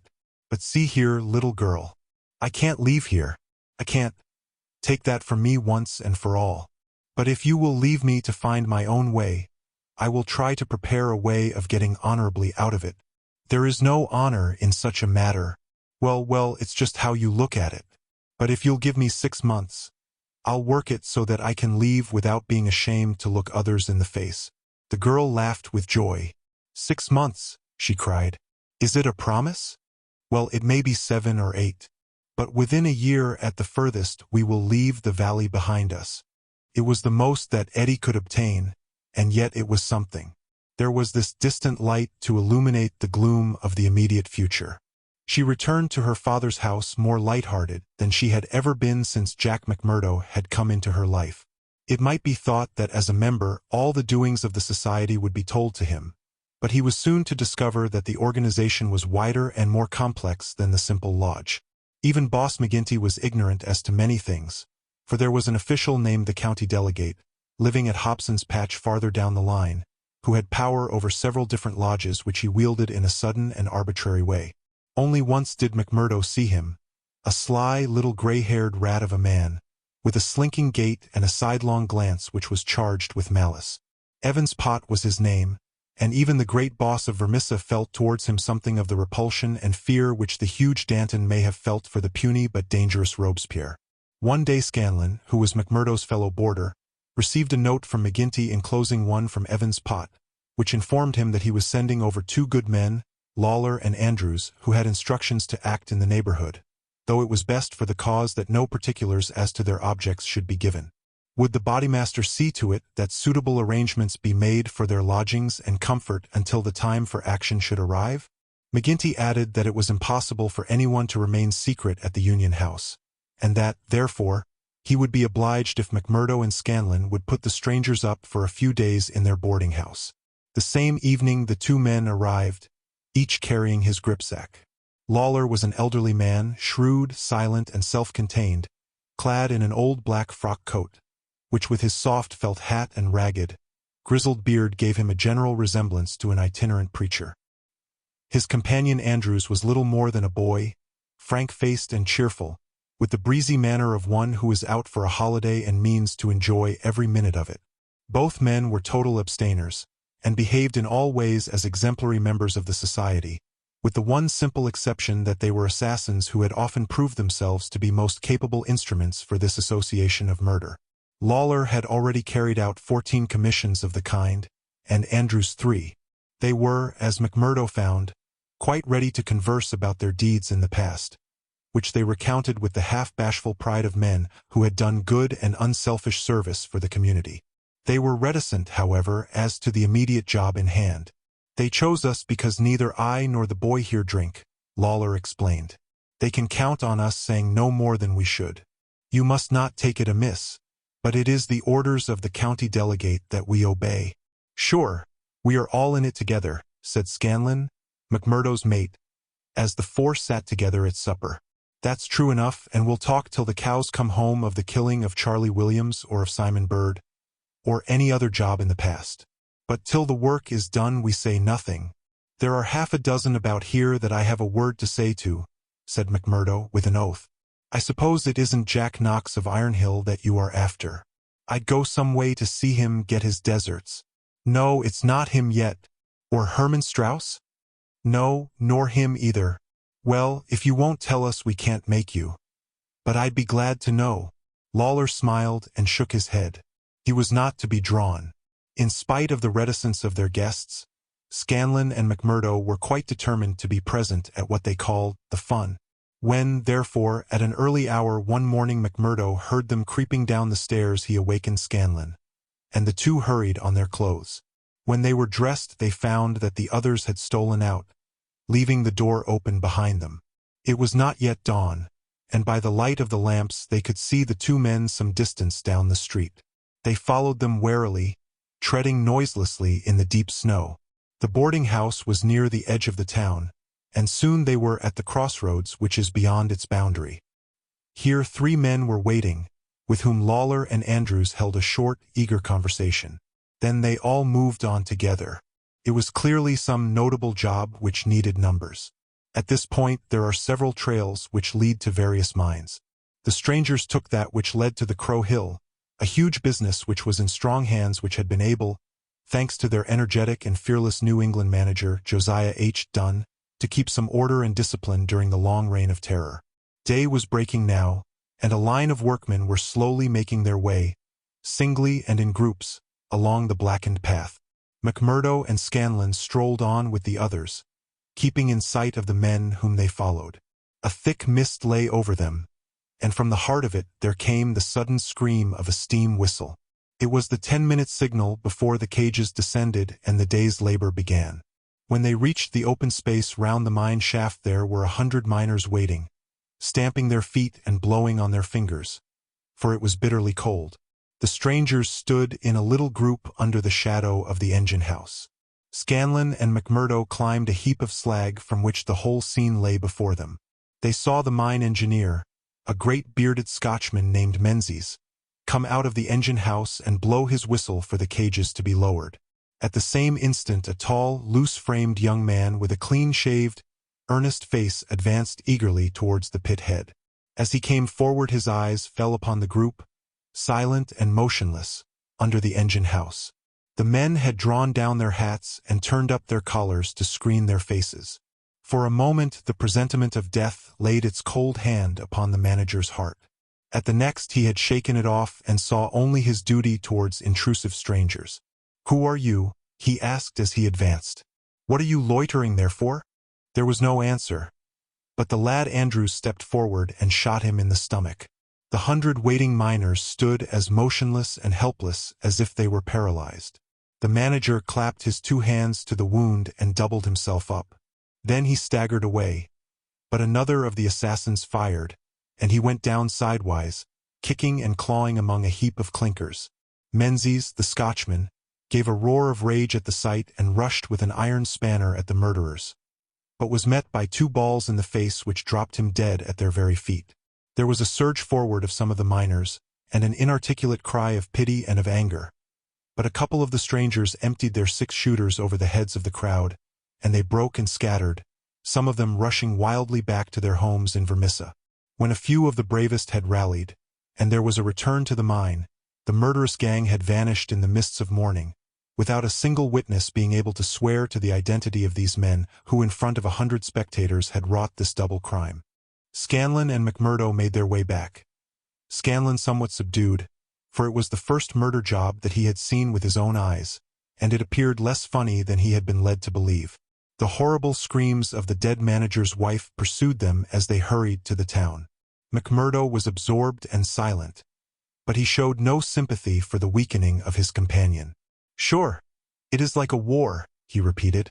"What is it but a war between us and them, and we hit back where we best can." There was high revel in the lodge room at the Union House that night, not only over the killing of the manager and engineer of the Crow Hill mine, which would bring this organization into line with the other blackmailed and terror-stricken companies of the district, but also over a distant triumph which had been wrought by the hands of the lodge itself. It would appear that when the county delegate had sent over 5 good men to strike a blow in Vermissa, he had demanded that in return 3 Vermissa men should be secretly selected and sent across to kill William Hales of Stake Royal, one of the best-known and most popular mine owners in the Gilmerton district, a man who was believed not to have an enemy in the world, for he was in all ways a model employer. He had insisted, however, upon efficiency in the work, and had, therefore, paid off certain drunken and idle employees who were members of the all-powerful society. Coffin notices hung outside his door had not weakened his resolution, and so in a free, civilized country he found himself condemned to death. The execution had now been duly carried out. Ted Baldwin, who sprawled now in the seat of honor beside the bodymaster, had been chief of the party.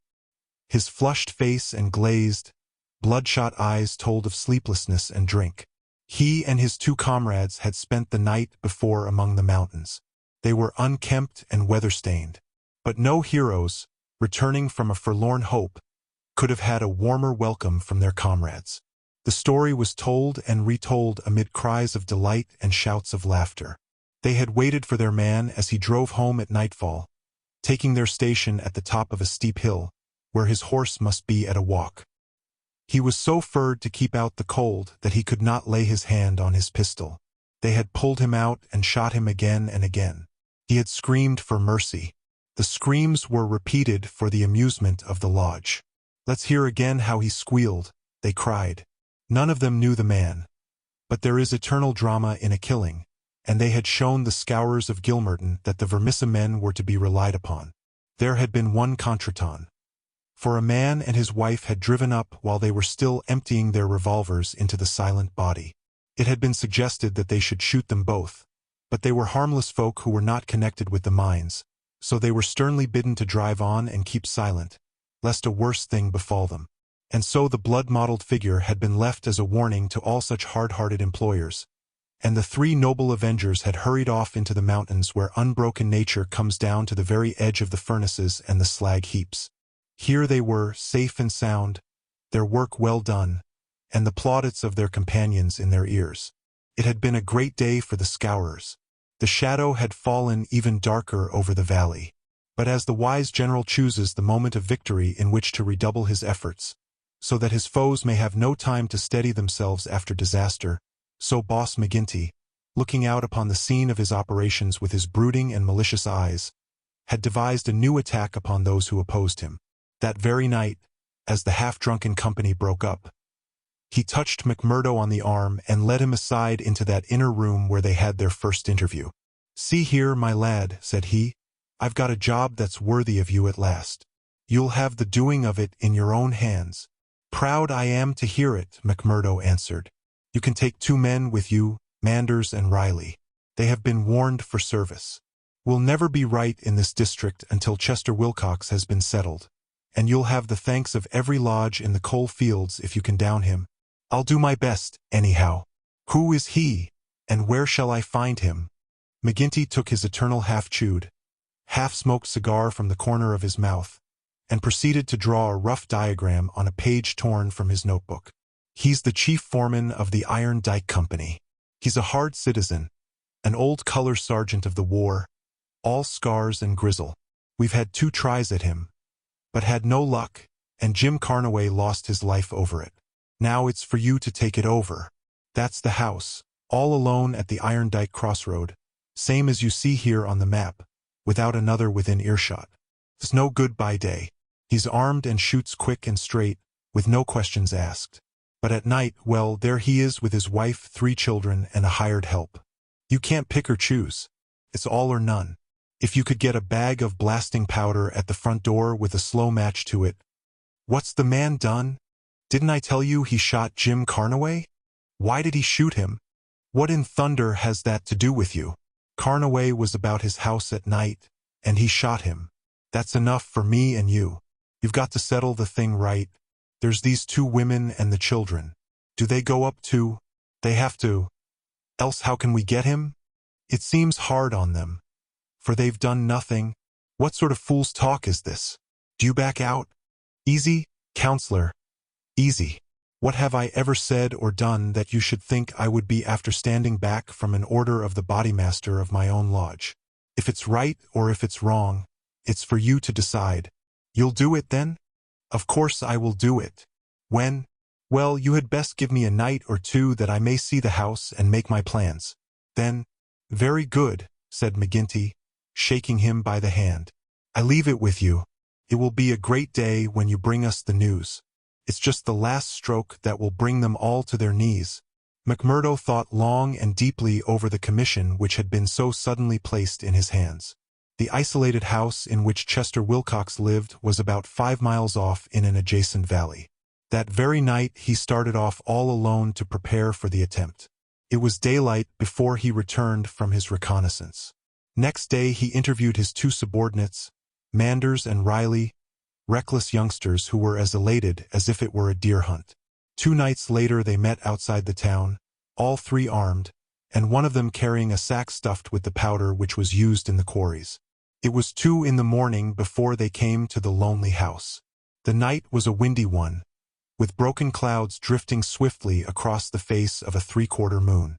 They had been warned to be on their guard against bloodhounds, so they moved forward cautiously, with their pistols cocked in their hands. But there was no sound save the howling of the wind, and no movement but the swaying branches above them. McMurdo listened at the door of the lonely house, but all was still within. Then he leaned the powder bag against it, ripped a hole in it with his knife and attached the fuse. When it was well alight he and his 2 companions took to their heels, and were some distance off, safe and snug in a sheltering ditch, before the shattering roar of the explosion, with the low, deep rumble of the collapsing building, told them that their work was done. No cleaner job had ever been carried out in the blood-stained annals of the society. But alas, that work so well organized and boldly carried out should all have gone for nothing. Warned by the fate of the various victims, and knowing that he was marked down for destruction, Chester Wilcox had moved himself and his family only the day before to some safer and less-known quarters, where a guard of police should watch over them. It was an empty house which had been torn down by the gunpowder, and the grim old color sergeant of the war was still teaching discipline to the miners of Iron Dike. "Leave him to me," said McMurdo. "He's my man, and I'll get him sure if I have to wait a year for him." A vote of thanks and confidence was passed in full lodge, and so for the time the matter ended. When a few weeks later it was reported in the papers that Wilcox had been shot at from an ambuscade, it was an open secret that McMurdo was still at work upon his unfinished job. Such were the methods of the Society of Freemen, and such were the deeds of the Scowrers by which they spread their rule of fear over the great and rich district which was for so long a period haunted by their terrible presence. Why should these pages be stained by further crimes? Have I not said enough to show the men and their methods? These deeds are written in history, and there are records wherein one may read the details of them. There one may learn of the shooting of policemen Hunt and Evans because they had ventured to arrest 2 members of the society. A double outrage planned at the Vermissa Lodge and carried out in cold blood upon 2 helpless and disarmed men. There also one may read of the shooting of Mrs. Larbe when she was nursing her husband, who had been beaten almost to death by orders of Boss McGinty. The killing of the elder Jenkins, shortly followed by that of his brother, the mutilation of James Murdoch, the blowing up of the Staphouse family, and the murder of the Stendhals all followed hard upon one another in the same terrible winter. Darkly the shadow lay upon the valley of fear. The spring had come with running brooks and blossoming trees. There was hope for all nature bound so long in an iron grip, but nowhere was there any hope for the men and women who lived under the yoke of the terror. Never had the cloud above them been so dark and hopeless as in the early summer of the year 1875. Chapter 6. Danger. It was the height of the reign of terror. McMurdo, who had already been appointed inner deacon, with every prospect of some day succeeding McGinty as bodymaster, was now so necessary to the counsels of his comrades that nothing was done without his help and advice. The more popular he became, however, with the freemen, the blacker were the scowls which greeted him as he passed along the streets of Vermissa. In spite of their terror, the citizens were taking heart to band themselves together against their oppressors. Rumors had reached the lodge of secret gatherings in the Herald office and of distribution of firearms among the law-abiding people. But McGinty and his men were undisturbed by such reports. They were numerous, resolute, and well-armed. Their opponents were scattered and powerless. It would all end, as it had done in the past, in aimless talk and possibly in impotent arrests. So said McGinty, McMurdo, and all the bolder spirits. It was a Saturday evening in May. Saturday was always the lodge night, and McMurdo was leaving his house to attend it when Morris, the weaker brother of the order, came to see him. His brow was creased with care, and his kindly face was drawn and haggard. "Can I speak with you freely, Mr. McMurdo?" "Sure. I can't forget that I spoke my heart to you once, and that you kept it to yourself, even though the boss himself came to ask you about it. What else could I do if you trusted me? It wasn't that I agreed with what you said. I know that well. But you are the one that I can speak to and be safe. I've a secret here." He put his hand to his breast, "and it is just burning the life out of me. I wish it had come to any one of you but me. If I tell it, it will mean murder, for sure. If I don't, it may bring the end of us all. God help me, but I am near out of my wits over it." McMurdo looked at the man earnestly. He was trembling in every limb. He poured some whiskey into a glass and handed it to him. "That's the physic for the likes of you," said he. "Now let me hear of it." Morris drank, and his white face took a tinge of color. "I can tell it to you all in one sentence," said he. "There's a detective on our trail." McMurdo stared at him in astonishment. "Why, man, you're crazy," he said. "Isn't the place full of police and detectives, and what harm did they ever do us?" No, it's no man of the district. As you say, we know them, and it is little that they can do. But you've heard of Pinkertons? I've read of some folk of that name. Well, you can take it from me you've no show when they are on your trail. It's not a take-it-or-miss-it government concern.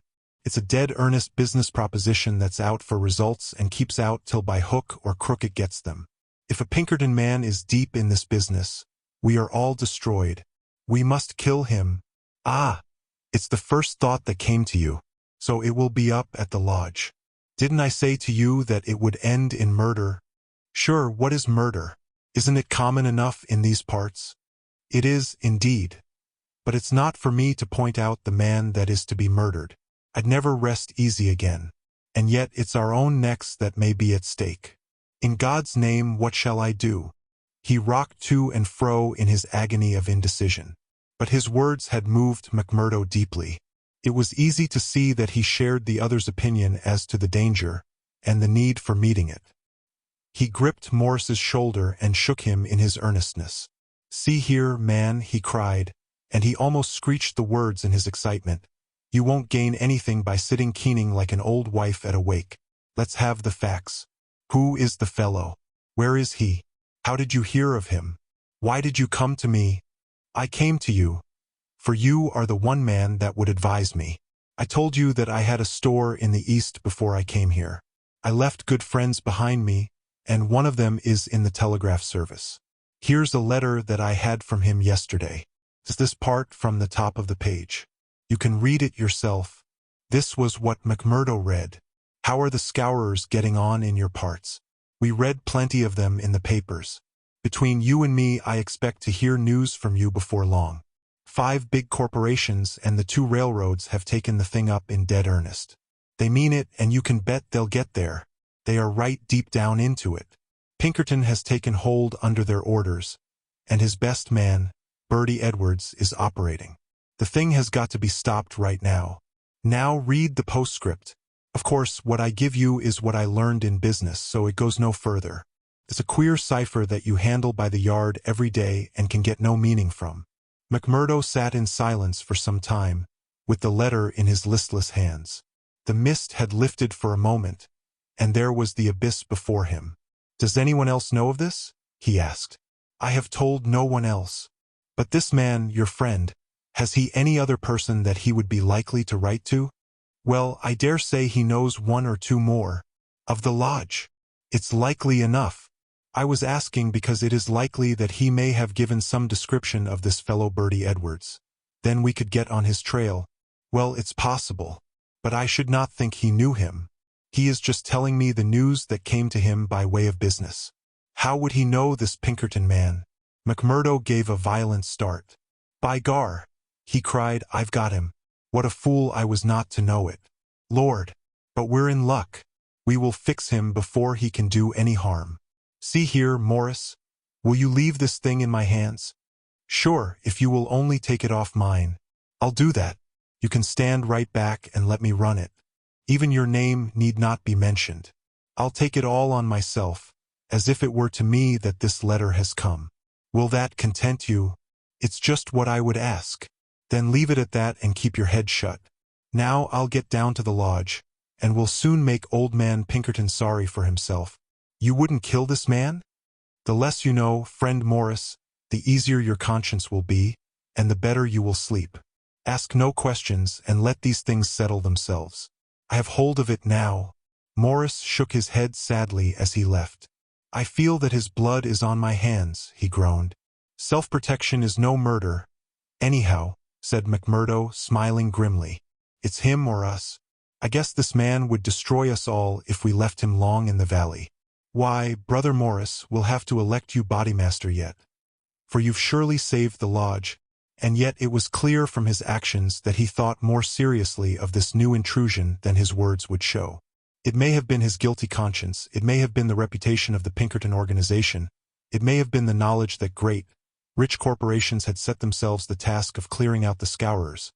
But whatever his reason, his actions were those of a man who was preparing for the worst. Every paper which would incriminate him was destroyed before he left the house. After that he gave a long sigh of satisfaction, for it seemed to him that he was safe, and yet the danger must still have pressed somewhat upon him. For on his way to the lodge he stopped at old man Shafter's. The house was forbidden him, but when he tapped at the window Eddie came out to him. The dancing Irish deviltry had gone from her lover's eyes. She read his danger in his earnest face. Something has happened, she cried. Oh, Jack, you are in danger. Sure, it is not very bad, my sweetheart.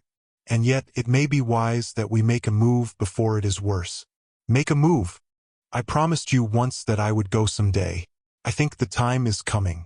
I had news tonight, bad news, and I see trouble coming. The police. Well, a Pinkerton. But, sure, you wouldn't know what that is, a Kushla, nor what it may mean to the likes of me. I'm too deep in this thing, and I may have to get out of it quick. You said you would come with me if I went. Oh, Jack, it would be the saving of you. I'm an honest man in some things, Eddie.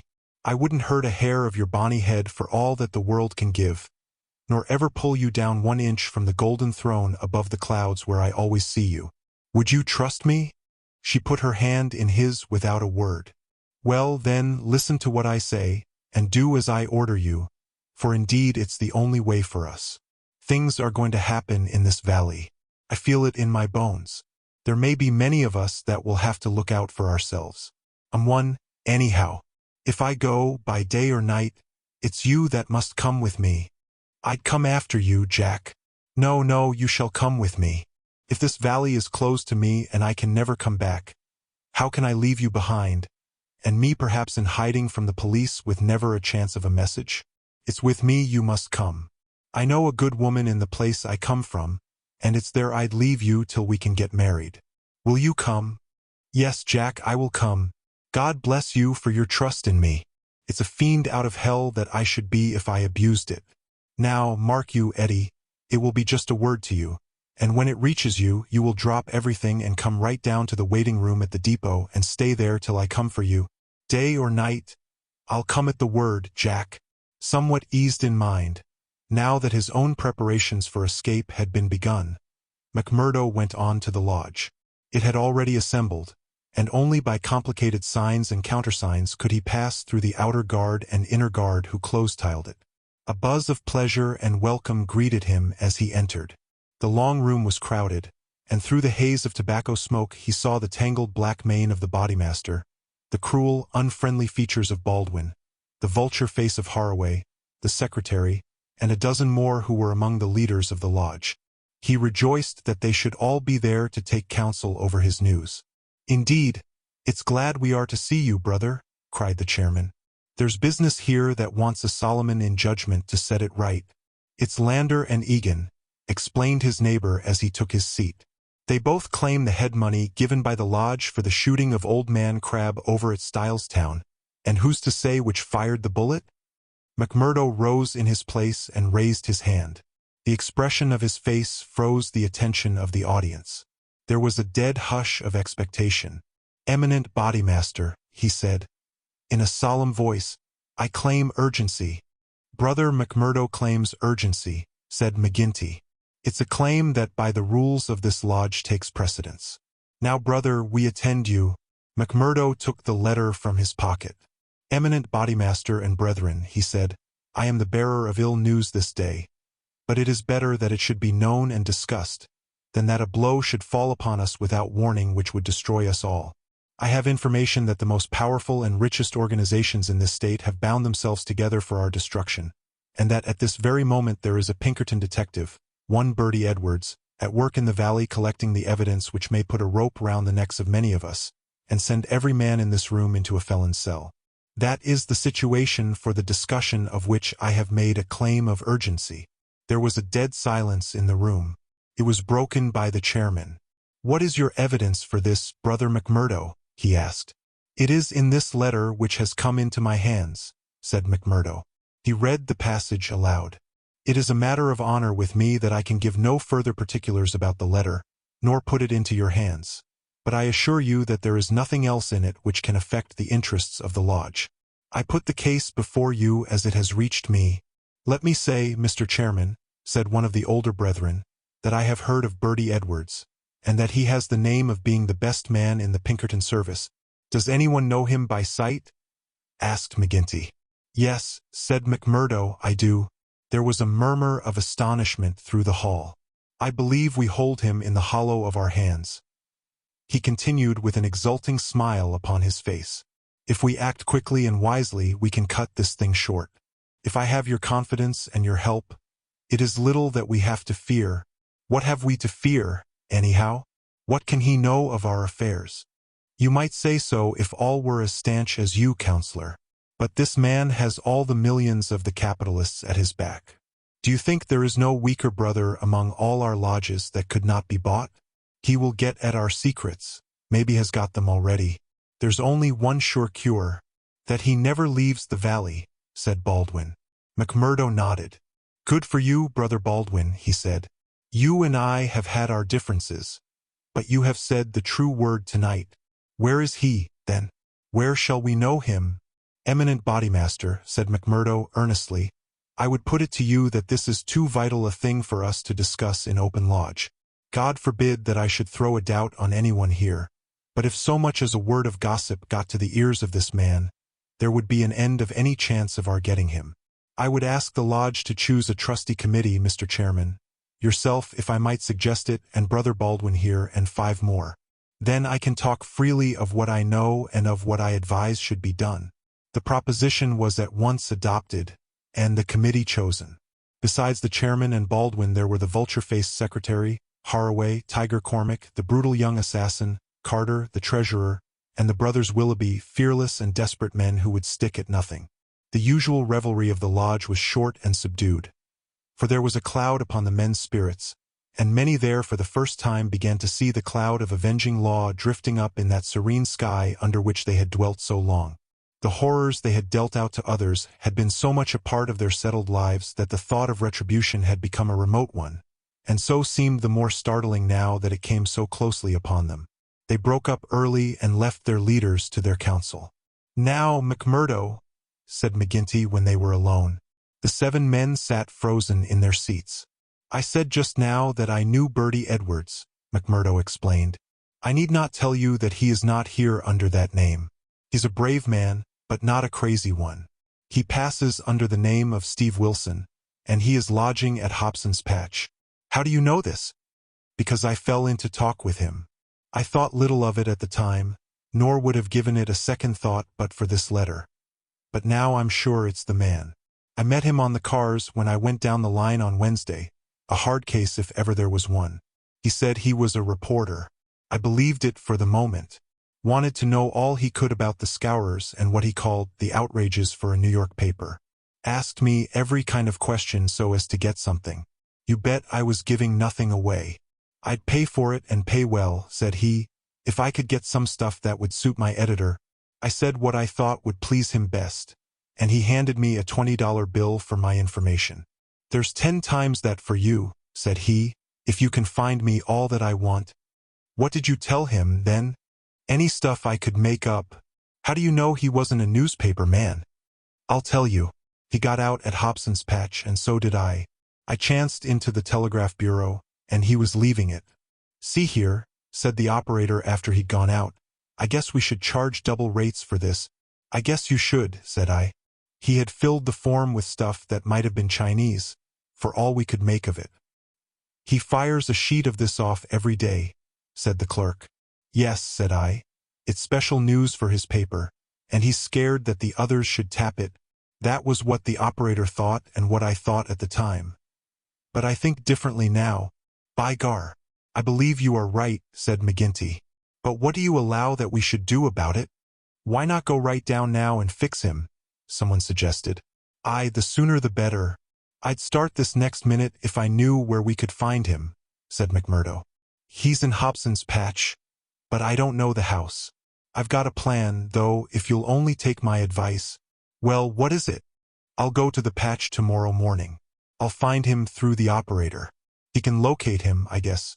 Well, then I'll tell him that I'm a freeman myself. I'll offer him all the secrets of the lodge for a price. You bet he'll tumble to it.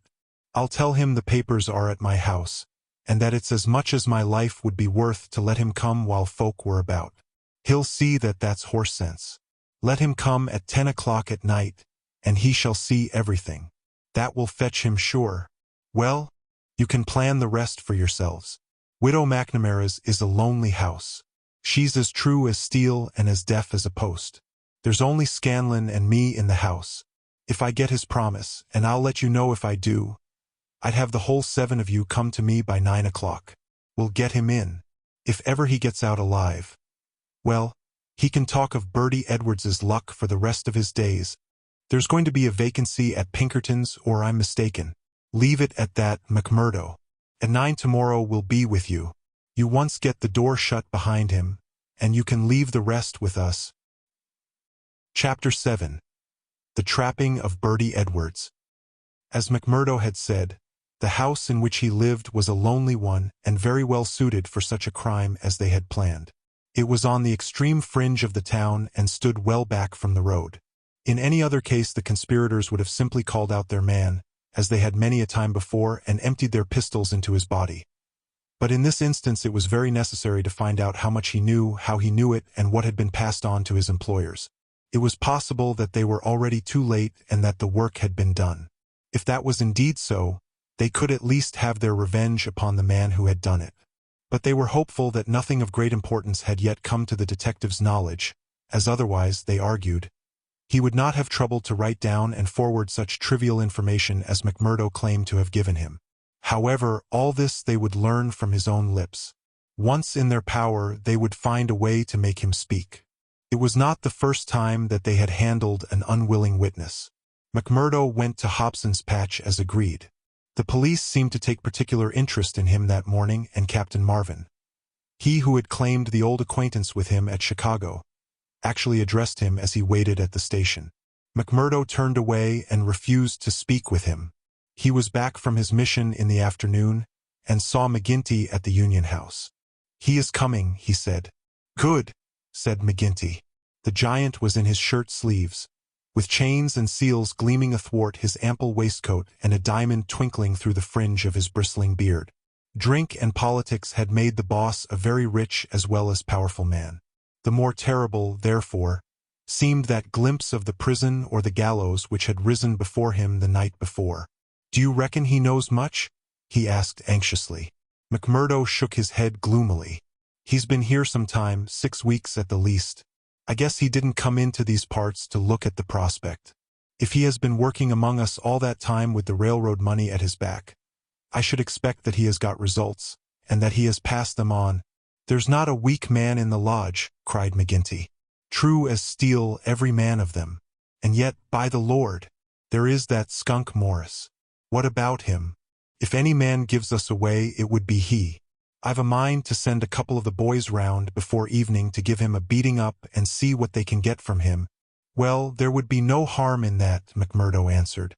"I won't deny that I have a liking for Morris and would be sorry to see him come to harm.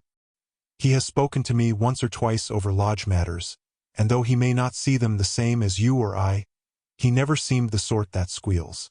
But still it is not for me to stand between him and you." "I'll fix the old devil," said McGinty with an oath. "I've had my eye on him this year past." "Well, you know best about that," McMurdo answered. "But whatever you do must be tomorrow, for we must lie low until the Pinkerton affair is settled up. We can't afford to set the police buzzing, today of all days." "True for you," said McGinty. "And we'll learn from Bertie Edwards himself where he got his news if we have to cut his heart out first. Did he seem to scent a trap?" McMurdo laughed. "I guess I took him on his weak point," he said. "If he could get on a good trail of the Scowrers, he's ready to follow it into hell." "I took his money." McMurdo grinned as he produced a wad of dollar notes. "And as much more when he has seen all my papers." "What papers?" "Well, there are no papers. But I filled him up about constitutions and books of rules and forms of membership. He expects to get right down to the end of everything before he leaves." "Faith, he's right there," said McGinty grimly. "Didn't he ask you why you didn't bring him the papers? As if I would carry such things, and me a suspected man, and Captain Marvin after speaking to me this very day at the depot." I heard of that," said McGinty. "I guess the heavy end of this business is coming on to you. We could put him down an old shaft when we've done with him. But however we work it, we can't get past the man living at Hobson's Patch and you being there today." McMurdo shrugged his shoulders. "If we handle it right, they can never prove the killing," said he. "No one can see him come to the house after dark, and I'll lay to it that no one will see him go. Now see here, counselor, I'll show you my plan and I'll ask you to fit the others into it. You will all come in good time." "Very well. He comes at 10. He is to tap 3 times and me to open the door for him. Then I'll get behind him and shut it. He's our man then. That's all easy and plain." "Yes. But the next step wants considering. He's a hard proposition. He's heavily armed. I've fooled him proper, and yet he is likely to be on his guard.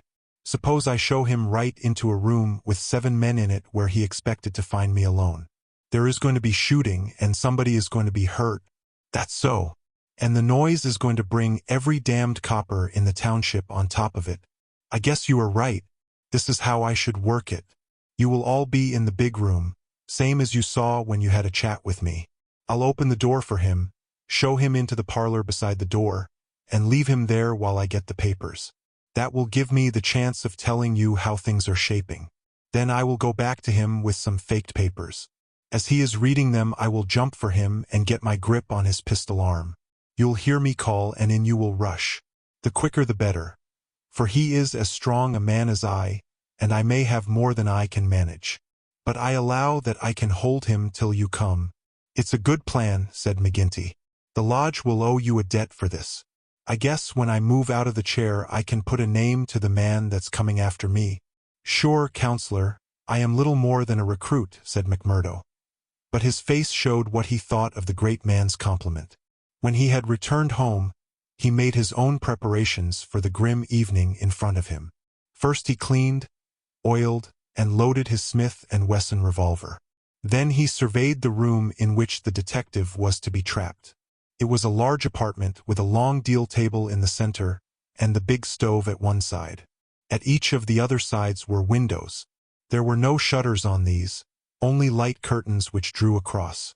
McMurdo examined these attentively. No doubt it must have struck him that the apartment was very exposed for so secret a meeting. Yet its distance from the road made it of less consequence. Finally, he discussed the matter with his fellow lodger. Scanlon, though a Scowrer, was an inoffensive little man who was too weak to stand against the opinion of his comrades, but was secretly horrified by the deeds of blood at which he had sometimes been forced to assist. McMurdo told him shortly what was intended. And if I were you, Mike Scanlon, I would take a night off and keep clear of it. There will be bloody work here before morning. Well, indeed then, Mac, Scanlon answered. It's not the will but the nerve that is wanting in me. When I saw Manager Dunn go down at the colliery yonder, it was just more than I could stand. I'm not made for it, same as you or McGinty. If the lodge will think none the worse of me, I'll just do as you advise and leave you to yourselves for the evening. The men came in good time as arranged. They were outwardly respectable citizens, well clad and cleanly, but a judge of faces would have read little hope for Bertie Edwards in those hard mouths and remorseless eyes. There was not a man in the room whose hands had not been reddened a dozen times before.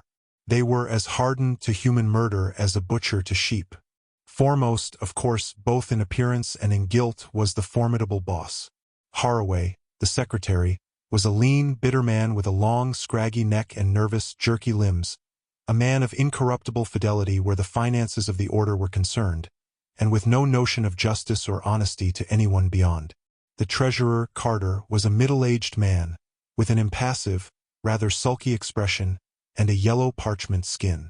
He was a capable organizer, and the actual details of nearly every outrage had sprung from his plotting brain. The two Willoughbys were men of action, tall, lithe young fellows with determined faces, while their companion, Tiger Cormac, a heavy, dark youth, was feared even by his own comrades for the ferocity of his disposition. These were the men who assembled that night under the roof of McMurdo for the killing of the Pinkerton detective. Their host had placed whiskey upon the table, and they had hastened to prime themselves for the work before them. Baldwin and Cormac were already half drunk, and the liquor had brought out all their ferocity. Cormac placed his hands on the stove for an instant. It had been lighted, for the nights were still cold. "That will do," said he with an oath. "Aye," said Baldwin, catching his meaning. "If he is strapped to that, we will have the truth out of him." "We'll have the truth out of him, never fear," said McMurdo. He had nerves of steel, this man. For though the whole weight of the affair was on him, his manner was as cool and unconcerned as ever. The others marked it and applauded. "You are the one to handle him," said the boss approvingly. "Not a warning will he get till your hand is on his throat. It's a pity there are no shutters to your windows." McMurdo went from one to the other and drew the curtains tighter. "Sure no one can spy upon us now. It's close upon the hour. Maybe he won't come. Maybe he'll get a sniff of danger," said the secretary. "He'll come, never fear," McMurdo answered. "He is as eager to come as you can be to see him." Hark to that! They all sat like wax figures, some with their glasses arrested halfway to their lips. 3 loud knocks had sounded at the door. "Hush!" McMurdo raised his hand in caution. An exulting glance went round the circle, and hands were laid upon their weapons. "Not a sound! For your lives!" McMurdo whispered, as he went from the room, closing the door carefully behind him. With strained ears the murderers waited. They counted the steps of their comrade down the passage. Then they heard him open the outer door. There were a few words as of greeting. Then they were aware of a strange step inside and of an unfamiliar voice. An instant later came the slam of the door and the turning of the key in the lock. Their prey was safe within the trap. Tiger Cormac laughed horribly, and Boss McGinty clapped his great hand across his mouth. "Be quiet, you fool," he whispered. "You'll be the undoing of us yet." There was a mutter of conversation from the next room. It seemed interminable. Then the door opened, and McMurdo appeared, his finger upon his lip. He came to the end of the table and looked round at them. A subtle change had come over him. His manner was as of one who has great work to do. His face had set into granite firmness. His eyes shone with a fierce excitement behind his spectacles. He had become a visible leader of men. They stared at him with eager interest, but he said nothing. Still with the same singular gaze, he looked from man to man. "Well," cried Boss McGinty at last. "Is he here? Is Bertie Edwards here?" "Yes," McMurdo answered slowly. "Bertie Edwards is here. I am Bertie Edwards." There were 10 seconds after that brief speech during which the room might have been empty, so profound was the silence. The hissing of a kettle upon the stove rose sharp and strident to the ear. 7 white faces, all turned upward to this man who dominated them, were set motionless with utter terror. Then, with a sudden shivering of glass, a bristle of glistening rifle barrels broke through each window, while the curtains were torn from their hangings. At the sight, Boss McGinty gave the roar of a wounded bear and plunged for the half-open door. A leveled revolver met him there with the stern blue eyes of Captain Marvin of the Mine Police gleaming behind the sights. The boss recoiled and fell back into his chair. "You're safer there, counselor," said the man whom they had known as McMurdo. "And you, Baldwin, if you don't take your hand off your pistol, you'll cheat the hangman yet. Pull it out, or by the Lord that made me, that will do. There are 40 armed men round this house, and you can figure it out for yourself what chance you have. Take their pistols, Marvin." There was no possible resistance under the menace of those rifles. The men were disarmed. Sulky, sheepish, and amazed, they still sat round the table. "I'd like to say a word to you before we separate," said the man who had trapped them. "I guess we may not meet again until you see me on the stand in the courthouse. I'll give you something to think over between now and then. You know me now for what I am. At last I can put my cards on the table. I am Bertie Edwards of Pinkerton's. I was chosen to break up your gang. I had a hard and dangerous game to play. Not a soul, not one soul, not my nearest and dearest, knew that I was playing it. Only Captain Marvin here and my employers knew that. But it's over tonight. Thank God. And I am the winner." The 7 pale, rigid faces looked up at him. There was unappeasable hatred in their eyes. He read the relentless threat. "Maybe you think that the game is not over yet. Well, I take my chance of that. Anyhow, some of you will take no further hand, and there are 60 more besides yourselves that will see a jail this night. I'll tell you this, that when I was put upon this job I never believed there was such a society as yours. I thought it was paper talk and that I would prove it so. They told me it was to do with the freemen. So I went to Chicago and was made one. Then I was surer than ever that it was just paper talk, for I found no harm in the society, but a deal of good. Still, I had to carry out my job, and I came to the coal valleys. When I reached this place I learned that I was wrong and that it wasn't a dime novel after all. So I stayed to look after it. I never killed a man in Chicago. I never minted a dollar in my life. Those I gave you were as good as any others. But I never spent money better. But I knew the way into your good wishes, and so I pretended to you that the law was after me. It all worked just as I thought. So I joined your infernal lodge and I took my share in your councils. Maybe they will say that I was as bad as you. They can say what they like so long as I get you. But what is the truth? The night I joined you beat up old man Stanger. I could not warn him, for there was no time. But I held your hand, Baldwin, when you would have killed him. If ever I have suggested things, so as to keep my place among you, they were things which I knew I could prevent. I could not save Dunn and Menzies, for I did not know enough. But I will see that their murderers are hanged. I gave Chester Wilcox warning so that when I blew his house and he and his folk were in hiding. There was many a crime that I could not stop. But if you look back and think how often your man came home the other road, or was down in town when you went for him, or stayed indoors when you thought he would come out, you'll see my work. You blasted traitor, hissed McGinty through his closed teeth. John McGinty, you may call me that if it eases your smart. You and your like have been the enemy of God and man in these parts.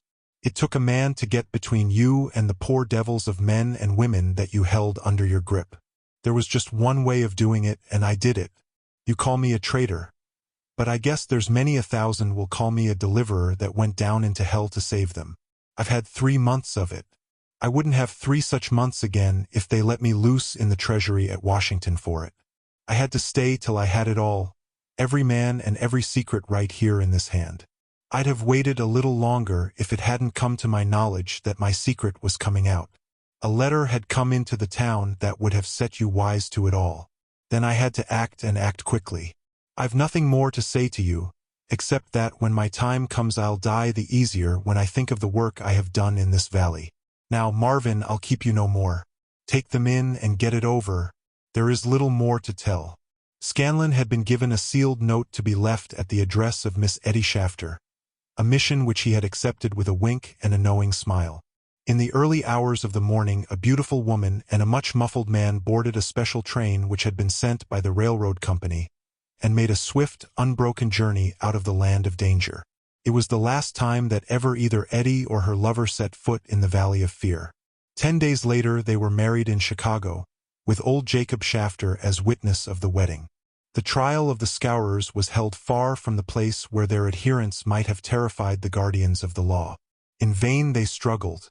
In vain the money of the lodge, money squeezed by blackmail out of the whole countryside, was spent like water in the attempt to save them. That cold, clear, unimpassioned statement from one who knew every detail of their lives, their organization, and their crimes was unshaken by all the wiles of their defenders. At last, after so many years, they were broken and scattered. The cloud was lifted forever from the valley. McGinty met his fate upon the scaffold, cringing and whining when the last hour came. 8 of his chief followers shared his fate. 50-odd had various degrees of imprisonment. The work of Bertie Edwards was complete. And yet, as he had guessed, the game was not over yet. There was another hand to be played, and yet another and another. Ted Baldwin, for one, had escaped the scaffold. So had the Willoughbys. So had several others of the fiercest spirits of the gang. For 10 years they were out of the world, and then came a day when they were free once more. A day which Edwards, who knew his men, was very sure would be an end of his life of peace. They had sworn an oath on all that they thought holy to have his blood as a vengeance for their comrades. And well they strove to keep their vow. From Chicago he was chased, after 2 attempts so near success that it was sure that the third would get him. From Chicago he went under a changed name to California, and it was there that the light went for a time out of his life when Eddie Edwards died.